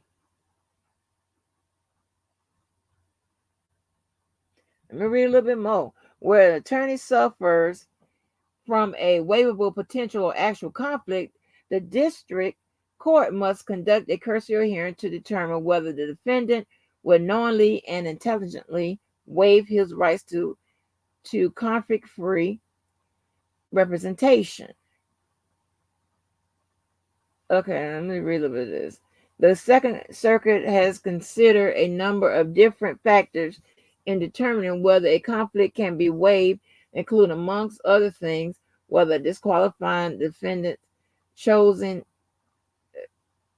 counsel would create real prejudice to the defendant based on the length of the representation and or the counsel's familiarity with the case. Or two, whether there is a possibility that the attorney would be called as a witness, which you can't call your attorney as a witness, at a defendant's trial or implicated in the defendant's alleged crimes, or whether continued representation will conflict with the attorney's own personal, financial, or liberty interests as opposed to the interests of a current or former client. Whether conflict concerns the interests of another client, the attorney relationship with the other client is continuing or has been terminated. Remember on that other video I said you have to weigh if there is a former relationship, is there a continue, or is there a current relationship, a client attorney relationship. Wow. 5, whether continuing has been terminated, which is what this, relationship with the client is continuing or has been terminated, whether any of the other current former client affected by the conflict has been initiated or joined in the motion to disqualify defendant's chosen counsel, and the availability of measures that might limit the dangers posed by the conflict, such as restricting an attorney's cross-examination of a former client. Wow. Okay, let me read this a little bit and I'll be done with this because this is already. Oh shit! What is this now? Hold on. Hold on.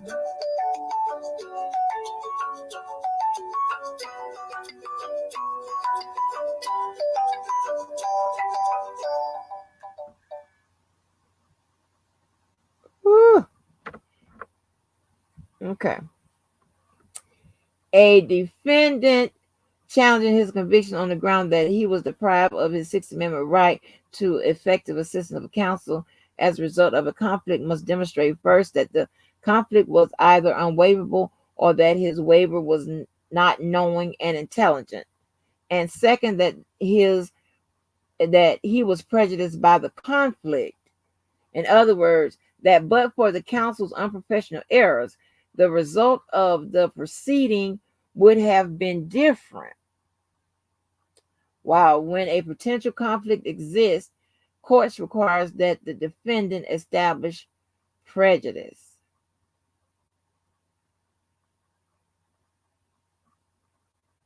Where an actual conflict exists, however, prejudice is presumed, and the defendant is required to show only that a lapse in representation resulted from the conflict. A lapse in representation means that some plausible alternative defense strategy or tactic might have been pursued and that the alternative defense was inherently in conflict with or not undertaken due to the attorney's other loyalties or interests.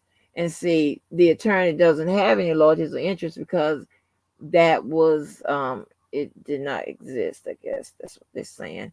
In evaluating an actual or potential conflict of interest, while actions of any member of a law firm are imputed to every member of the firm, such conflicts are not imputed under independent trial counsel.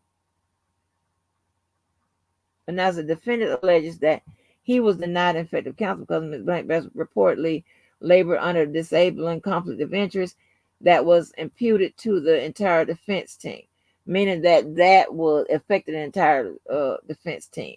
The defendant's argument is meritless. It is based on incorrect claims that this conflict was unwaverable and imputed to the entire defense team, which included three other independent counsel from different firms who represented him at the trial. Okay, so I don't have to go no further than that, and it's not that much left anyway. And yeah, that pretty much sums up it all, and I got through it all. Whew, Jesus. I'm tired. I'm done. Let me come on around the front, see if y'all still living. Did a boy? I'm trying to get around the front. Y'all still in here. Wish y'all in here been cussing and fighting. I am done. I am done. I am done. I am done.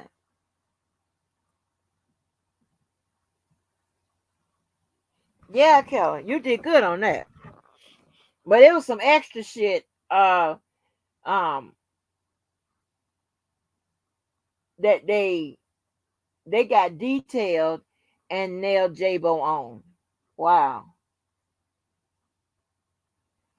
With all that I read, it's pretty much saying that damn, they tore her ass up. Well, Team Kales, I don't know. Back to the drawing board. I don't know what to tell you. That was fucked up right there. Yeah, them ladies in that got you right there. Wrong. I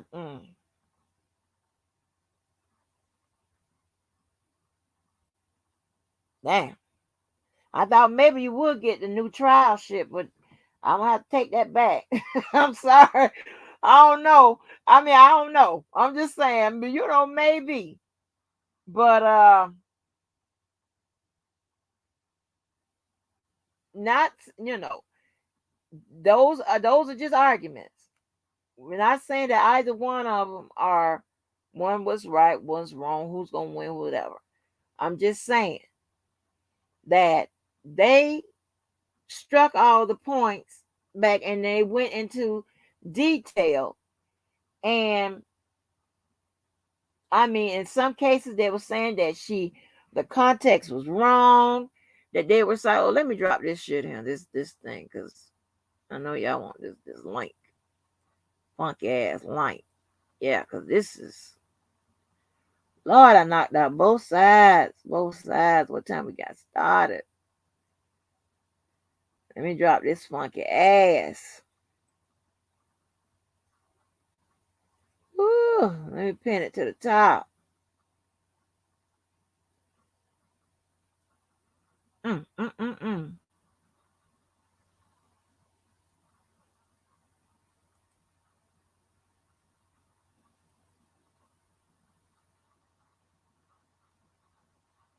Wow, that right there, that was a read, y'all. And you see, and I hated that I had to be repetitious, but I mean, I thought it'd be pretty good to do it side by side. I can't believe I got through it. Oh, whew. Yeah, that was pretty.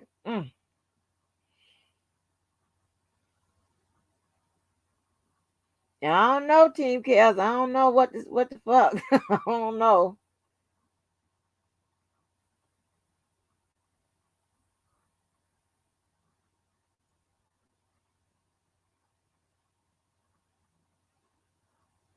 Yeah, pieces, honey. They be tearing these comments up in here. Hey, Mo, hey, Lavelle. Woo!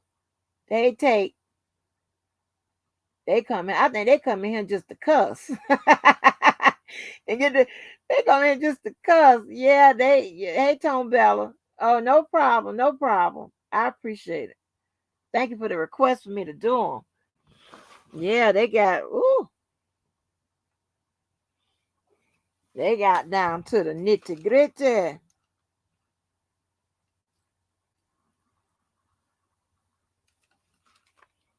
They really did.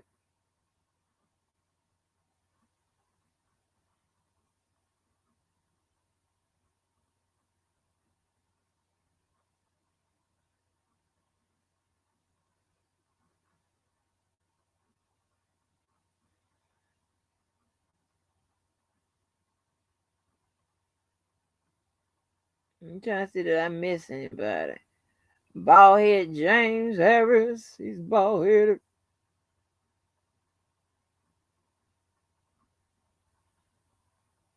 Hey, L. Littleton. Uh oh. Trouble. Man, Hey, you a goon, man. this is You a it. goon. Huh? I said you a goon. You went through both of those Oh, thank you, one Fun. session. Thank you. One session. Yeah, thank you. Thank you. Yeah, both sides. Yeah, you I, did real good, Kelly. You did real good. hey, but I got the block in my head though. It's all Huh? good. But I got the Yeah, block in my you head. still got that block. You It's still all got good. block. It's all good. I Yeah, told but they really expounded on your shit, right? So that means they done kind of boxed her in. Ain't that some shit? They done used her tactics on her. you. Yeah, because her argument was two. She argued two of them like, and they kind of cancel each other out with Hmm. her argument. Right. They went in and it's like uh they knocked that on out there. I don't like that. Damn. So, They so I told you what was gonna happen. I said you're gonna read her motion and you're gonna be like, "Oh shit, lock him up." Oh shit, and then you're gonna read theirs, and you're gonna go back and forth. Now she got a rebuttal coming. right. Now on her rebuttal, you're gonna go right back. Hold on, wait a minute, team, lock him up now. Hold on. But listen. What you don't know what the other side until I I had to go down. I had to get into No, I'm hers. just I, talking crazy. I'm just I know talking I had shit. to get into hers. Then I had to get down into hers, and I what's good with it, Atmos. And when I got down, when I really read and whatever, I was like, oh wait a minute, this ain't as good as I thought.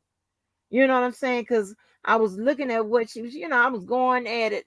Yeah, I still skimmed through it, but I had to, just what led me to this place. When I was like, oh wait a minute, and then that's why I wrote down those points because you have to see if if they were going to attack it. You know what I'm saying? Because they could have came back, the government could have came back and not attacked those points, not offer no remedies and none of that, and then it'd been like, you didn't even respond to this shit. So yeah, so I mean, they You cussed me do out. You know, work you cussed against me out them. for two. You owe me an apology. For what? You know, you cussed me out for 3 weeks off of that. Online, I really got it offline. No, See, they saw it online. I really got no, it offline. no. I'm just saying there's no way for, but we don't know which is right though. We still don't know. But check it I'm out, not though. saying. Check it out. Their argument mirrors Auntie's end decision that she made already. Well, not it does more than mirrors it. It went down and gave the legal. What the The, hell? yeah, it I, more than mirrors. It I, went down and broke it all the way down to the almost the least no, conflict. no, And no, not that's why I just was saying the like, God conflict. I'm damn, not just saying. J-Bo. I'm not talking about with the conflict. I'm just talking about with everything. Um, with the elements, things that they had to prove. It mirrors her instructions. But Uh, remember, I mean to cut you off, but remember, I said a good response is going to back up what they said as well as her ass too. They helping her ass too. right, because really she coming for both of Yeah, them. they covering the government is covering from their ass and hers. So they did a good damn job. I was like, that's why I was like, yeah, damn. That's why I didn't mean to read all that, y'all, because I know y'all done heard it over and over again by old watermelon man up him himself done read the hell Transcript out of that man in shit. the building. Watermelon man What got it two is, kind of watermelons for kills. $2. Yeah, but that's what I told y'all. You have to look and see if they gonna cover their ass and they're gonna cover her ass, cover her decisions and stuff. And they broke that shit on down and they didn't use the Because law and they can't, I think they had to go so hard because they can't, it's their last one, even after her rebuttal, if she choose to, um, that's it. You know, it's going to be her yeah, rebuttal and then that's it. So they had to go hard. because And they you know probably what's? go ahead, Oh no, I mean to cut you off. I'm sorry. What go ahead. really stuck out to me was how, because I actually thought they had a really good argument when it came to those jurors, and the way Bonjean just picked out, them couple of different questions, put them jurors, but the way they broke them other sub questions down, that Bonjean didn't even use to even make her decision and deciding which juror she was going to use to show that they showed bias against him. Um, when they broke it down and said that the law said that the jurors had to actually show prejudice against him and actually pretty much say that they had something against R. Kelly per se, and none of them did, I was like, oh, they done. Their argument is super done because Wow. they needed to actually say, them jurors need to say, I hate R. Kelly. I can't stand R. Kelly. I hope he goes to prison. I can't wait to cast my vote for him to go to prison for the rest of his life. None of that happened, and so that killed the bad jury type argument. It murdered it. You know Well, what's crazy? actually, go ahead. What's crazy is me and Angie at goddamn the same argument with that shit. And she came to me, she said, them sub questions. She said, Bo, you ain't coming with the sub questions. I said, the government is going to come with sub questions that's going to kill her. Hmm. And Hmm. that's exactly what happened. Like we went, me and Angie went back and forth with the jury and the confliction for damn near So three we didn't weeks. go. I told you about the sub question. We didn't go back and forth Right, but I was with saying the like the sub sub question because question was going to work for the that's what government, I not told you. her. I said the sub questions are going to determine, but even beyond that, even what the government is saying, that, and this is true, even, and this was the jury was actually their best route to get something. But Right. this is true. Even if they said, I hate R. Kelly, this and the third, but I can set that aside and make a unbiased decision. I can be open But and base it right on the evidence. That took take it even a step lower. So like how low but you can like what Bungie gonna go up under that? yeah, but That Mm. means that even listen, I can say I hate R. Kelly, but I'm gonna look at this evidence in this trial and I'm gonna make an informed decision that's gonna be unbiased. And that means per the government and per the standard that they supplied, that I'm able to be a juror. What you gonna do for that? She ain't got nothing for that. What's she gonna write?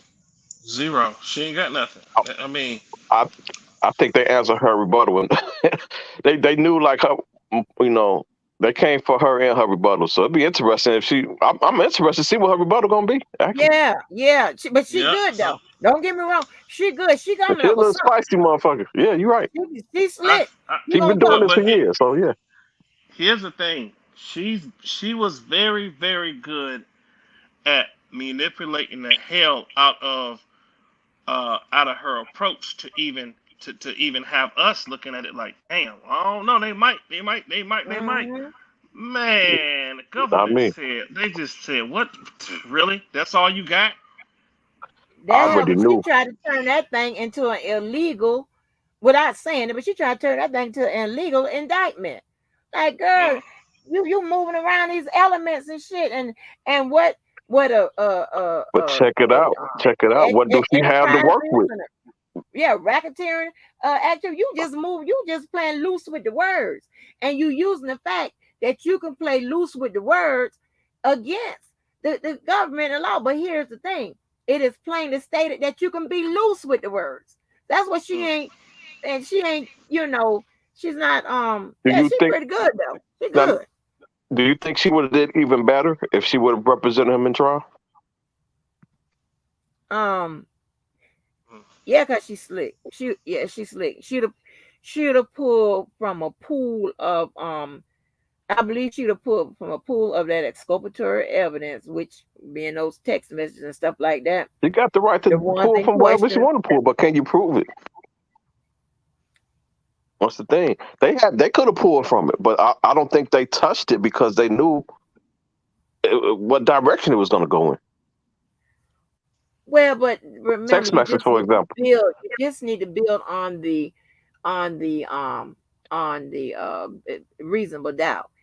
So that doesn't necessarily. Now, here's the thing. Of course, the government would have put up there, would have challenged the chain of custody and stuff like that. Just like when they did the letters, they got Letters. that agent said we got this out the draw, this and the other. They Right. also tested the chain of the validity of them by asking the person who wrote them, whatever, was this written under at the direction of somebody, or did you write them yourself, or this and that?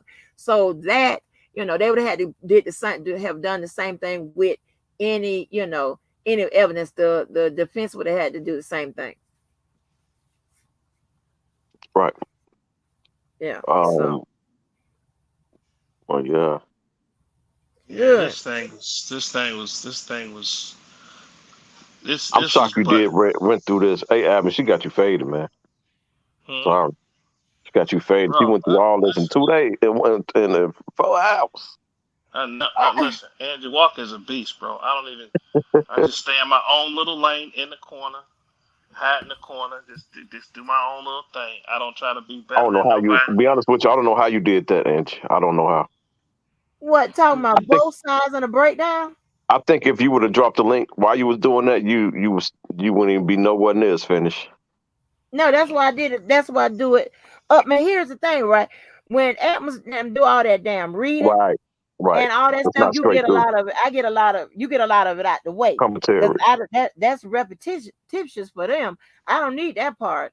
I'm just looking for the parts where I'm just trying to figure out, trying to confirm their arguments. That's what I'm trying to Right, see. right. Well, Yeah. So when they do all that reading up, that makes it.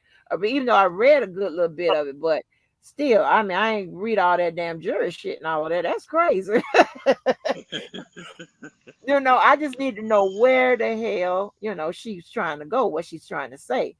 And those, Yeah. and I thought, I'm sorry, and I thought that when she did the jury and those questions, I thought that she did all the sub questions and stuff. I Hell thought no. but no, the government goes through and puts the rest of them. The Then government didn't that's even when you do get all. a The government didn't even do all of them.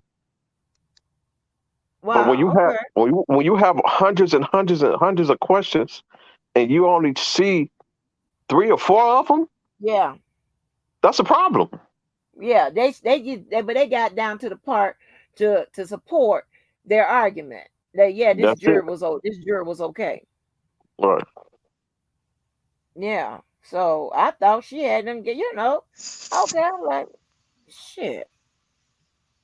But yeah, Oh, what Atlas? Atlas come making sure you come back. But that's crazy though. That's crazy. Yeah, that's 4.5. That's What your crazy. A percentage side at right by now? huh? What your percentage at? With what? Last time I talked to you, I think you said you were what, 80% or something. Oh, okay. Where it is right now? Yeah. Where it is right now? I got the government at about a 92. 92. Yeah, because I think the last time it was I gave you 60. I had him at 60. I thought it was 80 Yeah, that's what something. it was. I gave him 60. I thought it was 80 something. No, it was 60. That's a It's big about jump. Shit. 92. Let me write that down. By 92. Yeah. So Adams already read that supplement. I kind of went through it to write down what I'm looking for in that supplement. So that supplement should, when they respond to So that yeah, they got to supplement, respond to that too. So I don't know yeah. when, but I feel like they touched on it a little bit even in this argument, but not how they want to. But yeah, that's gonna be interesting to see. Even with the supplement, I thought that she would have went harder than what she did. Mm-hmm. I don't see Yeah. that really going nowhere. I was concerned about that because honestly, I feel like ineffective counseling was there. I don't think she expounded on it like she should have. The I don't know. supplement was, let me look at the supplement real quick. The supplement was about Ineffective counseling. ineffective counsel, but as to what though? Shit, I don't know. Hold on, I hold on. skimmed through it. I can't remember. The problem was that came out right after, on the same day that this came out. So it's Yeah. like after I read that, I forgot all about that goddamn supplemental. Yeah, that supplement. She went a little hard in here. She did. Go ahead, Alan. Oh no, go ahead. I won't say that. Okay, that's that. That's that. This is that. Where's the supplement? This is a supplement.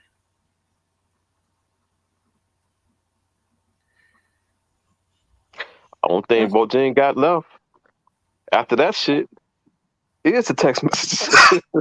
You so great. What about these text messages? What about the parents? Man, geez, boy, they just, woo. Hell no. Ooh, I like OJ Bubble, baby. They done got I you, girl. mean, she don't really. I mean, she did considering what she had to work with. I mean, Right. And She considering the did amount of good. time she she had, did a hell of she a did. job considering what she had to work with. And she I think she crafted. That's she what I'm did. talking about. I think she did great stirring the pot. Given she stepped up to the plate when it came to creating excitement for the R. Kelly supporters, making them think that the hero was here, and she got on her cape and she coming to save the day and bust open the walls and take R. Kelly out of jail, fly him home, fly him to the nearest Uh-oh, McDonald's. somebody else done But popped up. Let me see who this is. Uh-oh. Uh-oh. The bald-headed one. The Oh man, bald-headed one. you got James James Harris. Harris. Oh man, He got his cone. you got James Harris in the building. What's good with it, James Harris?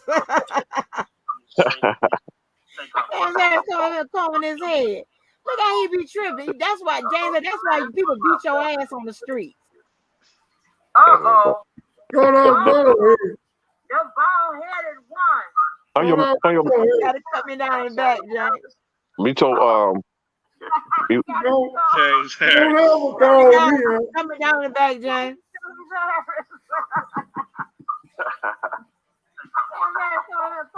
You gotta put me on mute or something. You gotta put your device on mute. The one that you playing us on.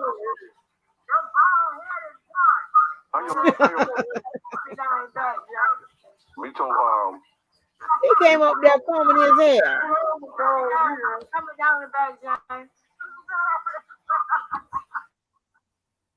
What is you doing? He mute now, but yeah, he go on turn your YouTube down. Pause your YouTube or mute it.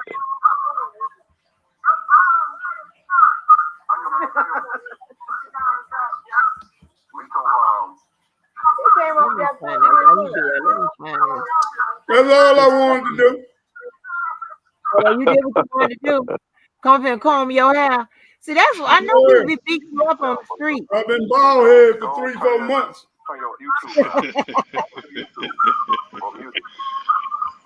Turn your device down, man. I'm gonna go ahead and go eat dinner. Miss You Angie gotta did a go great eat job. dinner, Thank you. Amos is late. I'm eating baked chicken and some doggone rice. I'll be okay. Keller be trying to get me to go through the drive-thru and eat Burger No, King, don't listen to that McDonald's nigga. stuff. Don't listen to that He nigga. be like, bro, I'm trying to lose weight, not gain it. No, don't listen to that nigga.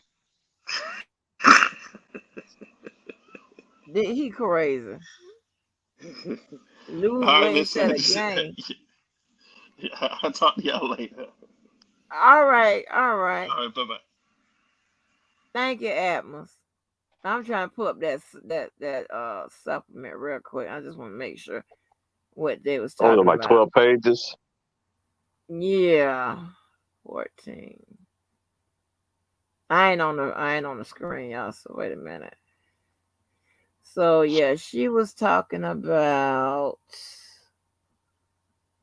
excessive bad character evidence. Okay, she's talking about that uncharged stuff, and She's talking about a motion that was late. Now man, that one is good. You know, he didn't file a motion on time. Right, and saying that they're ineffective and all that. So But she have changed the outcome though? probably not. But this is so we don't see how they go with this. This is, I think, about what she got left. Well, she got a rebuttal. Yeah, she got a rebuttal. Hopefully she filed them excessive pages. She go ahead and put that request in on time. This time. And that's another thing. I think she purposely did that as well. Okay, James, you got hair. You ain't bald headed. Yeah, but she, she might. I was watching something. I think it was. I don't know if it may have been on court TV where they was doing the jury selection, and this lady says that she came in and she said that she's not going to be based on where she work at. She don't believe that she can be biased based on her job. The judge snapped and thought that she was just trying to get out of jury duty, and he really snapped on her. Oh, So, wow. I mean, he went in. So, oh, wow. Because of the judge snapping, and they came back and said that the judge created a hostile environment during the jury selection, and the guy walked. Damn. That easy like that? Yeah. I mean, that judge went off. I'm gonna see if I can find it. I'm sending it to you. That judge went off. Oh And wow. they said the judge created a hostile environment and been intimidating and doing a jury selection and created an unfair jury pool, and the guy got off. Damn. That's true. That's crazy. I mean, it's like so much little technical stuff that can happen. And here's the thing right now. When it comes to finding some technical stuff, he got the right representation. Cause she gonna be good at trying to find some violations and some good technical stuff.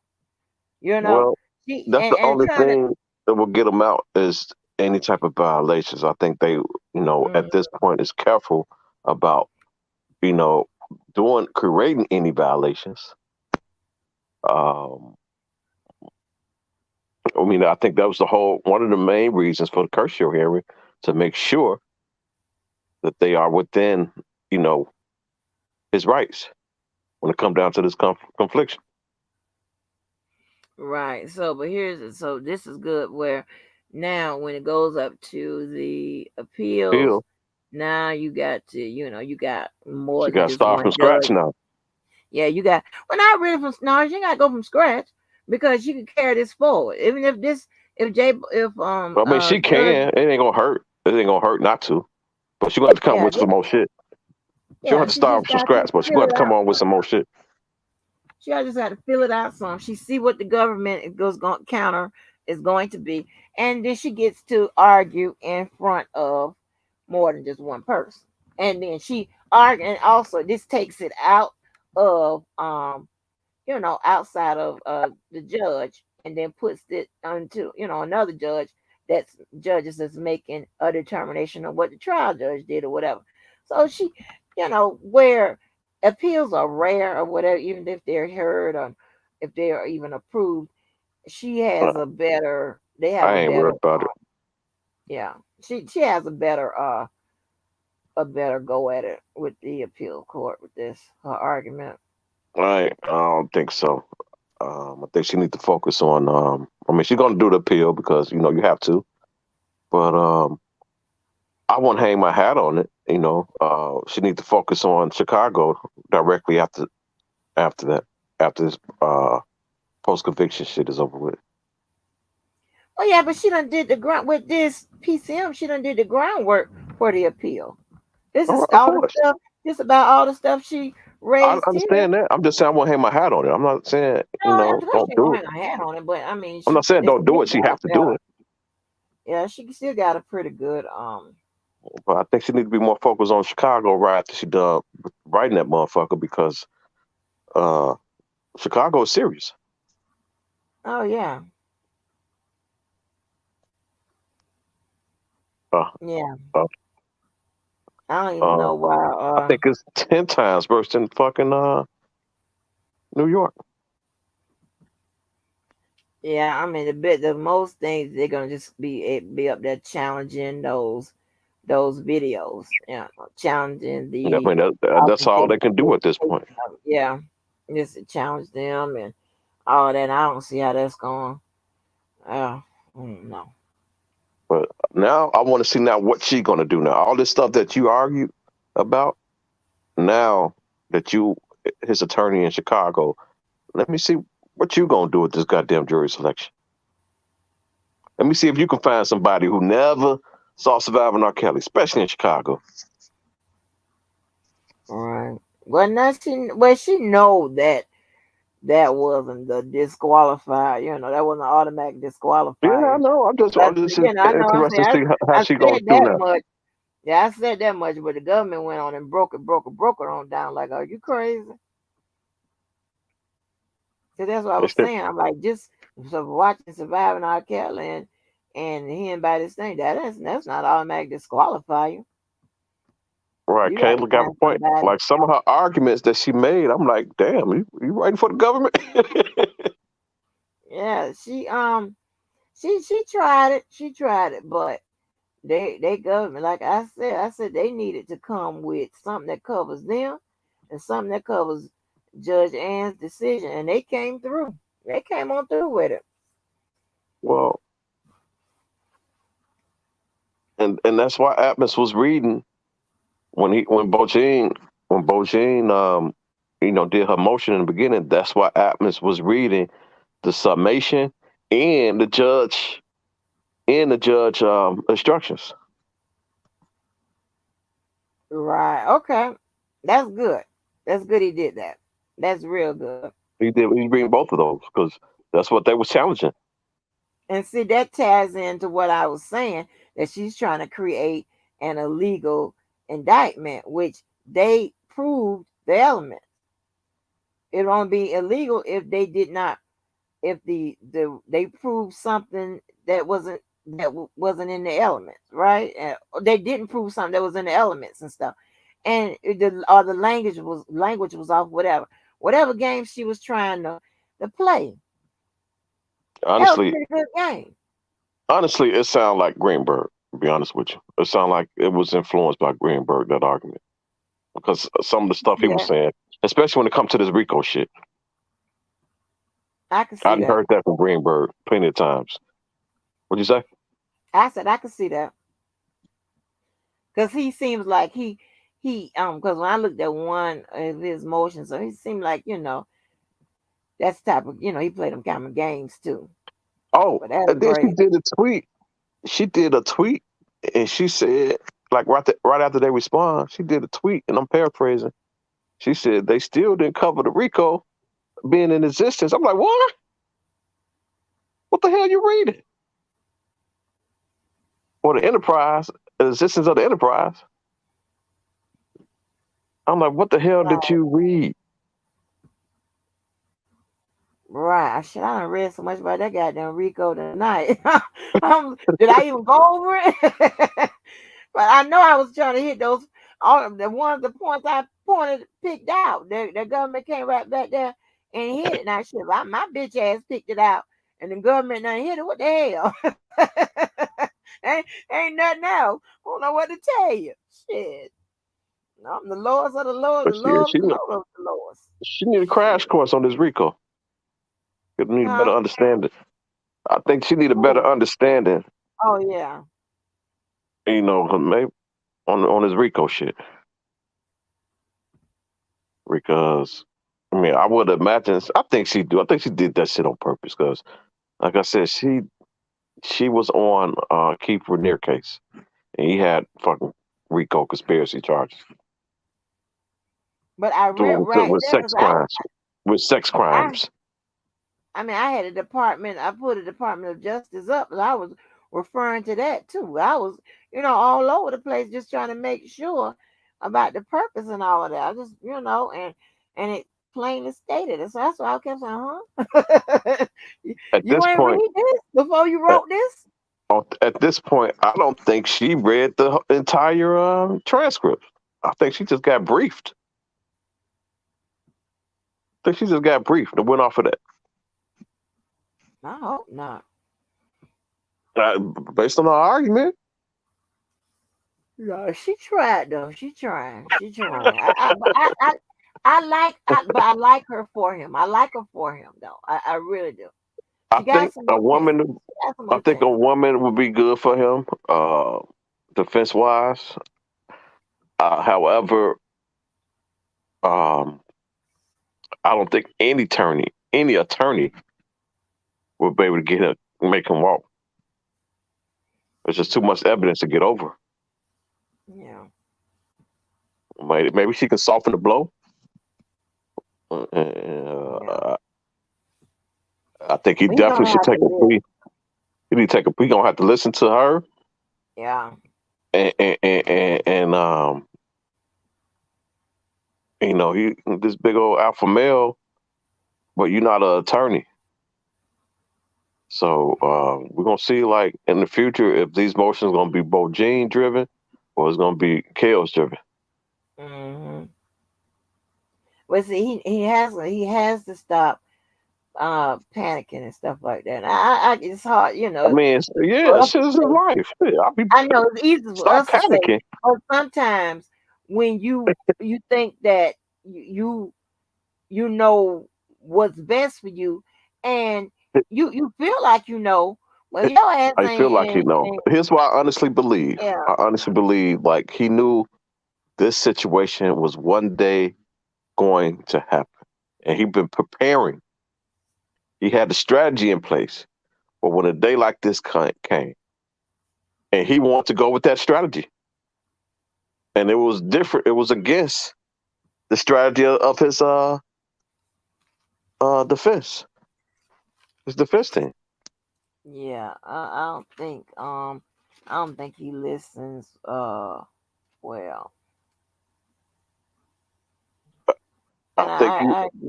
he have other people in his ear and stuff like that because, sir, if I don't know what the offer would have plea would have been on the table, but if it was 15 years and you ain't take that, listen to some bullshit for some niggas.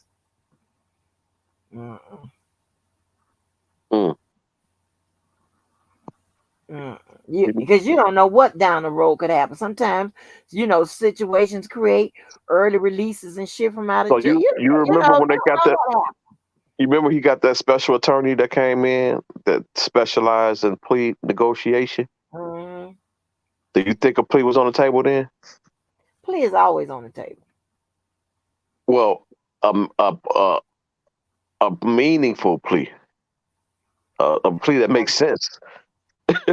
Yeah, because normally, rule of thumb is if the plea results in your life, you doing life anyway, you might as well take it to court.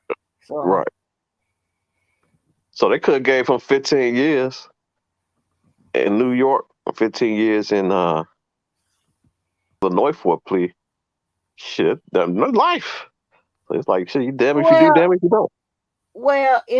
I'm pretty sure if he would have played, um, you know, took a plea here, he would have also negotiated to run whatever in these other cases, um, concurrently.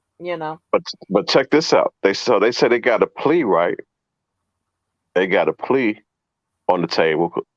Now in the middle of this goddamn negotiation, motherfucking broke into my goddamn storage.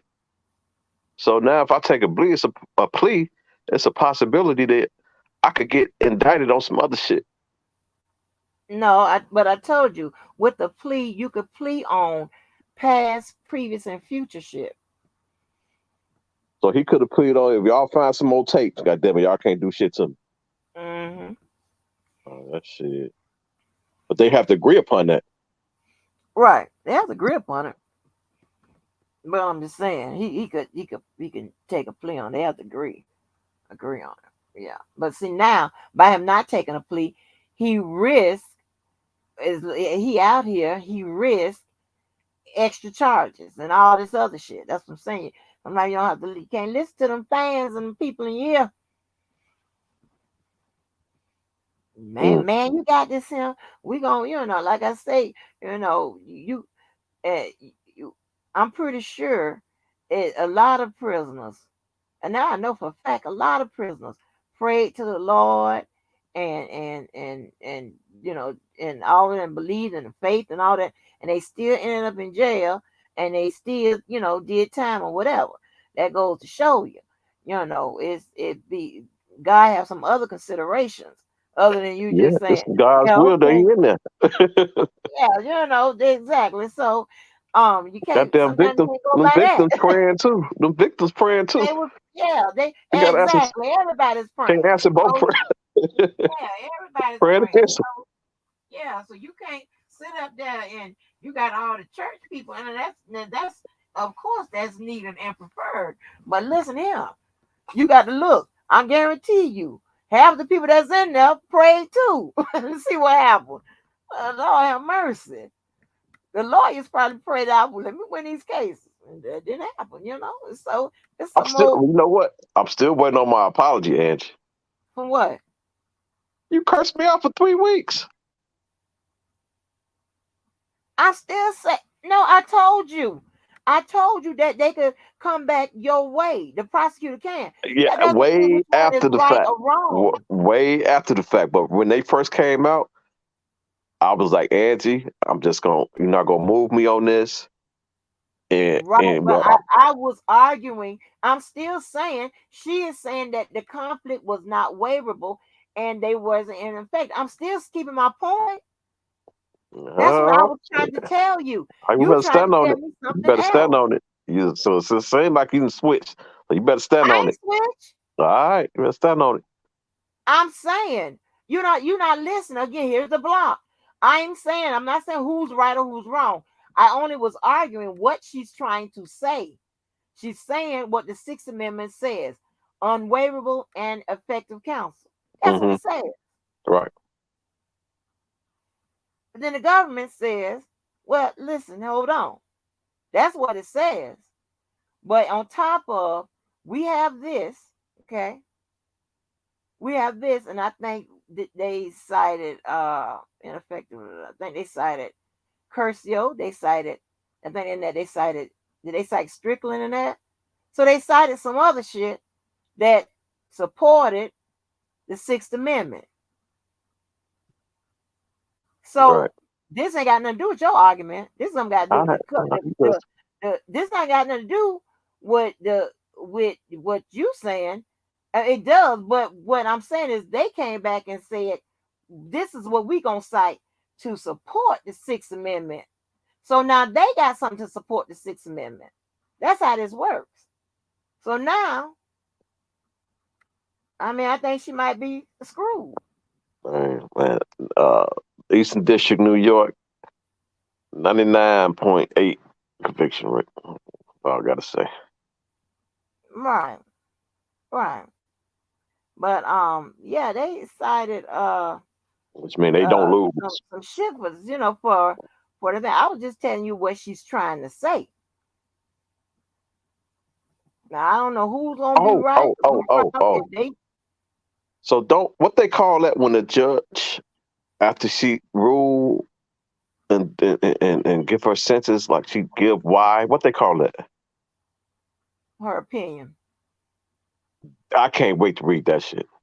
Now, do she do that right after sentencing or at the sentencing, or Yeah, does she have she time does that.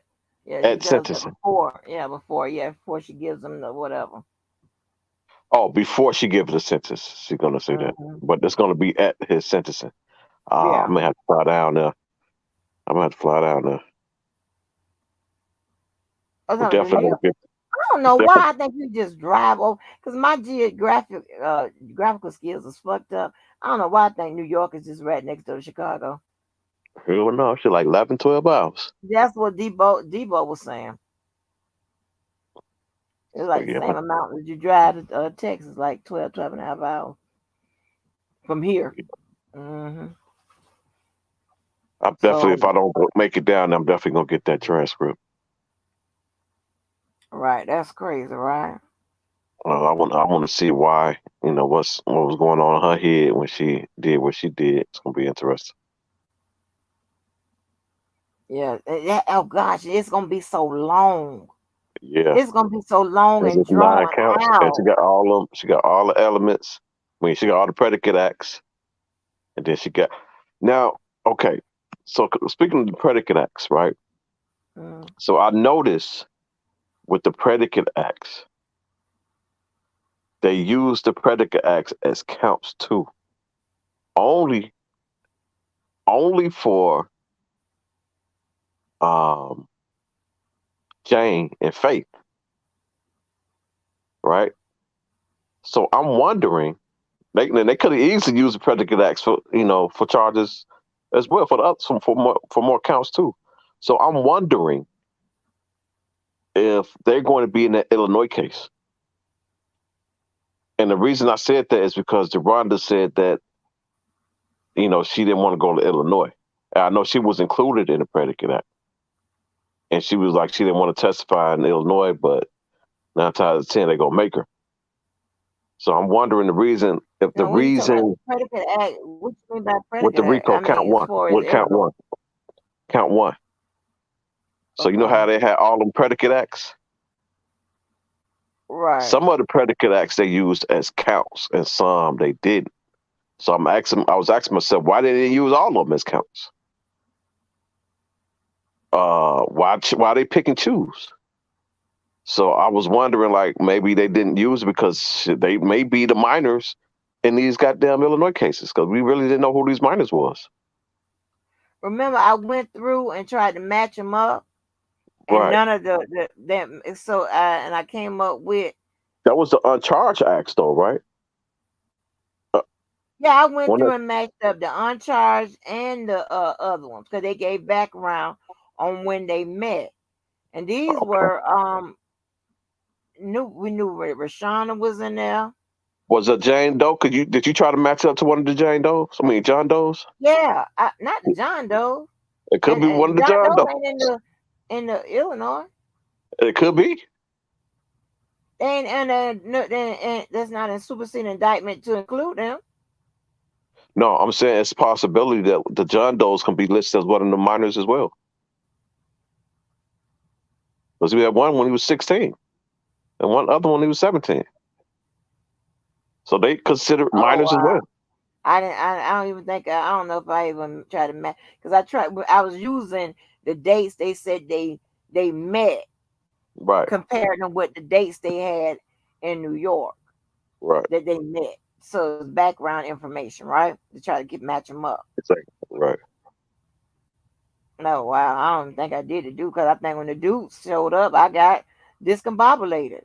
I Everybody don't know did. what happened. Everybody did. Like, huh? I thought it was supposed to have been Jane, though. I said, oh, they done type. It was a typo. I'm like, yes, I don't know about that. I don't know. But yeah, man, I'll be glad when this shit is over with. Right. I don't get this now. Just crazy. Just your opinion. Just your opinion.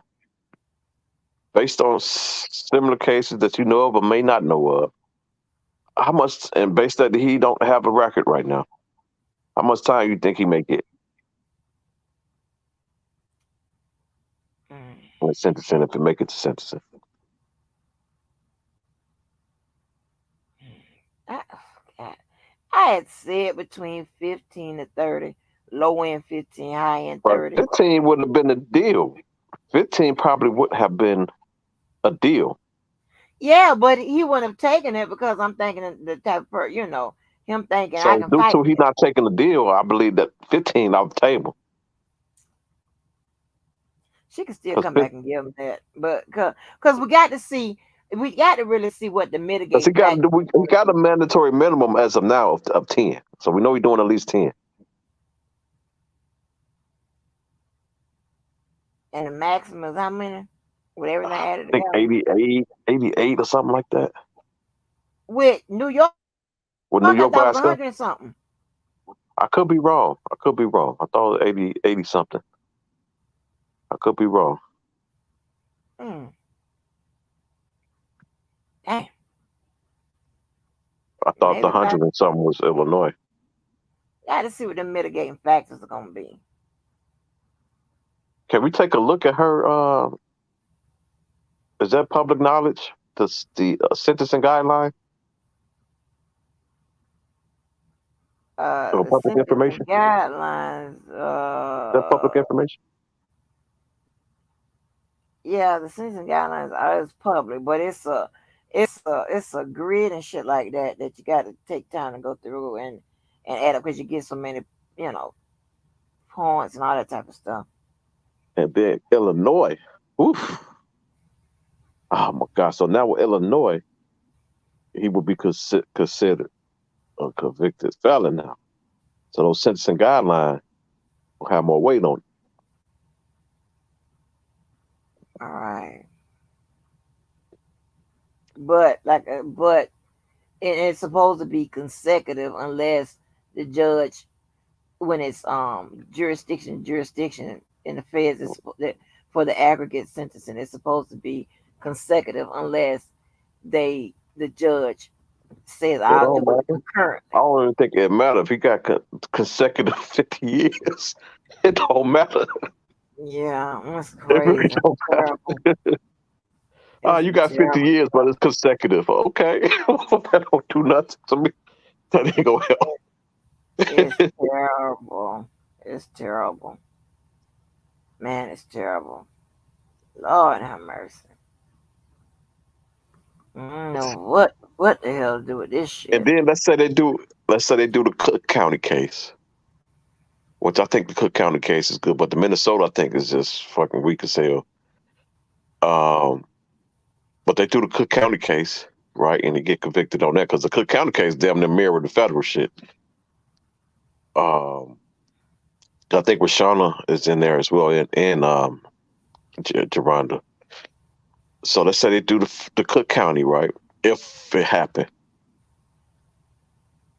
the sentencing guideline is even higher because now he convicted on this Illinois too. So now he get to the bullshit case, which is Minnesota, and he done got convicted 3 times. So now the conviction, the sentencing guideline is through the roof now on this Minnesota bullshit case. So maybe that's why they got that shit for last. Oh, I don't know, because I think as it go on, I think he would probably start like, okay, like, well, unless he's under the rule of thought is that if he just goes through the trials with all of them, he can try to come back and appeal them. Maybe he think that's why he's not. Yeah, That's but another that's thing gonna I take might so not do. long. That's gonna take so long. These appeals is not all together. These gonna be Right, separate but appeals. if somebody, He can appeal them. He yeah, if can. Ain't you no start maybe. He can. getting if you start getting 20 years here, 20 years there, whatever, shit, what's 5, 6 years waiting on appeal? Shit, that's longer than Per doing. case. Per case. Right. Well, some of them gonna overlap, but as far as the appeal, but what I'm saying is, I guess he rather, like, hey, if I'm gonna get 20 or 30 years, I might try to fight for an appeal Well, you don't where got no I choice might but to have to fight in the wait appeal. so long, huh? You don't got no. You don't have no choice but to fight in the appeal. I mean, you want to win in court. By the Yeah, time you get to fighting, but if he plea, that takes the appeal off the table. mm, See, that's the mm, problem. You see, mm. caught in a to the Because rock and hard. I was thinking that Bojang was going to try to get him to plea in Illinois, and the reason I thought that is because I don't see any other attorneys um, file an appearance. Like she's the only one, although she can Right. do it by herself, But Yeah. normally it's at least 2 or 3 other firms. Peace and Puzzle say the response was written with the help of John. Child, You say that's what? against the law. But What she say? I mean, it was written with Donnelly in mind.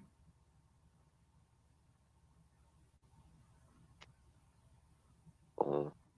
Team Kels, get in here and tie that ass up. Ain't no problem. Cat tie that ass up in here. Oh well, Hey, Cookie Baker let me get Bella. let me get down so 10 Chaos can come in here. I'd be intimidated by me. Oh, Lord. He's starting shit, y'all. Take his Well, ass out. I get it. I get Rich it. people do a million Now, if you 80. would have told them some Yes, shit they ma'am, wanted to hear, Taylor. 85%. if you would have told them some shit they wanted to hear today, they would have been all up in here. They was in here for the most part. I don't know what. They in here. Yeah, they in here. They be holding it down. They've been when I tell you they've been fighting so hard. You hard tearing y'all ass up. They, They be they can't tell me up. They can say what they they be want to typing, say. they be typing some fuck y'all. Hey, they can It's say like, all they okay. want to say. At the end of the day, he convicted on all 9 counts. So that's where we stand as of now. They gonna kick you. I They say, gonna oh, no wear matter your what the ass hell you out. say, huh? They gonna wear your ass out. Oh, why they want to wear me out for? I ain't did shit to them. I just be reading the paperwork and giving my opinion. Mm-hmm. Yeah, they gonna get your opinion all right. Man, According I to them, can't. yeah, Atlanta I, drive to Florida. they want to wear my ass out because my opinion is different from theirs. What kind of shit is that? Yeah, yeah, of course. But check this out. But they supposed to be in here battling your ass. Cause y'all be talking that shit. They can't battle. They can't No, battle the truth. The truth and facts is just hard to overcome. See, we have to do debates Only again. way they We do battle is debates again. I'm gonna automatically jump on their side because we could have a good I don't give fight. a fuck who jump on their side. I don't care who jump on their side. Because You this still, gonna be street fights. Street fights. I'm gonna be on their side. I'm be on Team Kel's side. I'm gonna wear your ass out. shit. we're gonna we're gonna run his We'll have a ass. debate. Hey, huh? Let's have a debate. I saw you had your little trophy, so shit, we can debate. We can debate this. He said, I saw your little trophy. So that's how niggas do, y'all. You see, he said little trophy. Oh yeah, Like when you get a bitch, your little trophy. business. That's how niggas do, baby. That's crazy. Yeah, but I'm gonna be on the team I was together. on the I'm debate gonna team. wear your ass out. I don't even got no trophy, so you one up me. I'm on the debate team. I ain't got no trophy. I don't got no little ass trophy. So hey, He said little ass trophy. Yeah, no, boy, that was man, that was so many years ago in college. But we was on that debate team. Our debate team was undefeated, and I was undefeated. We traveled, started shit with people. And I'm gonna tell you, so the worst times was to go into them damn them HBCUs and argue with their ass. Them niggas there. Them white people used to be like, oh my gosh, their nerves used to be bad. Except my partner though. what was the topic? Oh, it talks to be anything. Oh, okay. Anything. Oh my Yeah, god. I can't argue about it. See, with a female, I already know I can't beat a female in an argument. I guess it's gonna be L. I know how to pick my battles. It got to be something I'm well versed in. I should But get my one of these days, or when it's early enough, if I remember when, because I wanted my child to go back to get her master's. I wanted her to go to the same college I went to. So when we went to the deans was going through, and I listen, and I don't ever be her in academics. Right? I just you know. I mean, as far as what I can show my old ass records comparing to her, that girl just smart as fuck, just smart, right? And so, but my one time to show my ass, that I was like, hey, Dean, can you pull up my records? See if y'all still have access to my records. And he pulled him up, and he was like, "Oh wow, he was going on. You did this and you did this." And I was like, "Yes." I was fanning myself, "Yes, yes." And you, oh, that was impressive. And she looking like this bitch. My you daughter, know, she my number one hater. I'm telling you, that girl be hating on me. I'm like, this motherfucker here's a hater, a built-in hater, homegrown. she I knew was you was like, on that yes, yes. bullshit. On that Huh? bragging and shit. Oh, there go JoJo's a right. Here you Can go. you You asked. can you JoJo. put JoJo. Yeah. Can you hear me? Yeah, I can hear you. Yeah, what's What's going the on? deal? Y'all tell What's up? me. What's good with Diva, huh? What's It's, happening it's, with you? it's always good. It's always Mm. man? good. I love your oratorical delivery tonight, but it's My no what? more than your oratorical delivery. It's no Uh-huh. more than interpretation of the one Bible verse, version of the Bible. It's just interpretation on what you see. So Right. people are running around here cheering and got their pom poms in their air. It's all good because it's two versions of the Bible. Right. hmm So it's all about the person that's delivering the speech, so to speak, to they flourishing, they flock. You give them feel good stories. And feel Huh? good stories is no more than interpretation. Look, what I'm saying is, just follow me with this. You interpret those motions based upon your expertise about reading them, right? And correlating them through your travel. Is that Right. fair enough assessment? Right. Which is saying no more than interpretation. Right. Right. No, Which there's is no what knock both on you, sides do. Huh? which is Which what is both what sides both does. sides do. But it also comes from the person that's given their opinion. which is based upon what they read it to be read as. Right, right.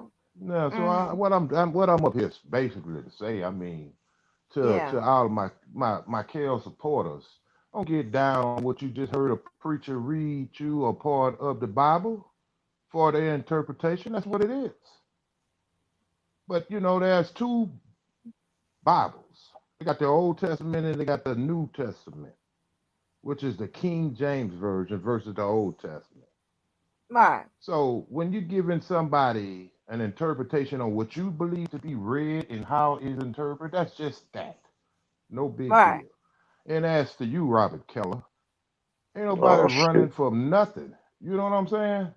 No, I ain't no Oh oh shit. shit. I ain't come up here to be combative. I'm just letting you know. Ain't nobody running from shit, homeboy. Hold on, Jojo. Hold on. T Bam, you are correct. I did both sides, right? So I did interpretations on both sides. So make sure you Listen, pick that out. listen. That's Both sides. not that's not what I'm talking about. See, right now But that's what you get happened. you're getting confused on what I'm trying to state. No, I'm not confused because I'm the one did it. I said I It's did translations. It's interpretations on both sides. translations. J both side and the government side, both of them. Okay. And I did the points on all of them, It's translation on on both of interpretations. them, not If just it's both one. sides, yeah, you're right. Right, It's both just sides. So make sure you translation. get that right. Oh yeah, that's what I mean. No, no, no, no. Okay, If that was misunderstood, no, that's exactly what I mean. On from both okay. sides. It's no more than translation from both sides. What you So it interpret wasn't it to delivering mean. bad news to no side. I was It's no translating. bad news. It's Oh, no bad news. right, it's It's no no bad bad news news. because Okay. anytime you go to church, you're not looking for bad news. Mm, Yeah. I ain't hear you. I say anytime one goes to church, they're not looking for bad news. They're looking for feel good stories. I know that's over a lot of people's head, but it's all good. When you read to for me to try to break this down to what I'm coming from, when you read the Old Testament, is it the same as the new one when you read it? No, not Jordan. No, I mean, no. Exactly. Yeah, yeah, exactly. But my But I don't understand what analogy, that got to do my with Christ analogy is being probably down. my analogy is probably going over a lot of people's head. No, no pun Mm, intended. None at all. But if you pay attention to what I said, it's no more than interpretations. right, You can read a passage in the Bible and you can uplift a whole lot of people. When someone else can come behind you and read that same passage in the Bible right, and make people feel down. Yeah, that's what I'm saying. So it's no more than interpretations at this point when you're reading those documents. You're reading them far as your understanding of them right, from both sides. That's all I'm saying. Ain't no right. big deal. So, fella, ain't nobody running around here, man. Ain't nobody said nothing that make nobody feel down or up. It is what it is. Don't you ever forget that. Man. Mm. It's fucked up around here these days, man. It's always fucked up. It's been fucked up. It's been fucked up since you hit this planet.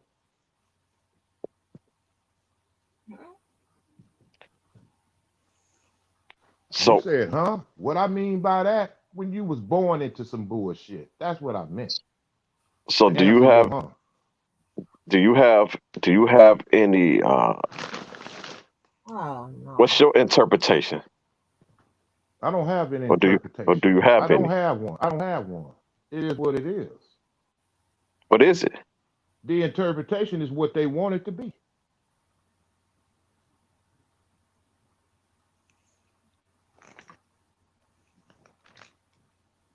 So based on the government, what I'm saying is based on the government response. What's your opinion on that?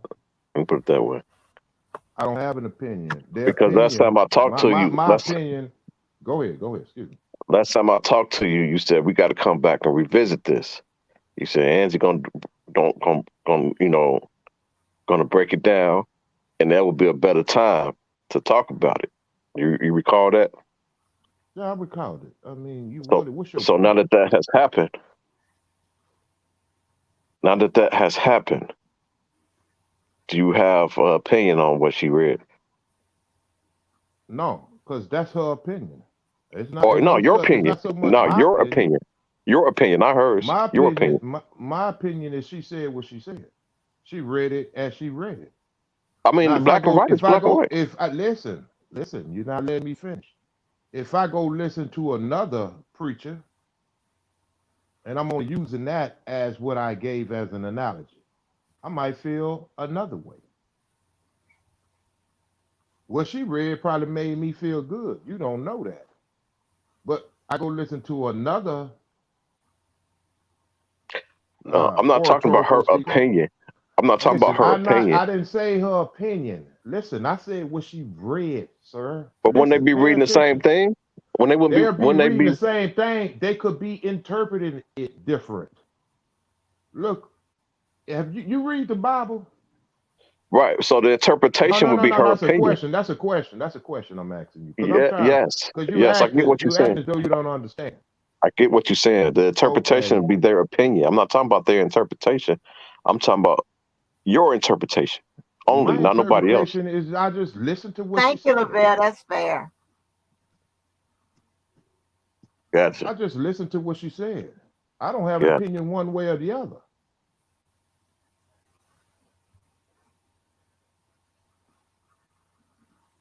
My opinion stands as such without the reasons, if that's what you Does asking me. anybody want to give? Does anybody know my error of accuracy rate over here on both sides? Anybody want to put that in there? On both sides, see, On both sides. What's the accuracy one rate side over got here? to be wrong. No, no, no, Both no. What sides I'm can't be talking right. about? No, no, no, no. You're not understanding. Like what when I translate what one is saying, when I translate what the other is saying. What's the accuracy rate on that? That's not which one. It's who is. When I say this one looks like it's probably right, and that one is right. And when I say, well, this one looks like it's probably right, and that was what I'm talking about, that accuracy rate. And when I'm saying which one is right, which one is Okay. wrong, that's the accuracy rate I want to come. Can somebody run About that nine, number by about me? 99, about 99 And point. thank you, thank you, thank you. So that's what I want to make. That's what I want to point out. I And ain't gonna that's give you not absolute. I can't speak in absolute, but about yeah, 99 it's point. okay. About 99%. And that's not even being on the job. And I don't have the case file. So what the fuck you want me to do? Well, give Can't do yourself a nothing but cookie. Give yourself a cookie. no, I ain't giving myself a cookie. What's good? What Well, it sounds like that's see? what you asking for. No, I ain't asking for no cookie. Well, okay, I'm just saying what I feel. You act as though you want a pat on the back for it. You won't give me a pat on the back? I just gave you a pat on the back. I said your oratorical skills was impeccable tonight, far as delivering what you was reading. How about that? So that go your cookie and some milk. You act like you mad at the cookie and the milk. No, no, no, no. I'm just saying. And the orator. Damn, man, at the cookie. Shit. Man, say out of this. Thank you, y'all. Thank you. So I'm not gonna be upset with what's one of them quarterbacks name? What's the name of them quarterbacks? Which one Just of them? any of them. Just say any of them. I'm not gonna be Joe upset. Montana, Joe Montana, Tom that's a good Brady. one. Joe Montana, No, Tom not Brady. Tom. I'm not gonna be upset with Joe Montana Monday. What is it? Monday morning quarterbacking come riding into town saying on his horse in cowboy boots, talking that skate. How about that?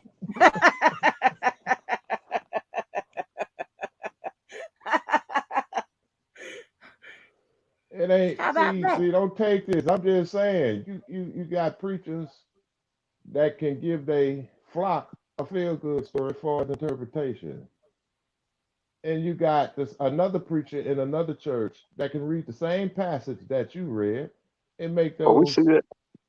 those followers feel another way. That's all I'm saying. It's just interpretation.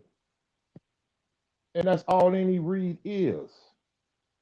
What you interpret it to be. Right. I So get that. I that's get why that. you ask for your cookie with your milk. You got it. So now what? But check this out right here. You do know that both sides, they are interpreting shit too. Absolutely. Absolutely. Right. So Absolutely. are you angry with any one of those? Are you angry with that cookie I'm and not that angry milk? with nobody because look, just because you read that as such don't mean is it interpreted by the writer the same way. It's just your Right. opinion. Exactly. Exactly.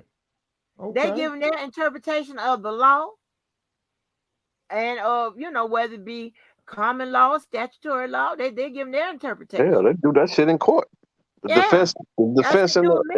the prosecutors, how they different interpretation. Yeah, we see that in emotions. Yeah. Anyway, man, y'all could sit around here and try to play merry-go-round the roses with this shit. I just can't really tell you exact. Ain't nobody running from shit. Don't you ever think that in your head. And Hey man, far as I'm I don't coming up want you here to to run argue, from I shit. I started. want you to come terms with the reality of the situation. I don't You want come nobody to turn. The reality of it is what? Such as what? He was found guilty. I said motherfucker that a fucked long up time ago. What the fuck is you talking about? that he ain't coming home. Okay, that's your opinion. You're entitled to that, sir. But don't get up here thinking you running somebody off or somebody up here reading something that make you pat yourself on the back. You got the game all twisted, sir. Don't you ever get that part twisted. Hey, Now if we on the same page with that, we could talk. But other than all right, that, all right, let's talk. yeah. Let's talk. Other than that, you keep that other bullshit to yourself. All right, check it out. Let's talk. Let's talk about it. Well, me That's and what you I'm out don't here really Oh, for. wait have a shit minute. to talk Yeah, but about. wait a minute. Hold on. Let me see. Jojo, do you have any you have anything for me? Do you have any any displeasures for me? So No, I can I go don't into the have none. kitchen. Wait. Why you still picking and trying to find something out? I just came up here and gave you an What you mean why I'm still picking or whatever? I'm asking you a question you with a acting smile like on my face. I done Now gave you should I some milk change with your it? cookie. I gave you some milk with your cookie. So what? That's what I have for you. The But milk I didn't and even your need it, but cookie. I didn't even That ask you that of asked for. you. You did ask for it. I ain't Indirectly, you asked you did no. ask You for it. brought your ass up here. I said you asked for the I ain't say cookie. Jojo, how did I do tonight? Oh my God. So that's where you want to go? Yeah, that's where you went. I'm just asking you, No, I didn't did you go have anything nowhere. for me? Because I'm trying to go over there and get some of this Mexican food that I don't order. I just So want to okay, do now you what have was you anything? just ask? What was you just trying to ask me? I'm just Do I asking, do have you have what? any more displeasures, anything for me so I I can didn't go on? give you a displeasure when I came Yeah, up here. yes, you did. No, I didn't. Yeah. Which was what? Don't worry, I'm I'll giving wait. people feel good stories because No, I'm I didn't say that. interpreting I what said I'm it would be a reading. feel good story to whomever it may concern, or it could be a Debbie Downer to someone. That's what I said. But you chose to use the side that you want to make an argument on. So we can go there if you want to.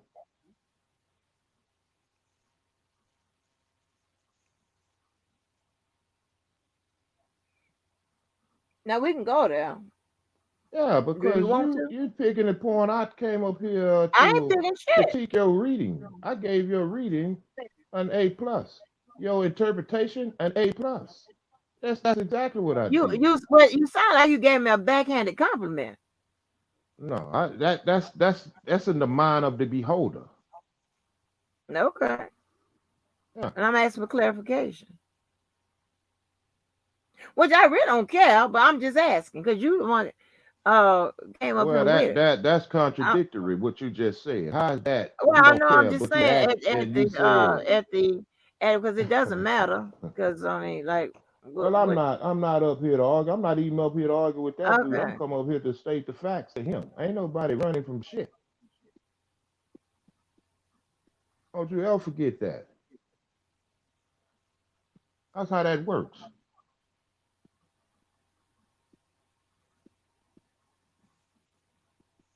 Don't stop throwing your pom-poms in the air now, homeboy. Oh shit, man. That sounds like some other shit that I ain't on that. That sounds. I stay out of grown folks' business. I don't got nothing to do with that. That's probably the best shit you said in a long time. Let's see. Oh, thank you, T-Bam. I stay in my lane.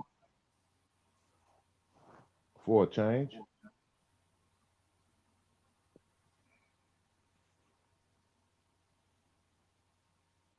But yeah, I shit. Now, if you want to talk about the motions, I'll talk about that. But shit, I don't got nothing to do with that. What I want to talk about emotion. You heard everything about the motion you want to hear, right? Well, if you don't want to talk about it, then hey, you don't want to talk about it. That's what I'm saying. Talk about them all day. I said talk them all day. Keyword if. But then if you don't about it with your instructor as you was doing. I mean, I thought you came on here to add to the conversation. You know, I just asked if anybody else had anything to do for me, and I keep getting added to this. Yeah, I thought you came on here to add to the conversation. So, but I mean, if not, then okay, let me get up out of this live. Anything else? Yeah. No, y'all could. I'm gonna leave your live. Y'all continue y'all celebration. Don't worry about it. Let me end this live. Of y'all night. Okay, yo. All right.